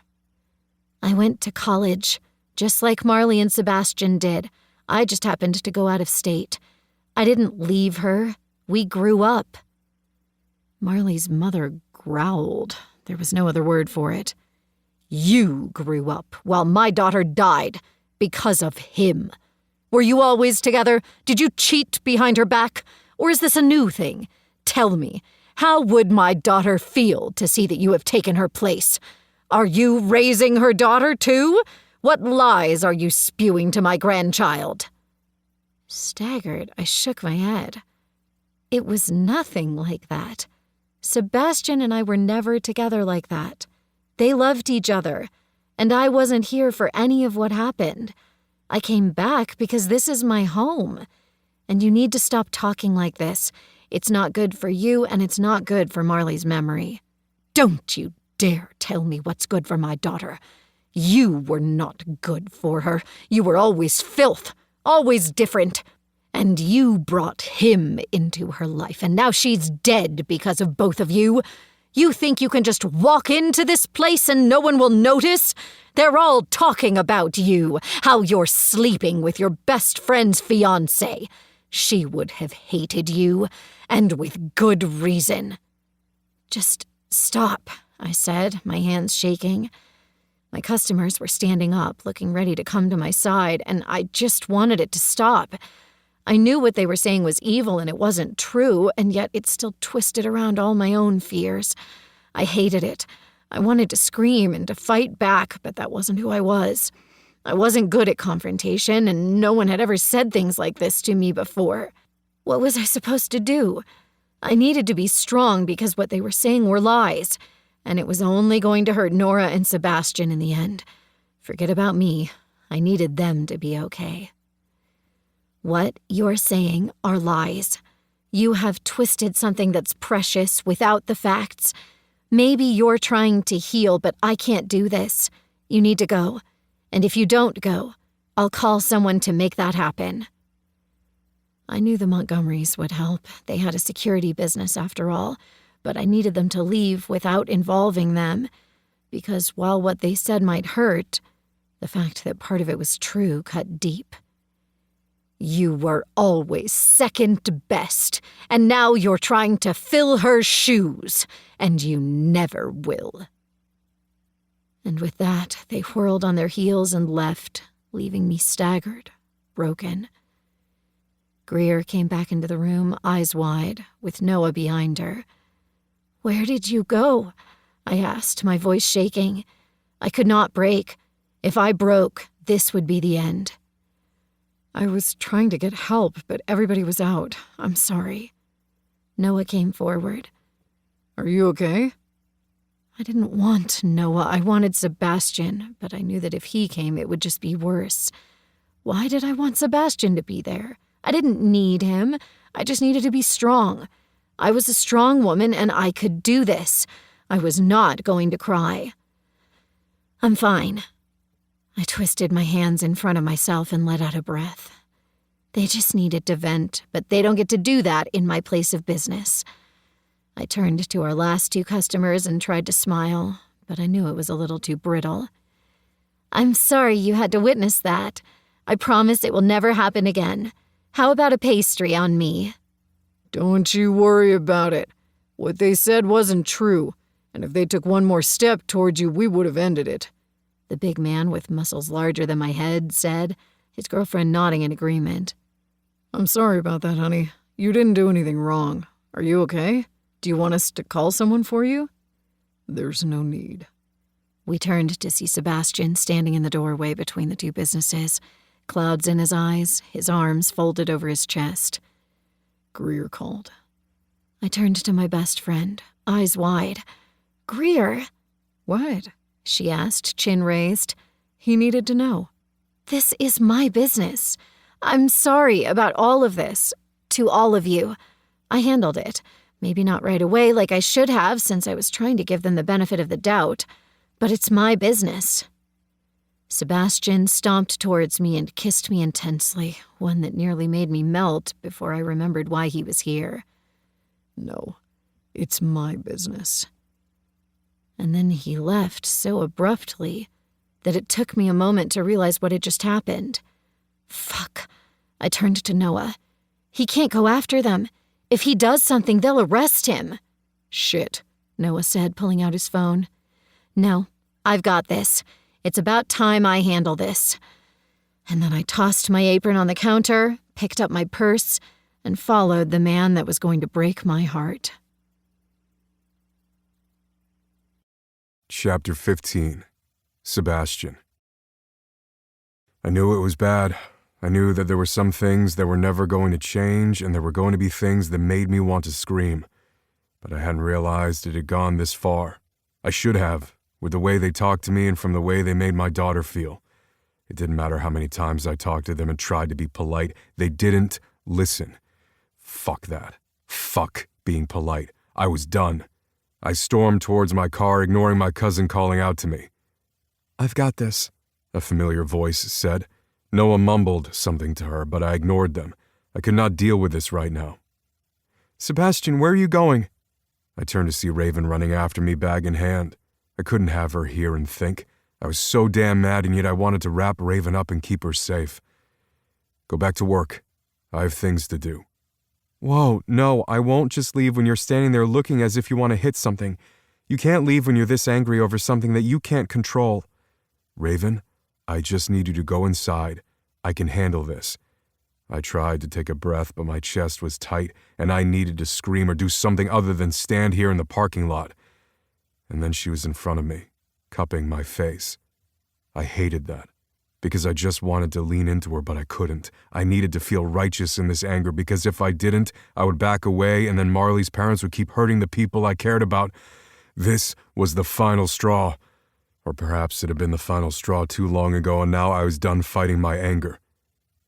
What's your plan here? I'm going to do what I should have done a long time ago. Confront them. She shook her head, and I narrowed my eyes. If you do that, they'll get their lawyers. You know they will. I winced and took a step back. The lack of contact burned, but I needed to pace. Nobody was paying attention to us in the parking lot, and I was grateful that people were going about their day. But all I wanted to do was scream, to fight something, fight someone. They told my daughter that she killed Marley, and when I confronted them that time, and every other time, I've been calm, I've been rational, and nothing's come of it. They've gaslit me, they've lied to me, and they're hurting their granddaughter. And then they came in here. I get it, but I'm fine, I can handle this. I have always been able to handle them. There was something in her tone, something I didn't understand, and it worried me, because I didn't know what she felt about me, what she felt about this relationship. Everything had moved so fast it felt as if we were living a completely different life than we had even a month ago. But I needed to put my daughter first, and that meant I needed to deal with whatever the hell Marley's parents were doing. What she said was terrible. What they've always done is terrible. But you going in there angry isn't going to help. That's what they do. That won't solve anything. I should just stand back and let them hurt my daughter? Hurt you? Of course not. But you chasing after them isn't going to help. How do we know that? I haven't tried it yet. I slid my hands through my hair and paced some more. When Marley died, they tried to take her away from me. You know that, right? I had to fight for custody of my own daughter because they thought I couldn't handle it. And the thing is, I was 19. I was 19 fucking years old. I didn't have a college degree. I had part ownership of a business that Marley's parents hated. And on paper, I looked like shit. I was just some tattooed boy who wanted to do more tattoos, who hadn't finished college and had gotten his girlfriend pregnant. You're more than that. You know that. Maybe. At the time, though, I was lost. I was fucking drowning, Raven. I didn't even have time to mourn Marley. I was too busy trying to figure out how to change diapers. I thought I knew how. We went to all the classes, but when Nora was kicking her little feet and screaming and scrunching up her little face and getting so red and angry, I didn't know what to do. My parents saved me. Aria saved me. My cousins saved me. We joked that my family is so big that we could take over the world, but they took over my world. I wouldn't have made it without them. And you've got them now, too. You don't have to do this alone. That's the problem. I have never been able to do anything on my own. I had to live with my parents for the first couple of years of Nora's life so I could save money to live on my own. Marley and I thought we could do it on our own, in our own little apartment, and we would have struggled, but we would have found a way with the two of us. But the ghost of me couldn't have done it without them. and Marley's parents used that against me. They took me to court to try to take full custody, and when that didn't work, they tried to take half custody, and they chipped at me day by day until they got the 2 weekends a month. They take my daughter away from me, and I have to deal with whatever they say to her when she comes back, and she hates it. I know she wants to love her grandparents just as much as she loves my parents, but it's different, and I'm done. They're twisting the narrative. They're hurting my daughter, and they're hurting you. They're hurting you too. I can handle it. Again, there was a lie in that tone, but I didn't know where it came from. I need to talk to them, because they don't get to do this. I'll try to be rational, but I don't know if rational has ever worked. Then we'll go together, because it isn't just your family here to help. I am too. I shook my head, but then she put her hands on my chest, just a gentle caress, and I wanted to scream. I don't know what to do. You're doing just fine. You've got this. I'll go with you. I'll stand by your side, and you can talk to them, because what they did was not right. I could have had them arrested for trespassing or something. Maybe I should have, if that would have helped you. I shook my head and pressed my forehead against hers. She calmed me, and I didn't know what that said about us. No, because that would hurt Nora, and that's the problem. Because Nora loves her grandparents, and they're a part of Marley. My daughter doesn't have her mother anymore. She never did. Marley never got to hold Nora, and I will hate that until the end of my days. I swallowed a lump in my throat, hating that I felt like I was going to cry. I didn't cry over Marley anymore. I mourned. I grieved, because you never stopped grieving. But it was different now. And yet, talking about Nora's grief, the lack of her mother in her life and everything we had done to try to fill that void, made me want to break down. You have done an amazing job as her father. Your parents and your siblings and cousins have all stepped in. I even watch you around Leaf's children, and you're an amazing Uncle Sebastian. You pay that back. You are all there for each other, and I love it. It's how a family should be. There's something wrong with Marley's mom. Marley's dad might just let her walk all over him now, but there's something wrong with her. I don't know how she twisted into this. They've always been a little hateful towards me, and way too judgmental. Raven nodded. They hated me too, because I wasn't perfect. None of us were. We were the Three Musketeers. I'm sorry. I'm sorry that she's gone. I miss her too, Sebastian, and I hate that I wasn't here for it. I hate that I left. This was something else we needed to deal with, but I ran my hands through my hair. We already went through this, didn't we? You left because of school, and I apologized for being an asshole. You weren't an asshole. Okay, maybe you were, but we were kids. We were allowed to be. It was a very complicated time then. When I confronted you at my house, or when you left, I said, trying to bring some levity to the situation even though I didn't feel it at all. Come on, let's go talk with Marley's parents. You sure you want to go with me? That's putting you right in the line of fire. Maybe, but you don't need to do this alone. You might think you have to because you don't want to lean on anybody, but the problem with that is you have a wonderful family. So if it's not me, it's going to be Noah, or it's going to be Leaf, or someone. You have an endless number of family members who want to take care of you. I pushed her hair back from her face, and I did what I should have done when I saw her stand up to Marley's parents, pale and shaky, yet not backing down. I leaned down and pressed my lips to hers. The kiss started off gentle, just a bare brush of lips, before it deepened just enough to show her that I needed her, that I wanted her. I didn't know what we had between us, didn't know if this was right or if we were making a mistake, but I kissed her, because I wanted to, because I just fucking needed to. She sighed into me. I kissed her one more time before I moved back. Let's go. Let's get this over with. She slid her hand into mine and squeezed. Okay, you've got this.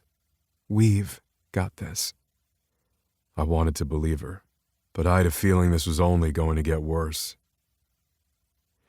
By the time we made it to Marley's parents' house, it had been over an hour since the incident at the cafe, but their car was in the driveway, so at least they seemed to come straight home. Are you ready for this? As ready as I'll ever be, I murmured. We got out of the car, and I wondered if they were going to call the cops on me. I wouldn't put it past them. Raven pulled her hair back, wiping flour from her chin I hadn't even noticed. You look great. I look like I've been working all day. I looked down at myself. Same. Maybe if we were dressed in suits and looked like bankers, this would go better. If we looked like bankers, then I wouldn't even recognize us. I snorted, then the reality of our situation hit me when Marley's father opened the door and glared at us.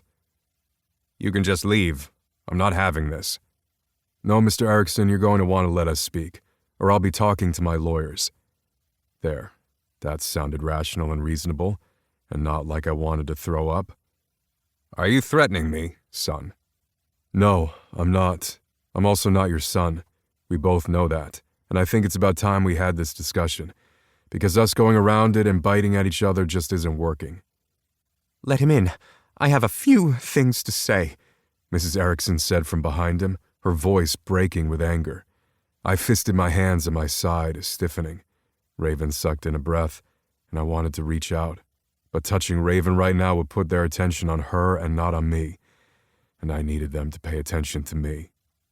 Marley's dad stood back glaring at us, and I realized that it didn't matter what I did with Raven at that moment, they'd hate us both anyway. But I wasn't going to shun her, wasn't going to push her back just to make the Ericksons more comfortable. So I reached out and took her hand. Raven's eyes widened as if she was surprised I was claiming her in front of anyone. But fuck that. We were together, and we would deal with this. She was standing by my side for this. I wasn't going to pretend she was just my friend. The gesture wasn't lost on the Ericksons, who narrowed their gazes. We walked inside the modest ranch home with its 3 bedrooms, a long hallway filled with pictures of Marley, and now Nora. It looked pretty much the same as it had when we were growing up. I hadn't been allowed here often, because they hadn't wanted Marley to be with a boy, but I had been here enough. I knew why they hated me, at least part of it, and I blamed myself for the same reasons. But there was no bringing her back, so this needed to happen. For Nora, for Raven, for my family, and for me. I can't believe you just show up here and you brought her. I squeezed Raven's hand before I let go because I needed to keep my head clear so I could think. Raven nodded at me and stood by my side. No one offered to get us a drink for us to have a seat. We stood there, glaring, not a word spoken, so I decided to break the silence first. We need to talk, because what happened today can never happen again. Really? You're going to come into our house and tell us what we can and can't do? Mr. Erickson asked, his voice low. I'm not saying what you can't do in your own home, but in our places of business and what you say to my daughter, I do have a say in those. We loved her, Marley's mom said, her voice breaking, and then she was standing right in front of me, hands shaking. And you killed her. You killed my baby. You with your sins. You just had to get what you wanted. You defiled her. You got her pregnant and you weren't even married. My daughter had a full life in front of her and you killed her. I won't let you ruin my daughter's child, just like you ruined my daughter. She had said something similar before, but not with such hatred and hurt in her voice. And each word cut, a slice to the chest, to the gut, to the soul. She was saying the same things I had thought to myself year after year. Marley and I had loved each other. We had sex, and when she got pregnant, we decided to keep the baby and define our next phase in life. And then a medical alert and a very unlikely pregnancy complication happened. I couldn't take that back. No, I said after a moment, needing to breathe. I shook my head, then looked at Raven, who gave me a tight nod. I saw the pain in her eyes, knew she hated this for me, but we would deal with this. We're not doing this. I loved Marley, and I wish every day that Nora could know her mother, but that's not going to happen. I let out a deep breath and met their gazes. We needed to talk about this. We needed to stop accusing, and I didn't know what to do, so I just said what had been bothering me since Nora was born. I can't regret what happened with getting Marley pregnant, though, I said, and they looked as if I'd slapped them. I can't because then I wouldn't have Nora in my life. Do you understand that? When you conflate the two, you put that sin and that terror and that pain that you feel on my daughter, and I can't let you continue to do that." Mrs. Erickson looked as if I slapped her. She put her hand over her chest, her eyes wide. "That's not what I mean. I love Nora." "Do you? Or do you just want your daughter back? Because I sure as hell do." I felt Raven start beside me, but I had to finish. I had to make sure she understood what I meant. I loved Marley, but she's gone, and I've spent the last 5 years dealing with that. We made a choice to continue the pregnancy and became parents, and fate had other ideas, and she was taken from us. I will regret to the end of my days that you don't have your daughter, but Nora doesn't have her mother. I know she doesn't have her mother. And you said that Nora killed her mother." Mrs. Erickson's eyes widened, her hand going to her chest. I never used those words. We talked about how Marley was gone and looking down on us from heaven. We were talking about her mother and writing notes to her so we could remember her, but I never used those words. I wasn't sure if I believed her, but she did love Nora.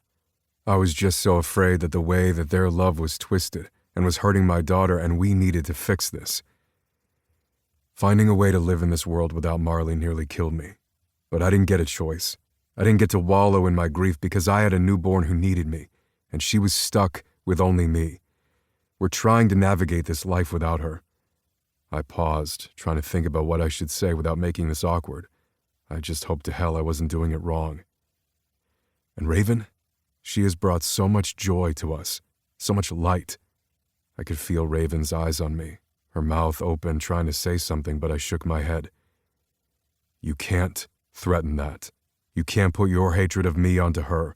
Raven has done nothing to you other than love your granddaughter, and I will fight in the courts again to keep you away from Nora if you are going to put so much hate into my daughter's life. She doesn't deserve this.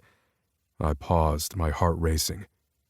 Marley's memory doesn't deserve this. Think about what you want your daughter's legacy to be. Will it be your hatred or Nora's happiness? We were silent after that.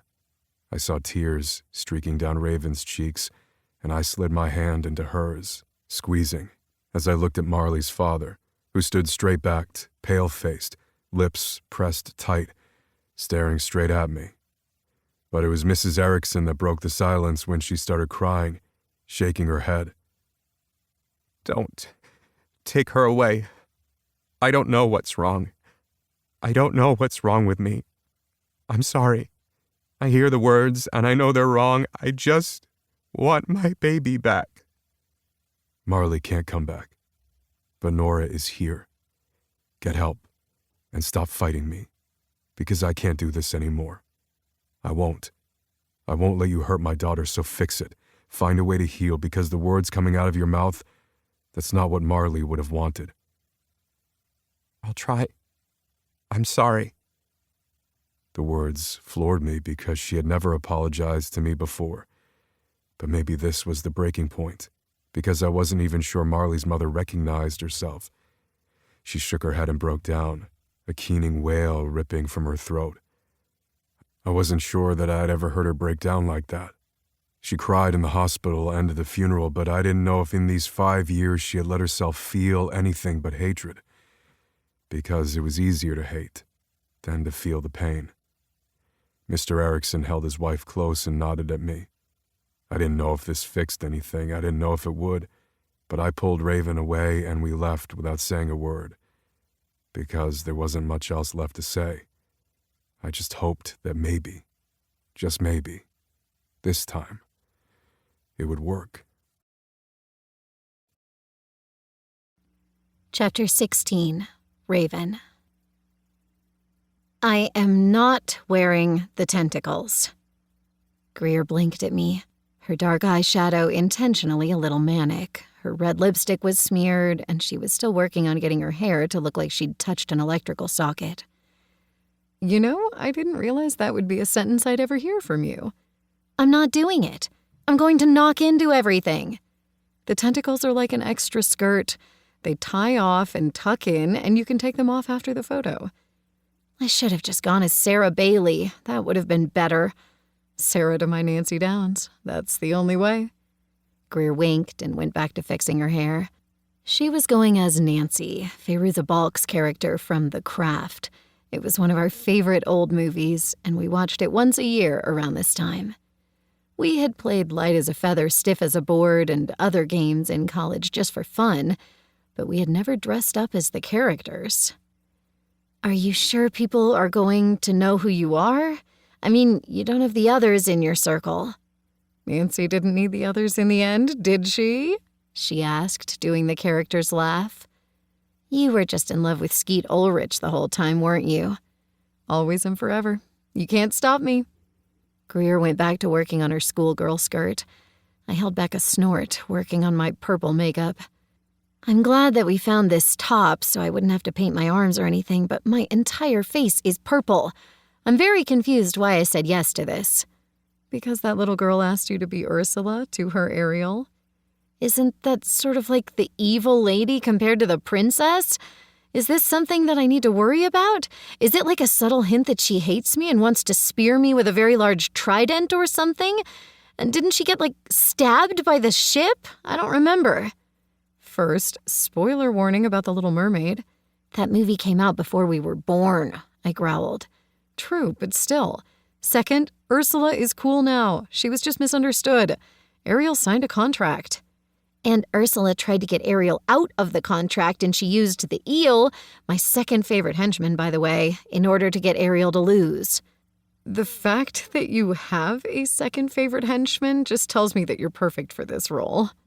Greer paused. The first favorite henchmen are those from Hercules, right? Seriously, I should have just gone as Meg. Meg would have been awesome. You can go next year as her and sing her song with that bluesy voice you can do. Would you want Sebastian to go as Hercules? She teased. Honestly, Hades was hotter, I said with a snort. Greer tossed her head back, laughing hysterically. That is the best thing I've ever heard. And true. And then Nora could have gone as what, the goat? Giggling, I shook my head. He wasn't a goat. Fine, she could have gone as the Pegasus. Imagining Nora with little wings headbutting everyone around her made me smile. It doesn't matter. She asked me to go as Ursula, so I am. And she's Ariel, and Sebastian is Triton, and I'm kind of worried about what I'm going to see. You really want to see him in a fin, don't you? Greer asked, teasing. I don't want to talk about it. Mostly because I had no idea how to answer that. Well, I can't wait to see everyone's costume. This is my first Montgomery party. It's not my first, but it is my first since I moved back, and my first since dating a Montgomery. You're in a relationship. I crossed my fingers in front of her face. Don't say things like that. It's bad luck. How is saying that you're in a relationship while you're in a relationship bad luck? I don't know. Seriously, the tentacles are going to run into everything. This is why they're more like a skirt versus all out there ready to knock down things. You'll be fine, and you can play with Sebastian's tail all night long. Why are you making this dirty? Because I read too much tentacle porn, Greer said with a laugh as I followed her out, doing my best not to wiggle my tentacles around. More things I never would have thought we would say. Ursula and Triton weren't even a couple. This is a very weird costume. I feel like I'm just going as the evil menace. First, you're not the evil stepmother, so there's that. Second, you know Ursula and Triton would have been a good couple. They're hot as fuck, all curvy and muscly, and he has that daddy vibe going, and she taught all about body language. This is a Disney movie you're ruining for me. You got drunk right along with me when we had daddy issues about King Triton. They would have made a good couple. Greer paused. Minus the whole killing people thing. I laughed so hard I nearly tripped over my own tentacle and made my way outside to Sebastian's place. This was his first time hosting a big party for his family and friends, apparently. And because he was a Montgomery, they were going all out. His grandparents, the couple who had had 8 children, who now mostly each had children of their own, would be taking the kids away for a great-grandparent night at their place. But many of the Montgomerys who weren't working and could come were going to be there. People had other parties and events to go to, but this was a big one. There were countless cars I didn't know in my driveway since I had offered it up, as had a couple of neighbors who had also been invited. That way the street did not look like it had been attacked by Montgomerys. Plus, many people had taken ride shares and carpooled so they could drink safely. They had this down to a science. Kids' laughter filled my ears as I moved, and some of the neighbor kids ran around smiling. Greer did her best crazy smile at them straight from the movie, and they giggled before running away. Oh good, I'm scaring children. I have the old witch on the corner thing down. Well, you tried. You already got the old part down. I tried to run away from Greer, but again, nearly tripped over my tentacle. That's when I looked up to see green, scale-covered leather pants, a gold belt, and a very muscular and tattooed chest. I practically swallowed my tongue, looking up at Sebastian, who had a fake white beard and white hair, complete with gold crown, holding a trident. "Oh my God," I whispered. "You're like if Aquaman and Triton had a baby, a very sexy baby," Greer whispered from my side. Sebastian just rolled his eyes. "I had a shirt, one with fake muscles on it. Then my cousins and sisters stole it, and so here I am." I looked down at his nipple rings, then up at his face. "Are those nipple rings starfish-shaped?" "They were a gift from Leaf. Let's just not talk about it." He leaned forward and kissed me. I groaned, but held back from moving forward. This purple paint isn't supposed to rub off that easily, but let's not try it out. "Oh, we're going to try it out later, just to see." I blushed under my purple paint, and Greer clapped her hands. "Oh gosh, I'm sorry I'm going to miss that, but I really don't need to watch you have sex. Okay, let's get inside. This witch needs a drink." Greer danced her way inside and met with the other Montgomerys. Some dressed as the Addams family, some as horror characters, some from an anime that I vaguely knew. There was even a whole Avatar: The Last Airbender section of the Montgomerys, and that was the group I wanted to be part of. "Is your neighbor dressed as Zuko?" I asked, eyes wide. "Stop staring at him like that." "I don't know. Zuko's the hottest cartoon character ever. And the fact that your neighbor's girlfriend is dressed as Katara, perfection." "Really? You are a Zuko and Katara fan?" "Just in fandoms, not for the show. A girl can dream, though." I fluttered my eyelashes, and he laughed, looking me up and down. "You're very sexy, Ursula. You can't help it." "You're here!" Nora called out as she ran to me, flinging her arms around me. I wobbled on my tentacles, and Sebastian steadied me. "What did I say about tackling the fish in this household?" Sebastian asked, his eyes dancing. I glared at him, then looked down at the most perfect little Ariel I'd ever seen.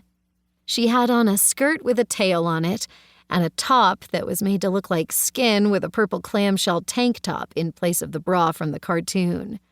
"You're adorable." I know, right? she said with a grin. And then she turned, and I threw my head back and laughed. Hand drawn all over the back were fake tattoos, all of the characters from The Little Mermaid. Daddy drew them. She whirled to face me again and smiled. Thank you for being Ursula. I know she's the bad guy, but I still love her. She sings the best. Nora was seriously the cutest kid ever. Really? I'm just so glad that you invited me to be part of this. Of course, because you're Daddy's best friend, just like me. She flung her arms around us, and I blinked back tears, wondering how I could be part of this. But it felt right. I ignored the curious stares of some of the moms from Nora's school. They had to wonder, but I didn't have the answer myself. Though I did hold back a growl as they looked Sebastian's shirtless body up and down. No thank you.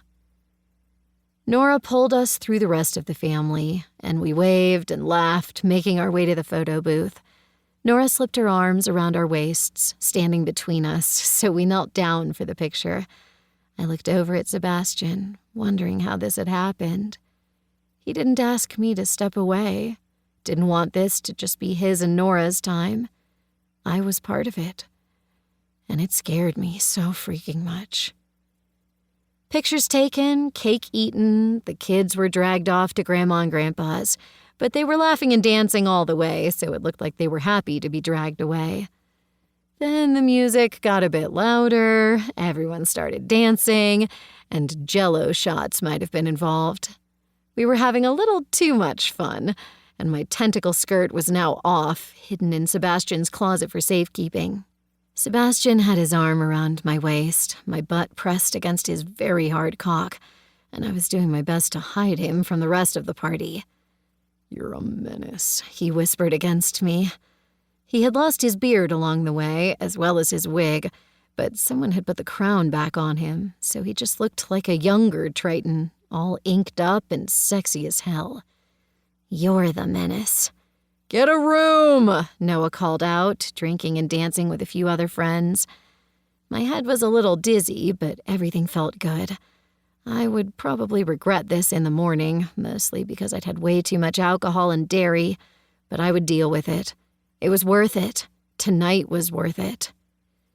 The music changed to something slower, and everyone booed, so Sebastian pulled me out through the kitchen to the backyard. "I'm not having sex with you in a bush," I blurted. Sebastian pressed his face to my neck, his entire body shaking as he pulled me towards my backyard. "There's a gate here. I'm taking you home, and I'm going to have my way with you." "You're leaving your own house and your own party?" I asked. "It's a Montgomery party. They'll take care of it. And I already nodded to Noah and Kane, so they know what's up." I stopped dead on my feet, blinking at him. "You told your cousins in some hidden language that you're taking me away so we can go have sex in my house?" "That was that chin nod." "You mean a chin nod explained all of that?" Was I too tipsy for this conversation? I didn't think so, but maybe I would never understand men and their chin nods. "Yes. Now come on. I want to see how far down that purple goes." "Oh, no, you don't." "Oh, yes, I do." And then Sebastian flung me up over his shoulder, carrying me fireman style to my backyard. Somebody saw us and cheered, but then everyone went back to their own life, partying and having way too much fun. Thankfully, my keys were in my bra, and he got us inside and pressed me against the door. "You have purple paint on your chin," I said with a laugh. "You know what? I don't mind being covered in purple, but let's not get it all over your house." Sebastian dragged me to my shower, and we were laughing as we stripped off pieces of costume along the way. He stuck the crown on my head, but pulled on my dress. I wiggled out of it, tossing off my shoes and panties. The dress had a built-in bra, so Sebastian's eyes went dark when he saw my naked breasts, reaching out with his hands to cup them. So fucking hot. And then his hands were lower, between my legs, but I pushed him towards the shower, afraid to get purple paint from my face and neck anywhere else. He turned the shower on full blast, and before he could say anything, I went to my knees. Holy fuck. A purple dick. That's going to be fun to wash off later. "I'll keep you clean," I said, before I swallowed him whole, humming along him. He wrapped his hands in my hair, pulling tight, as he began to slide in and out of my mouth. I swallowed, letting the tip of his dick reach the back of my throat, and did my best to relax, letting him go deeper. He was rougher this time, but it was what I wanted. My pussy was already so wet, I knew I would be drenched by the time he filled me. He kept going, the gagging sounds filling the shower, and when he was nearly ready to go, he pulled out and pulled me up. It was a slight burn, a slight pain, but it was exactly what I needed. He kissed me, hands on my breasts, in between my legs. He pumped 2 fingers in and out of me in quick succession. I nearly came just then, one leg up, trying not to fall. He pressed me against the shower and kept fucking me with his fingers, his gaze on mine. It was just like that, a quick brush of a thumb along my clit, and then I was coming. I kept kissing him, leaving smears of purple paint all over him, and it didn't matter. We were covered in it, and water, and everything else. Suddenly, he left me cold in the shower. I blinked at him, before he ran back in, condom in hand. I groaned, helped him tear off the wrapper and wrap it over his dick. He was so thick, hot, and ready. He lifted me, and I wondered how he could do that in one swift motion. But his muscles didn't strain. He was all strength and sexiness. His tattoos nearly sent me over the edge. His cock filled me in one quick thrust that burned and ached and felt as if he were stretching me, and I came again, shaking. It didn't make any sense. I wasn't normally like this, and yet with him, I was. I pulled on his nipple rings, and he groaned, pumping in harder and faster. We kept kissing, my fingernails drawing down his back. I knew I would leave marks, and not just from purple paint. I wrapped both legs around his waist, keeping us steady as he fucked me, pumping into me so hard that I knew that this was the first and the last and everything. I wanted him. I needed him. I loved him. I loved Sebastian Montgomery. And when we came together, I wrapped my arms around him, laughing and smiling and looking at him. He smiled back, looking as if he had not a care in the world, as if the world wouldn't change with those thoughts in my head. So I didn't say them. I didn't say anything. I just kissed him and let tonight be about tonight. I knew tomorrow would come too quickly. But tonight, we had this moment. Chapter 17. Sebastian. And then Molly said that because I am now the sweeper, I should make sure that I have my calisthenics. I frowned, paused in the action of packing her school lunch for the next morning, and blinked. Calisthenics? I asked, trying to come up with the word that Nora was trying to say. Yes, that. My lips twitched, and I tried not to smile. I didn't like my daughter feeling as if I were making fun of her, but that was a different word for her. Molly used that word? Sort of. She tried at least, and then her mom corrected her, but I still don't think it's right. I was oddly relieved that I wasn't alone on that precipice of parenting and confusion. I think I need to run more. You already ride your bike next to me when I run, and you have dance and soccer practice, and I know you play on the field at recess.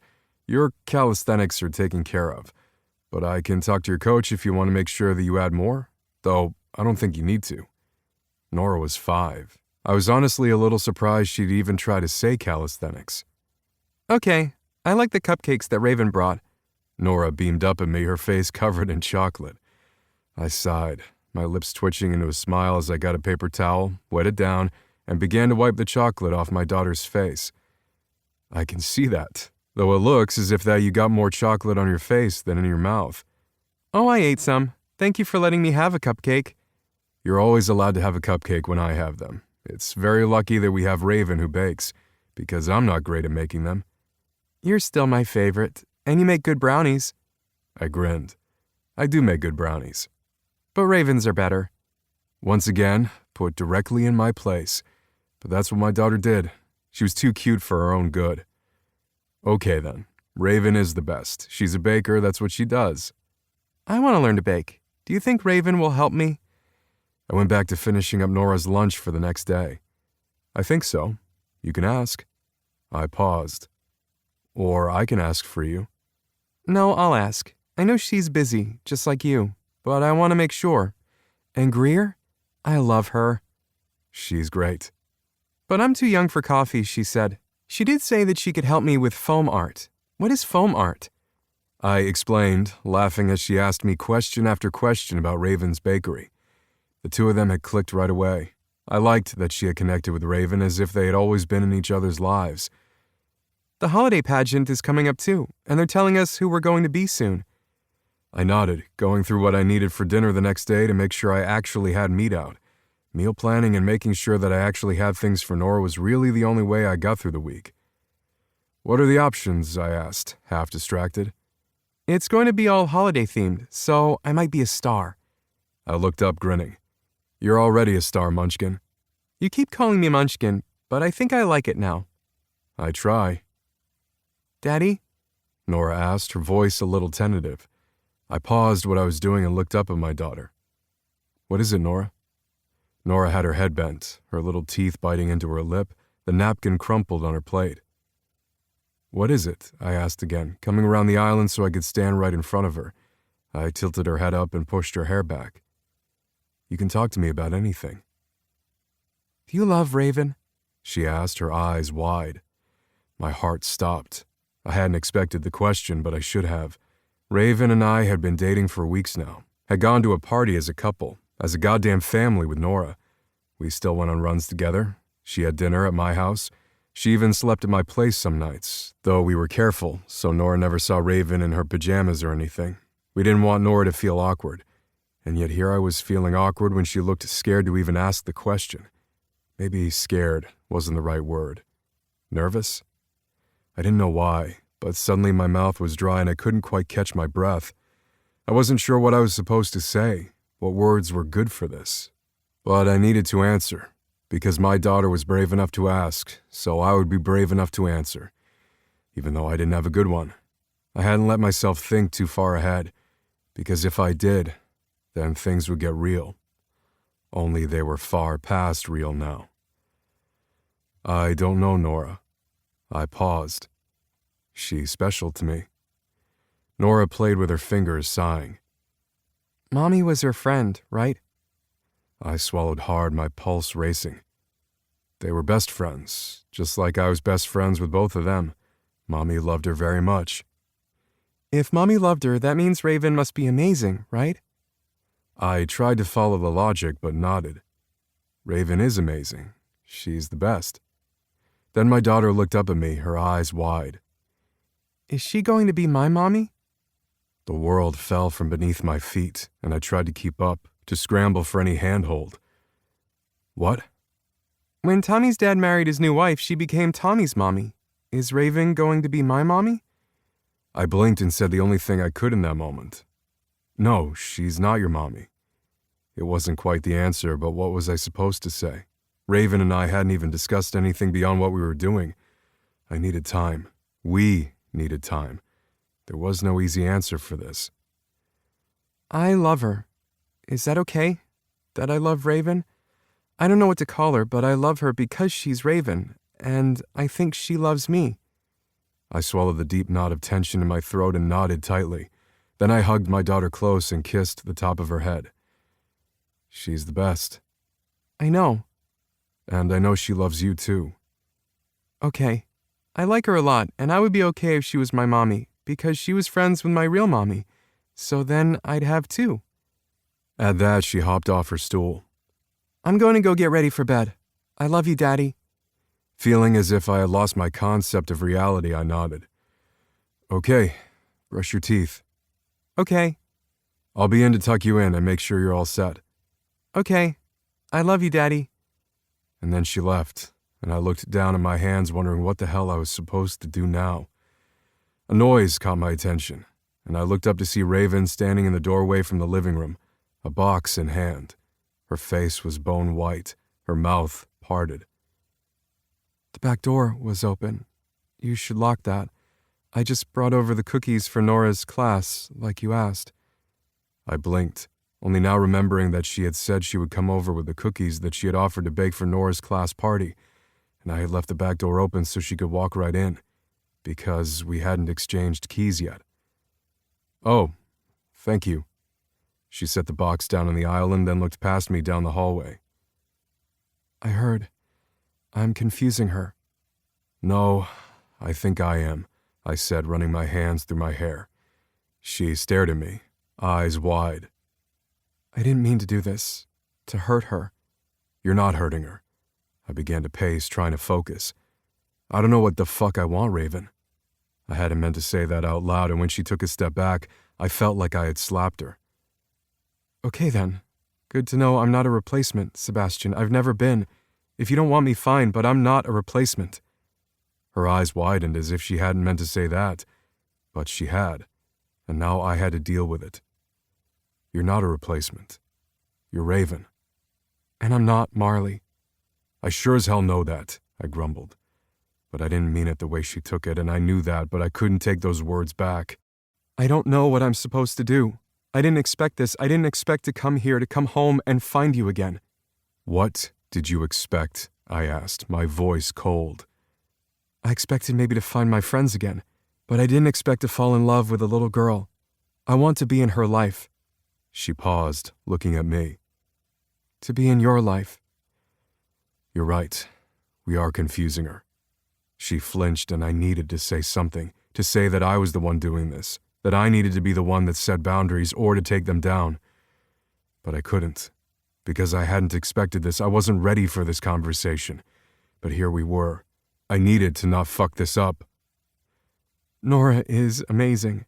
And yours. I looked up at Raven's words, at the tears in her eyes. She's yours, Sebastian. And Marley's. And I can't be Marley. Her voice cracked at that, and I took a step forward. Stopped. No one can be Marley. Marley was gone, but I wasn't that Sebastian Marley's Sebastian anymore. Somehow I was becoming Raven's Sebastian, and I didn't know what that meant, because it wasn't just me, it was Nora too. I needed to figure out what I felt and how it affected Nora, but Raven was standing here right now and I wasn't saying the right things. I know no one can be Marley. I'm going to do what I should have done in the first place. My head shot up and panic seized me. What? I should go, before things get more complicated, before I hurt that little girl in there. I should go. And you need to just think. Just like that? You're just leaving? It's for the best. I don't want to hurt Nora. A single tear fell and I wanted to reach out, brush it away. But maybe this was for the best. Everything had gotten too complicated too quickly. Then go, because I can't deal with losing anyone else, or confusing her. She paled impossibly further and nodded tightly. Fine. I'll see you around, like always. Tell Nora that the cookies are for her class. She left, and I didn't follow her. I couldn't, because if I went after her, then I would have to say something, and I didn't know what. Did I love her? Would I allow myself? I loved Marley, and she was gone. And I had broken when it happened, and Nora was left without her mother. I didn't want to do that again. I couldn't. And yet I hated myself, because I didn't have answers, and I was past needing them. Now Raven was gone, and I knew I had just made one of the worst mistakes of my life. Chapter 18. Raven. My body ached, and I knew it was my own fault. I had been up the entire night before, due to the stress that had sent me into whatever type of reaction I was dealing with. I had a rash on my chest, and I felt like if I moved too quickly, I was just going to want to collapse in a pile and forget the past 2 days had ever happened. But I couldn't do that. PCOS was no joke, but I'd dealt with it for years, and I would deal with it now. I still had to close up shop for the night and make sure that we were ready for the next day. I didn't normally close and then open the next day, but I was taking Greer's shift because she was dealing with a few things and then needed to go on a trip to find help for another vendor. I didn't mind working this many hours because it meant I would have fewer hours at home, fewer hours to dwell on the fact that I was in love with my neighbor who had let me just walk out. Perhaps I shouldn't have left the way I had, but what other choice did I have? He hadn't wanted me to stay. He didn't love me. He didn't want me in his life for more. It wasn't fair to Nora, nor was it fair to me for it to continue.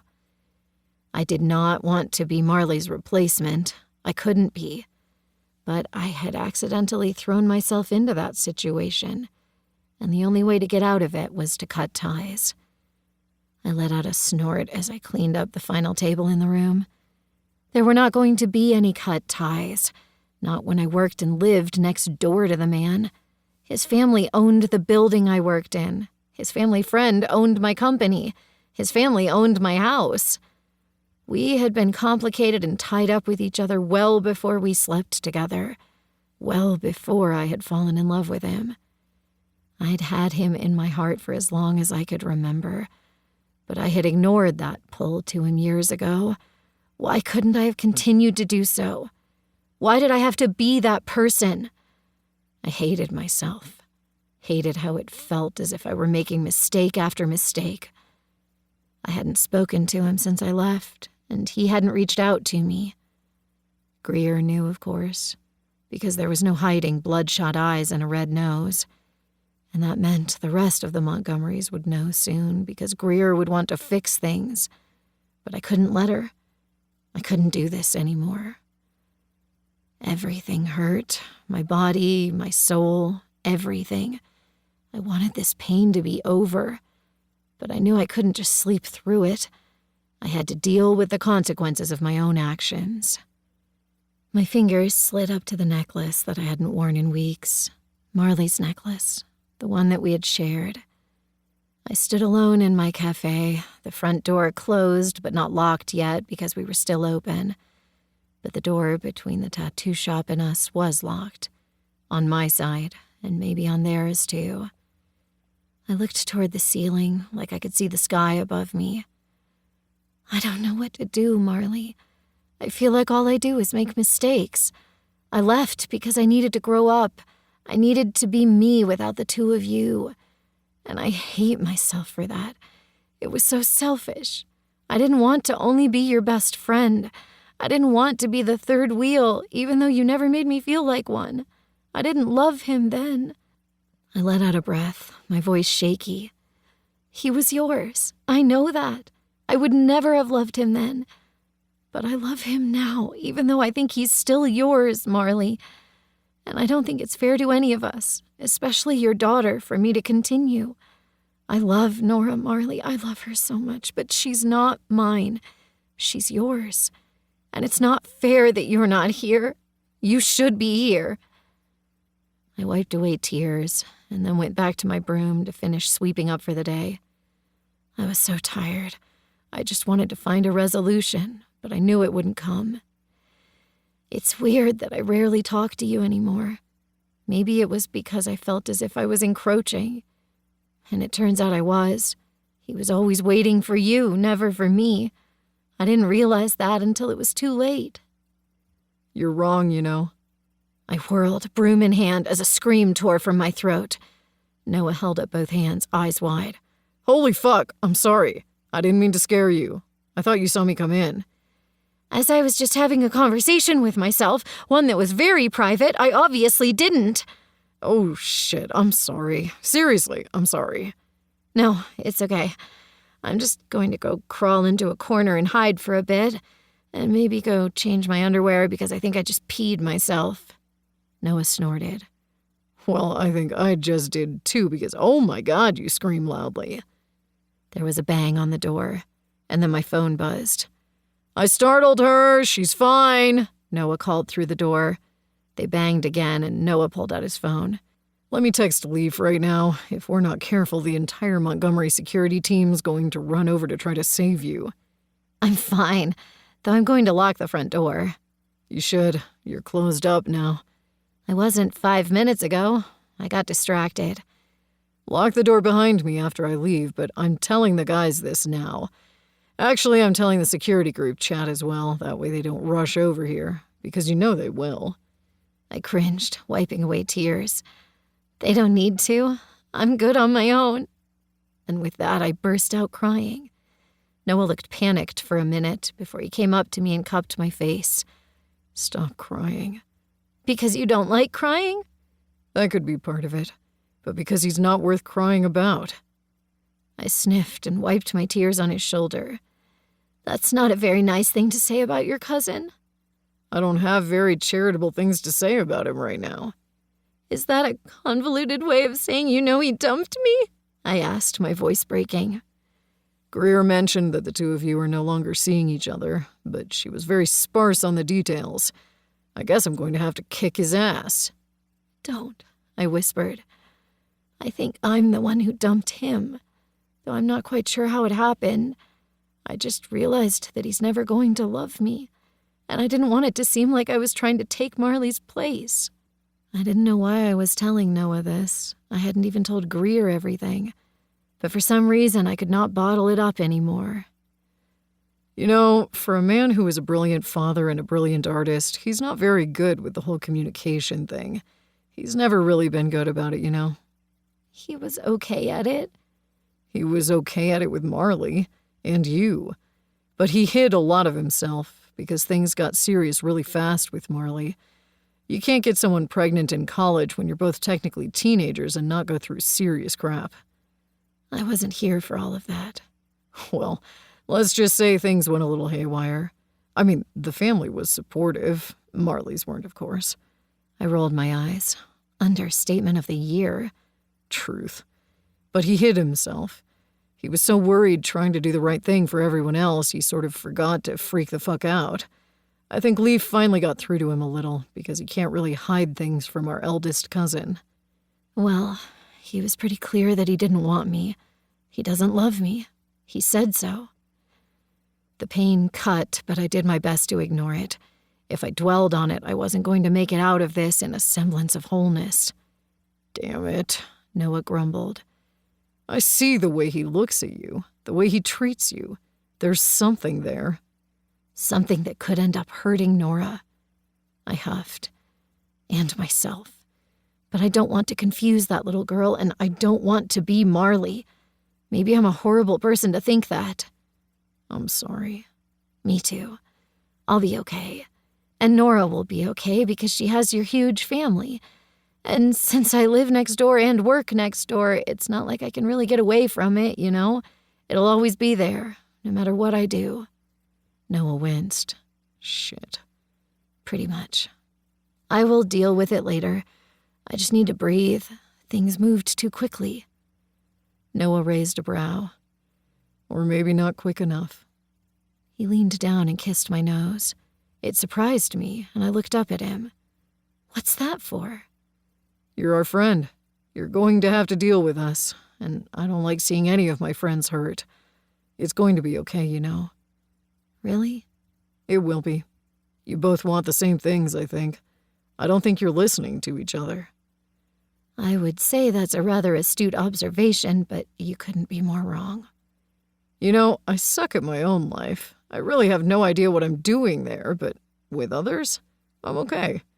Whatever you have to say to help yourself sleep at night. Now, I'm going to clean up and then go home and take a bath and forget. I think that sounds like a good idea. You're going to have to deal with this one day. Both of you are. Maybe. Or maybe Nora will grow up with a wonderful family and I'll be that friend who's always there making cupcakes. Nothing more. But nothing less, he whispered before he left. I stood there, broom in hand. I needed to fix this, to not feel like this. Only I didn't know how to change it. The door opened again, and I looked up, ready to say that we were closed, when Wyatt walked in. Hey, I heard about you and Sebastian. I sighed and rubbed my hand over my heart. It's okay. I guess I know how you feel now. I'm still so sorry about you and Cora. Wyatt smiled as he came closer. Me too, but don't worry, Raven. You'll be seeing her soon. I frowned, wondering what in the world he could mean, when his fist came at my face, and then there was nothing. Chapter 19. Sebastian. You are an idiot.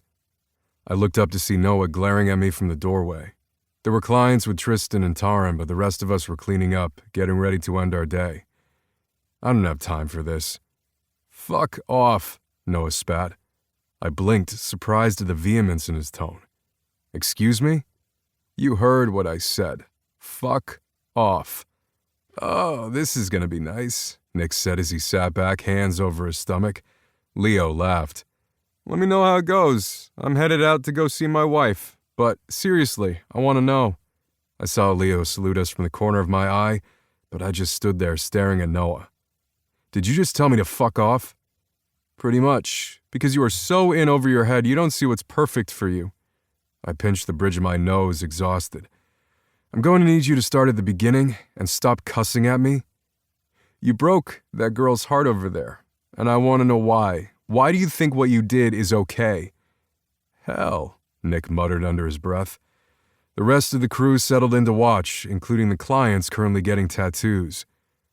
I don't see how whatever's happening between me and Raven is any of your business.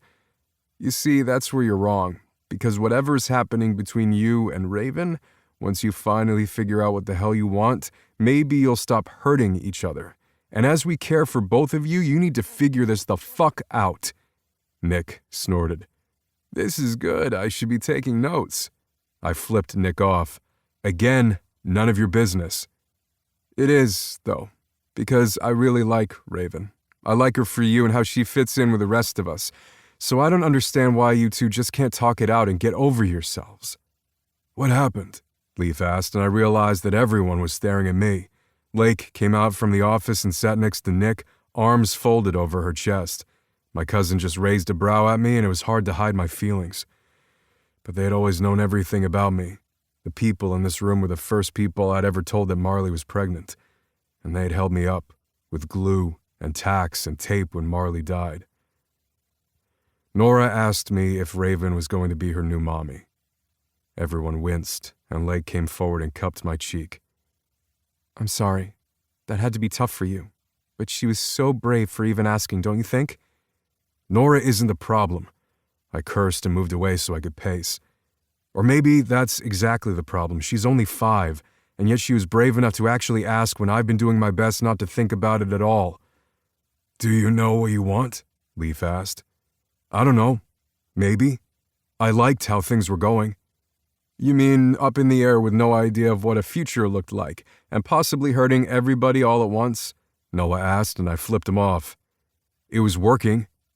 Working so well that your daughter wanted answers that you didn't have, and in the end you hurt everybody?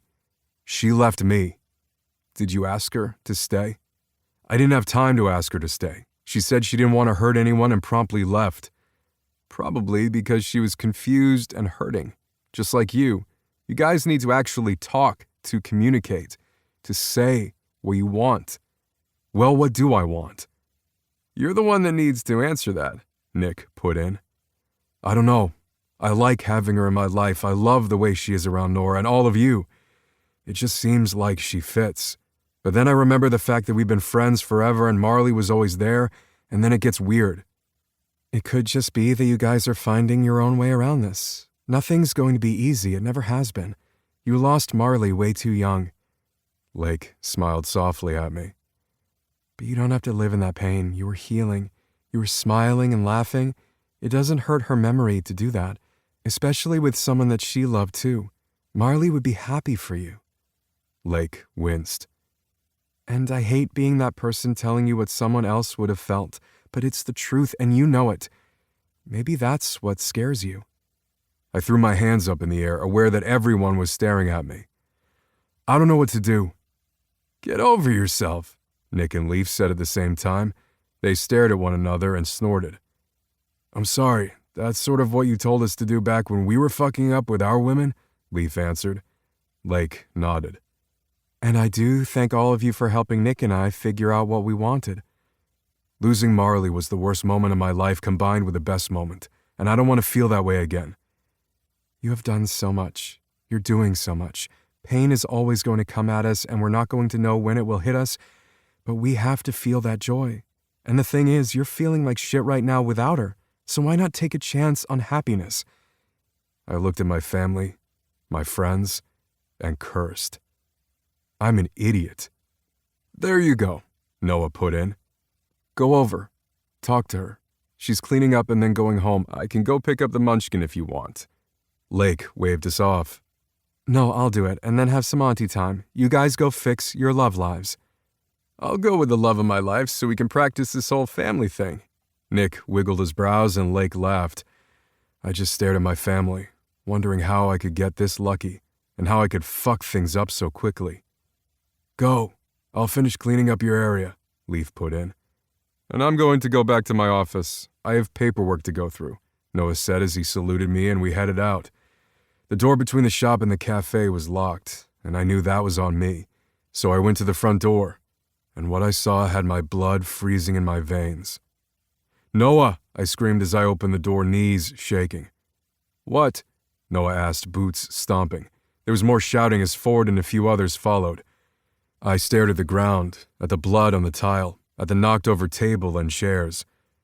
What the fuck just happened? She was just here. She was fine, Noah cursed. Fuck! Do we have the tapes? Do we have the footage from security? Nick asked, and Ford whipped up the tablet in his hand and began to search. Pulling it up now. Call the cops. On it. Noah whispered. What the hell, I asked, moving forward. Don't touch anything. I waved off Noah, needing to do something. Raven! Raven! But there was no answer, just blood on the floor and nobody here. What the fuck happened? You were just here. Noah looked at me with wide eyes, phone to his ear. Ford turned to the screen. It was Wyatt. Wyatt took her. I stood there, confused as hell, worried that I was too late. Again. Chapter 20. Raven. Cold spread along my cheek, and I tried to open my eyes, only my eyelids felt so heavy. Where was I? Had I fallen asleep at work? No, that didn't seem right. It didn't feel like my bed either. I couldn't be sleeping at Sebastian's. Not anymore. That familiar pain settled in, but this time it was mingled with a different one, an aching one, and I swallowed and tried to remember. Noah had left, and I tried to close up, but then someone else had come in. But who? Why? My face ached, as did my side. Something felt sticky underneath me, and when I finally was able to lift my eyelids just a little, the bright overhead lights nearly blinded me. I shut them again and let out a pained moan. Good. You're awake. Then everything came back to me all at once. Wyatt. Sweet and adorable Wyatt, the man who ran the bike shop next door, had hit me. But that didn't make any sense. Maybe I was just imagining it. Maybe I was just putting a familiar face on a monster, a nightmare. But no, that also didn't make any sense. How could this be happening?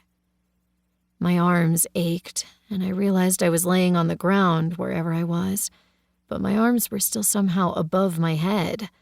My shoulder felt as if it had been yanked, and my cheek ached and everything burned. I wanted to throw up, but I had to figure out exactly what was going on. Eventually, I was able to open my eyes and see what I had missed, what we had all missed. Wyatt sat on a wooden chair in front of me, his eyes filled with sadness, his hands clutched in front of him.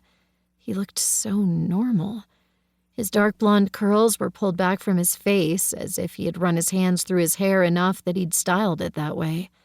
He had on an old t-shirt with his favorite band logo, jeans with a hole in the knee, and skater shoes. He looked like he always did. He always wore casual clothes, unless he was in his spandex bike attire. He sold mountain bikes and racing bikes and bikes for children, for the everyday biker and those who wanted to try a triathlon. And he had hit me. I slowly sat up, my body aching as I tried to figure out where I was. Maybe a basement? Why would I be in a basement? The floor was cement, cold, and my chains, actual chains, were loose enough that I had been able to rest my head on the floor while unconscious. Now that I was sitting up, the chains were above my head, allowing my shoulders to relax slightly. I turned, trying to see everything that was in here, but there were just a couple of chairs and some old boxes marked with clothes and other random miscellaneous attire. But there was something else, something I didn't want to see. There was a woman. No, that couldn't be right. But there she was, with her hands in the same position as mine. But she wasn't moving. She had to be passed out. I tried to see if her chest was moving, if she was breathing at all, but I couldn't. When I realized who it was, I screamed. I screamed as everything hit me and the reality of my situation came forward. I was chained in a fucking basement with Wyatt's ex-girlfriend. I didn't know if she was dead or if she was just unconscious. This had to be a nightmare. A goddamn nightmare. Stop it, Wyatt called out. Don't make me hit you again. I really don't want to hit you. I just needed to get you here and I didn't know how else to do it. It's not like I own a taser or anything. I stopped screaming and swallowed hard, staring at the man who I thought was so nice, so kind, so normal. But he was none of those things. Wyatt, what's going on? You're fine. Cora's fine. She's just sleeping. She screamed at first, but then she stopped. But she's just fine. I make sure she's fed and watered and taken care of. I make sure she's happy. Because she wasn't happy before, but now she is. Because I love her. Just like I love you, Raven. I didn't want to think about what he meant. I couldn't. I didn't want to think about what was going to happen next. I needed to get out of here. It didn't make any sense. Why am I here? I don't get it. I was really sad when Sebastian got to you first, but then you said you had a past with him, and so I maybe understood. And I had Cora. She's so nice. But she's not you. But she's trying to be. For me, she's trying to be. There was something wrong about how he was speaking. I didn't know what had happened to make him this way, but I needed to find a way out of here. For both of us. Only we were chained, and I didn't know if anyone would find me in time. That cold thought slid up my spine, but I ignored it for now. The Montgomerys took care of me, you know. I looked back at Wyatt when he started talking again. I tried not to throw up, my whole body shivering, and Wyatt sighed. But they're not taking care of you now, and it's okay. I'll do it. The Montgomerys have cared for me, so I'll do the same for you. Wyatt slid a blanket over me, and I wanted to push him away, but I couldn't get free. I was chained to the damn wall. Wyatt must have seen me jostle the chains, and he sighed. Do you know how long it took me to find out how to put in a chain like this by looking on the internet? The internet has a lot of things, but most of the time it's not really helpful. But I found this chat room that really understood. It was like going back in time, you know, with aliases and all that. It was cool. They helped me find the place for the best chains and how to keep you guys safe. And I will keep you safe. I'm not going to hurt you. Not the way you're thinking, he continued quickly. I would never take what's not mine, but I will make sure that you're taken care of. The world's hard out there, and I'm not going to let the world hurt you. There was no relief at his statement, only this twisted logic that made me want to curl back and try to get away from his touch. But he slid his hand over my cheek and smiled that innocent smile that told me that there was something really wrong with him, and none of us had seen it. Cora didn't understand, not until the end. But you will. He pulled away and began to pace. I'm going to have to take you guys away, I think. I shouldn't have taken you from the cafe. But everyone was gone and I thought it would be safe. Sebastian doesn't want you anymore, so he's not going to be looking for you. But those other Montgomerys, those I had to be careful of. They never really watched me, I don't think. But my friends from the internet said I had to be careful. So I'm going to take you guys to another place. A place that they said would be safe to keep you. Just so you guys are safe. Don't worry. I'll keep you safe. He closed the door, leaving me in the basement alone with Cora. I pulled at my chains and I screamed and screamed, but nobody answered. Sebastian had to come. He would come for me.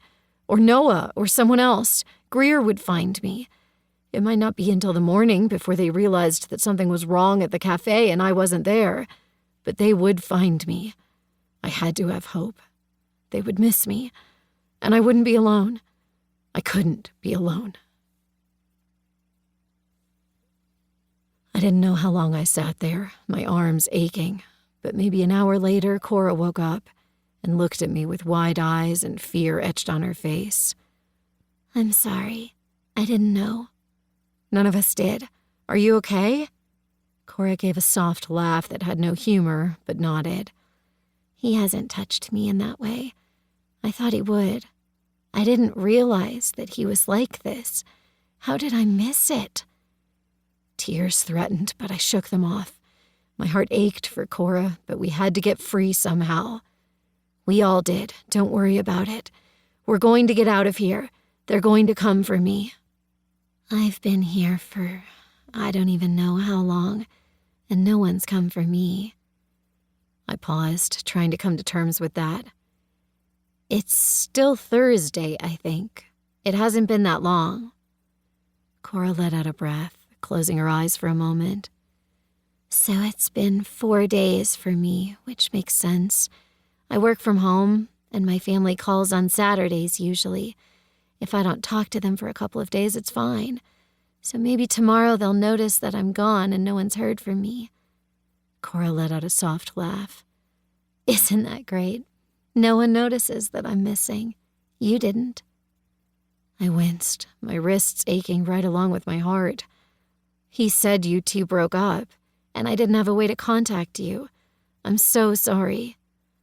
"I left him. I thought he couldn't love me, and there wasn't a spark. Turns out there was a spark of a different kind. I'm sorry. Maybe I did something?" "It wasn't you. I promise it wasn't you." "Okay. I hope so. I just want to go home." She started crying then, and I tried to reach out to comfort her, but we were chained far enough apart that I couldn't reach her. I didn't know how we could get out.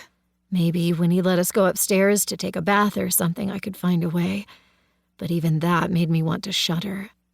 Suddenly, there were shouts and screams and loud sounds that made me want to hide. Cora met my gaze, and then the door slammed open. She screamed, and I tried to curl into myself, but this wasn't— "Miss Monroe, we've got you. You're safe." The man in front of me looked to the right, cursed, and spoke into the mic on his chest. "We've got another one." Everything moved quickly after that. They'd come for me. They'd known I was here. They knew I was here. In almost no time, we were out in front of the house, ambulance lights blinding me, making it hard for me to think. "Let me through. She's my family. Let me through." At the sound of Sebastian's voice, I looked up and nearly burst into tears. Noah and Ford were talking to the authorities. I didn't know what was said, but it didn't matter, because then Sebastian was there and touching my face. "Oh my God, baby. Your beautiful face. Are you okay?" "I'm okay, just bruised, and I sort of cut my forehead." "We need to get you to the hospital, ma'am," the paramedic said, and I nodded. "Can I come with her?" Sebastian asked. "It's up to her." I had so many things to say. It didn't feel real, and yet I knew I needed to answer. Yes, please. I don't know, just come." I couldn't really focus because none of this made sense. But then Sebastian was in the ambulance with me, and we were going to get me checked out. Sebastian didn't say anything on the ride over, just held my hand, and I tried to understand how he was there, how this had all happened. I just wanted to go home, but we needed to make sure I didn't have a concussion. 4 stitches on my forehead and no concussion later. I sat on the hospital bed, just staring at my hands. "Did the cops leave?" Noah asked as he came through the doorway, looking between me and Sebastian. Sebastian hadn't said a word since he got in the ambulance, and I hadn't spoken to him either. I wasn't sure what to say, what I was supposed to say. The authorities had been in and out of the room getting my statement. There were so many unanswered questions, and I knew it could have been a whole lot worse. I suppressed a shudder. So much worse. Sebastian nodded, and Noah stared between us. "No concussion?" "No, just a couple stitches. I can probably go home tonight. The cops are done for now. I still don't really know what's going on." Noah looked at me, and then at Sebastian, again. Noah growled. "Wyatt's locked up. Cora's going to be fine. At least that's what she's saying. My team's with her now, though it's a little too late, isn't it?" There was something in his voice, something that worried me. "It's not your fucking fault," Sebastian growled. I nodded in agreement. "It's not." Noah didn't look like he believed us. If anything, his jaw tightened even more. "Wyatt didn't throw any red flags. No one caught it. But he got you and Cora, and we missed it. We didn't even notice that she wasn't around anymore." "She broke up with him. Everyone missed it. It's not your fault." My mind was going a million different directions, and I needed to speak with Sebastian. But Noah needed to be okay, too. "I'm head of security. I do the cyber checks, and I didn't see a thing. So yeah, let me just figure it the fuck out. But I'm glad you're okay." He looked pointedly at Sebastian. "And I'm glad you're here, too. Talking." He turned on his heels, leaving us alone. I'm sorry, Sebastian said, but I could only see his back. I wanted to see his face to figure out what was going on. I'd never felt so lost. Why are you sorry? It wasn't your fault. I'm sorry for hurting you. He turned to me then, his eyes wet. I held out my hand. Can you just hold me? I just really need to be held right now. I watched as his throat worked, and then sat next to me, his arms around me as I leaned into him. It's so stupid. I love you so much, Sebastian, and I loved you before all this happened. I should have said so. All I could think about when I was down there was that I wasn't going to be able to tell you, that I wasn't going to be able to see your face or Nora's, and I'm just so sorry. He kissed the top of my head. His whole body was shaking, but I was shaking right along with him. I was coming over to say I was an idiot, that I love you, and you were gone and I couldn't find you. If the guys didn't have surveillance like they did, I don't know how we would have found you, and it was one of the scariest moments of my life. I'm sorry I left without trying to fix it. I'm not any good at this. We pulled apart so we could look at each other, and Sebastian cursed under his breath. I told you that I didn't know how to date. I didn't know how to be in a relationship. You're my first one as a full-fledged adult, and I'm not handling it very well. I used Nora as an excuse to push you away because I was so damn scared of losing you. And then the world tried to take you away anyway. I licked my lips and looked down at our clasped hands. I was so afraid of not being good enough, of trying to take Marley's place, that I walked away. I probably hurt Nora no matter what. I pressed my lips together and started to cry, but Sebastian wiped my tears away. Nora doesn't know what happened. She just thinks you're working a lot. She's with my parents right now. I don't know how to tell her any of this. Don't know if I should. I'm also not sure if I should keep secrets from my kid. This parenting thing is hard. It's been hard doing it alone, but it was nice having you around because I love you and I love the way that you are with her. I don't know what's going to happen next, but I also know that I almost lost you because some damn idiot thought he could protect you better than I could. Please don't compare yourself to Wyatt. There is something actually wrong with him. Are you okay for real? I rubbed at my wrists. The bruises had started to pop up. I'll be okay. It's just so weird. I think I'm still on an adrenaline high. I don't want to fight like this with you anymore. I don't want to feel like I'm not good enough. That was never the case. I promise you. You are not Marley. But I don't mean that in a bad way. I laughed. I get you. Do you? Because I want to make sure you do. I'm trying to figure out this whole relationship and being a dad thing, but I want to figure it out with you. The Sebastian that is here right now, the Sebastian in front of you, he loves you. I'm not that man from our past, and we can't go back and wonder what ifs and how to fix things. I learned that the hard way. So I want to go forward, look into the future, and to know that we're going to do it together. I don't know what that means exactly, but I know I want to take our time and figure it out. I want to be open and honest with my daughter, because she loves you too. And that means however we make this work, we're a family, in the complicated way that we Montgomerys do it. I was openly crying now, holding him tight. Tonight was so scary, but I'm okay. And I would love to figure our future out together, because I love that little girl too. Good, because I'm pretty sure she's not letting you go. He paused. And neither am I. Then his lips were on mine, and I could barely hold back my tears. The door opened again, and the nurse came in to see why my heart rate was skyrocketing. She shook her head and let the other Montgomerys in. Of course, because they were my family too. My parents followed them, having driven the hour to get here. And I knew that this was my future, what I had never allowed myself to believe could ever happen. I pressed my hand to my neck, and my eyes widened. My necklace. Where did my necklace go? Everything you were wearing went with the authorities, but we'll get it back for you. I promise. Arya said from my side, where she held tight to my other hand. Thank you. Thank all you all for being here. My parents came forward, and Sebastian moved away so they could hug me. And then I was holding back tears as everyone took turns coming in the room so we didn't annoy the nursing staff by overcrowding the room. Ford was the last one to leave, other than Sebastian, and he stared at me. What is it, Ford? I asked, my voice hoarse.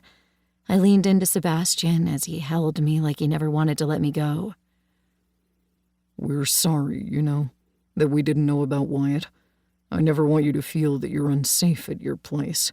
So if you want, we can go over security again and make sure you feel safe there. My heart swelled, and I smiled up at him, tired and feeling like I was having an out-of-body experience.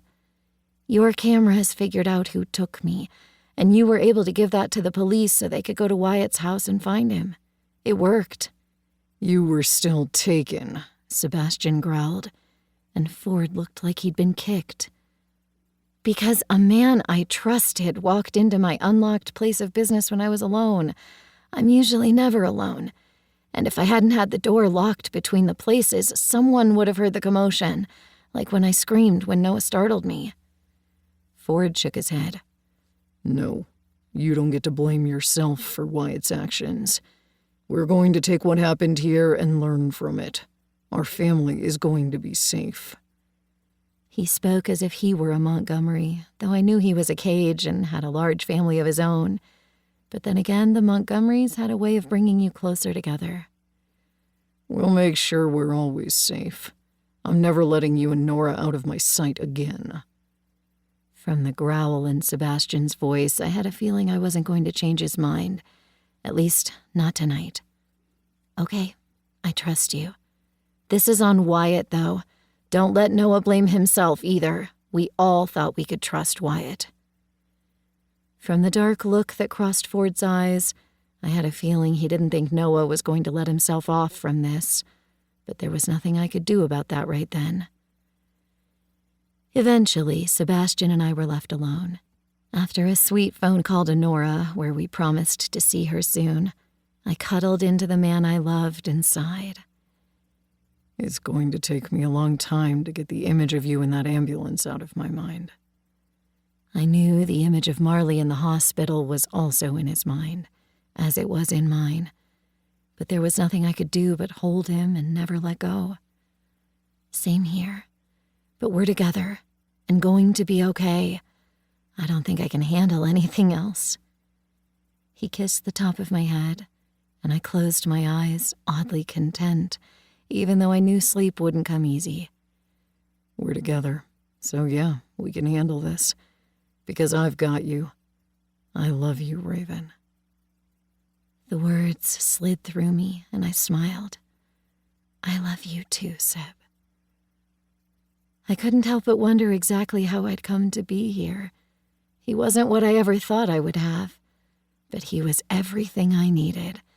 And now I just wanted to go home and start our life. Chapter 21. Sebastian. We're going to be late if we don't hurry.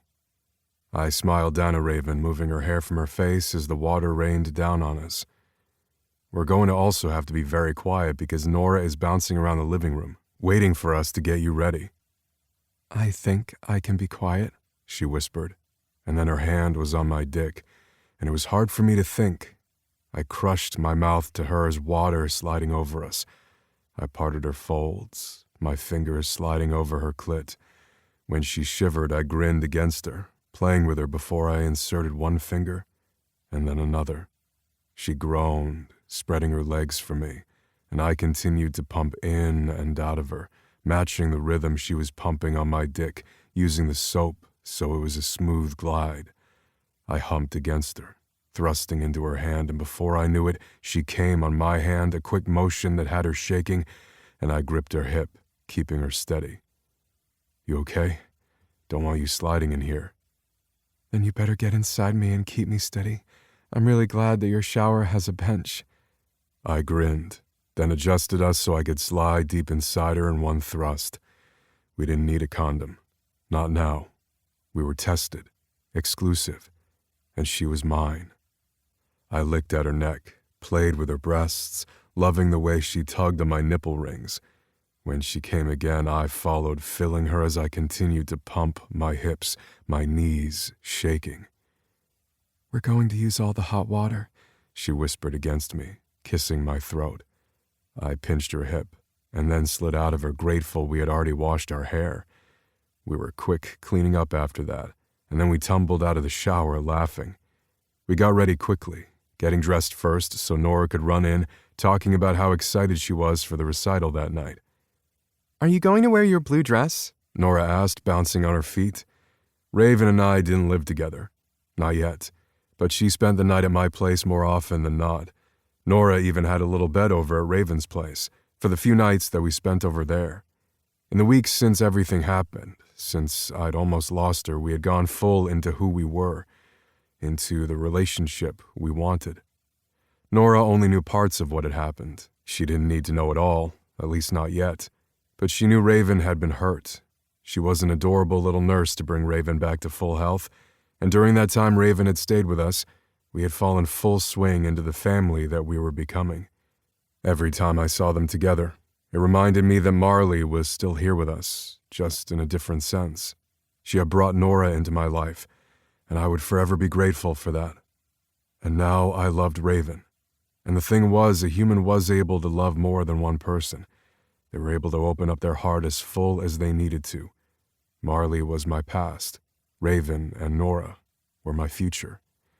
I was one blessed man, even if it took me nearly losing everything to realize that. Raven met my gaze at Nora's question, and then nodded down at my daughter. I was going to. I think it will match your dress perfectly, don't you think? I think it's perfect, and I'm excited to go over to Grandma and Grandpa's for dinner after. She paused. Daddy's mom and dad, not other Grandpa and Grandma, although I'm going over there tomorrow, and I'm really excited because we're going to make cookies. The idea that my daughter was excited to go to Marley's parents was still a surprise, but ever since our talk, our blowout, things had changed. I knew they were going to therapy now, something they should have done 5 years ago, like I had, but there was no way to force someone into healing. But things were better for now. They weren't perfect, and they would never be, but we were finding a way to work together. The fact that they didn't talk down to me or make my daughter cry meant something. I have to blow dry my hair real quick, and then I'll be ready to go. Can I help? Nora asked, and Raven smiled and nodded. You've got it. I'm pretty sure it took twice as long as it would have without Nora's help. They looked adorable, though, and I loved watching the two get ready.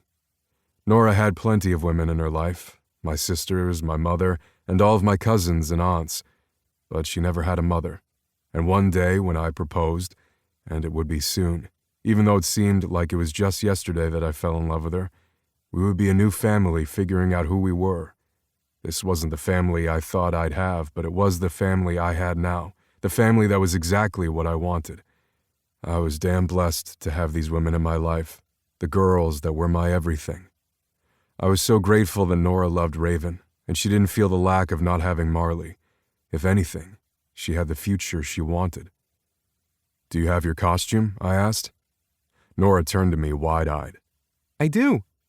Why don't you double-check, and we'll make sure Raven's all ready to go. We need to meet up with Molly and Shane and their families for photos. Okay.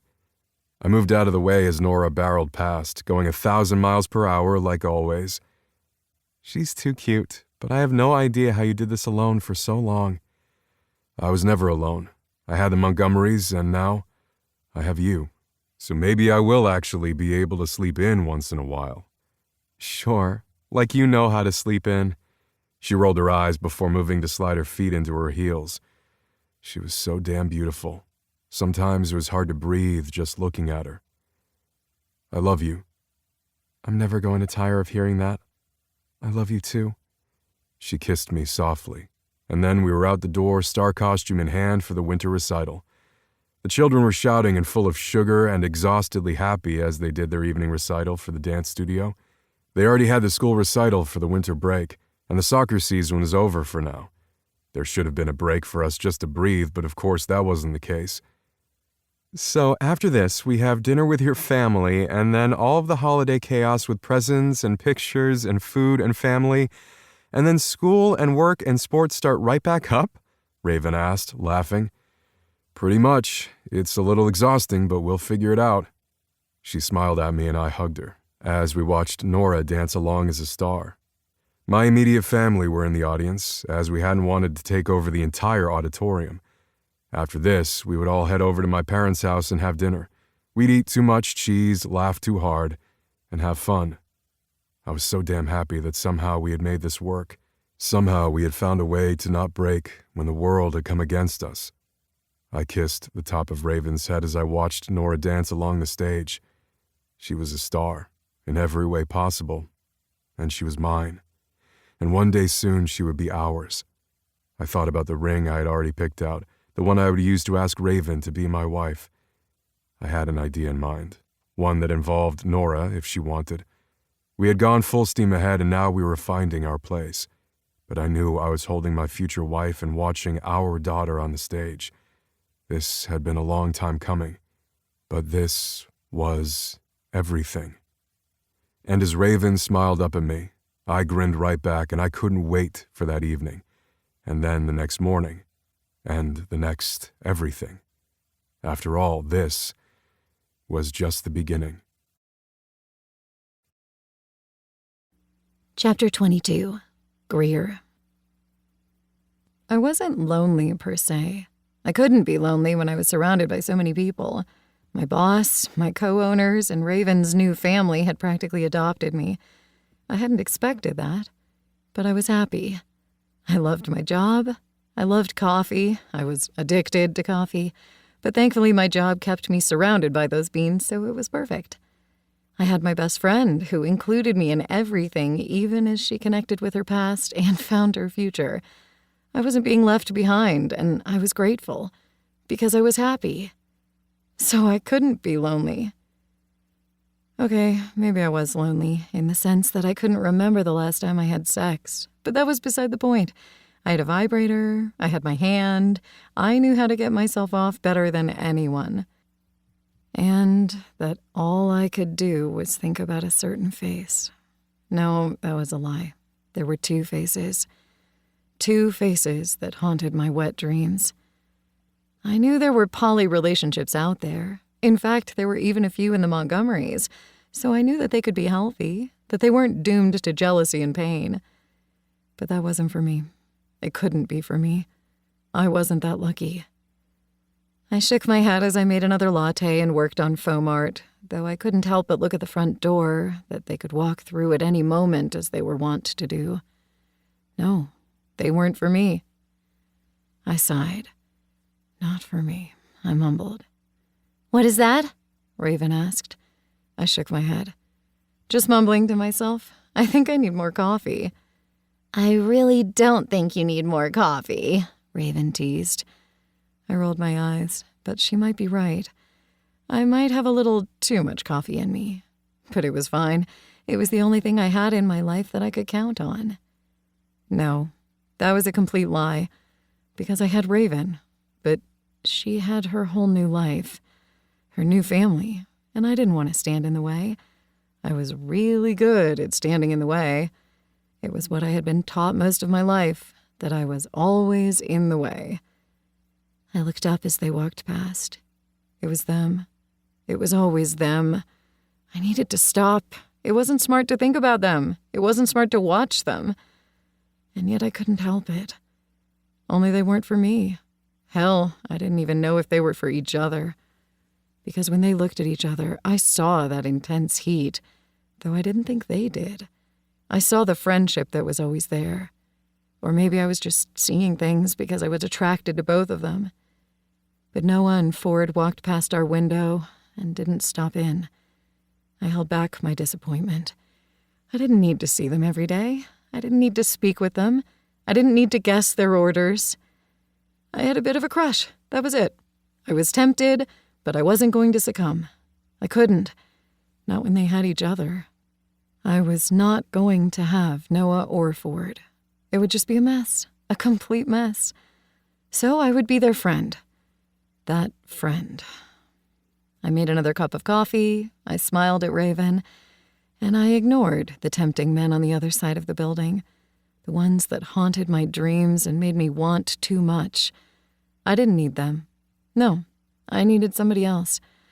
So I would find a date, one that had nothing to do with the Montgomerys or their best friends. Chapter 23. Noah. I slowly licked my way up his back, biting down on the strong cord of muscle where his neck and his shoulder met, my hands digging into his hips. "More," he whispered. I groaned, biting harder, before I licked the hurt, just a little mark that would remind him I had been there. I kissed down his shoulders, down his back, before squeezing his ass and pressing myself against him. "If you don't fuck me soon, I'm going to turn you over and take my turn." I grinned, my head a little dizzy, the drinks having been a little too strong. But it was the only way I could get this brave, then I'd be able to blame it on the alcohol later. I turned to the man in my arms, crushing my mouth to his. He tasted of booze and mint and promise, of broken promises, of mistakes. He reached between us, gripping my dick, and I groaned, pumping into his fist. Fine, I'll just take matters into my own hands. He went to his knees, and before I could do anything, he had his mouth around my dick, and I was thrusting into him. I gripped his hair, forcing my cock into his mouth, down his throat. He gagged, but kept going. He squeezed my hips, then my ass, spreading me as he continued to bob his head, taking me hard, not backing down. I pulled away as my balls drew tight because I didn't want to come right now. No, I wanted to be inside him. I pulled him to his feet, pressing our dicks together. When he gripped us both, the friction nearly sending me over the edge, I shuddered. I pushed him down on the bed and grabbed the lube. "Fine," I growled. I was going to remember this, and that meant I wasn't drunk enough. He seemed to understand what I was thinking, and a wave of hurt crashed over his face before he pushed it away and spread himself for me. I readied him, then myself, then I faced him, before I slowly slid balls deep inside him. He was tight, damn tight, but it didn't matter. I just needed him, needed to fuck him, needed to forget. He pushed back on me, legs around my waist as we moved, fucking each other with abandon as if nothing mattered, as if everything mattered. I pulled out and he went to all fours. I slammed back in, riding him into oblivion. I slid my hand around, gripping his cock. I pumped him as I fucked him from behind. He groaned my name, and then he was warm over my hand as he came, and I filled him, both of us shaking. This wasn't our first time, but it had to be our last. It always had to be our last. "Well, that happened," Ford whispered as I slowly pulled out of him, reaching for the towel to clean us up. I didn't look at him. I couldn't. All I could do was hang my head in shame and hate myself once again, because I was using him. We used each other. And I hated myself. "Shit," Ford whispered as he sat next to me, hands on his knees. "Shit. So I guess we're just going to continue to fuck each other and not talk about it?" my best friend asked. "It can't happen again." I had said those words before, but this time I meant them. Even through the booze haze, it couldn't happen again. "We live together, we work together, and you're my best friend, Noah. Why can't it happen again? We can't do this. If we do, we break everything you just said." "I know," Ford said. And that was the problem. He did. He knew we couldn't, just like I did. And yet here we were, fucking each other because I was so damn weak. We can't let it happen again. Ford didn't say anything for so long I wasn't sure what he was thinking. And that was the problem. I usually knew what Ford was thinking. Finally, he stood up, naked and gorgeous, long lines of muscles, tattoos, a few scars. He had been through hell before, had come out stronger for it. And I had always wanted him, and maybe that was our problem. You're using your anger over what happened on me. I get it. You hate that you missed it. Only you didn't. We didn't. You don't get to fuck me because you're angry. Fuck me because you want to. At that, Ford Cage, my best friend, the lover that I knew I could never have, left, and I hung my head down, shame crawling over me. I hated myself. But it was the one thing I seemed to be good at these days. Bonus epilogue. Sebastian. Why am I suddenly nervous? Raven stood by the table, wringing her hands in front of her. When she bit her teeth into her bottom lip, my cock noticed, and I had to swallow, hard. That woman just did things to me.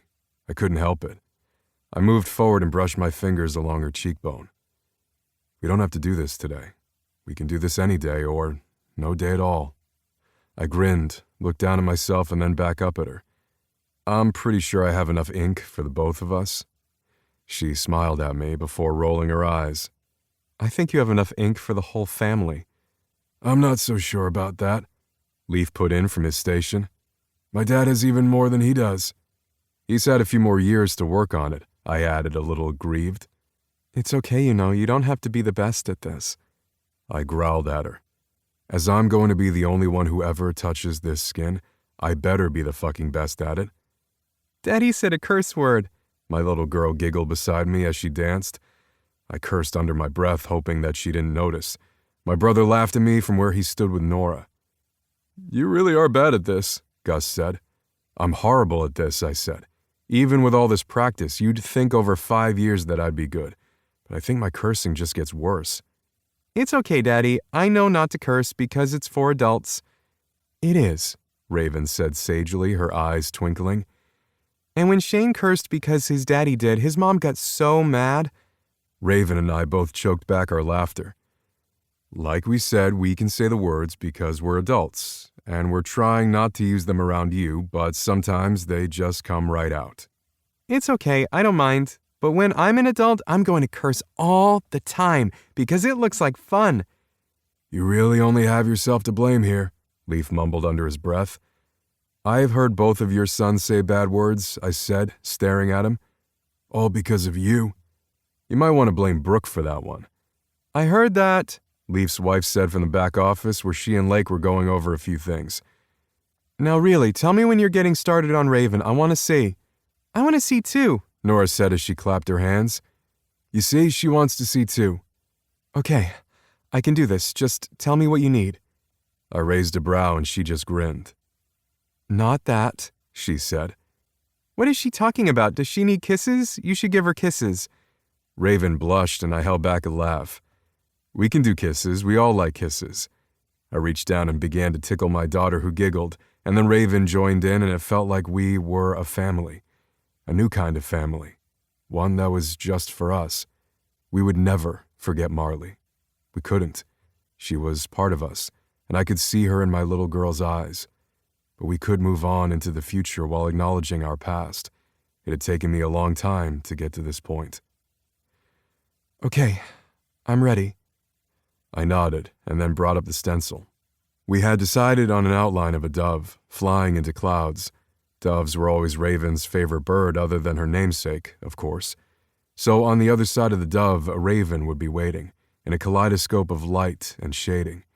We both knew who the dove represented. Marley was etched on my skin as well. Why shouldn't she be on Raven's? I had been worried at first, thinking that would bring too many bad memories for Raven. But she had wanted it, and I was going to be the one to do it. I worked with the stencil, placing it exactly where we wanted it to go on her shoulder. And when we were ready, we began. Nora watched, fascinated.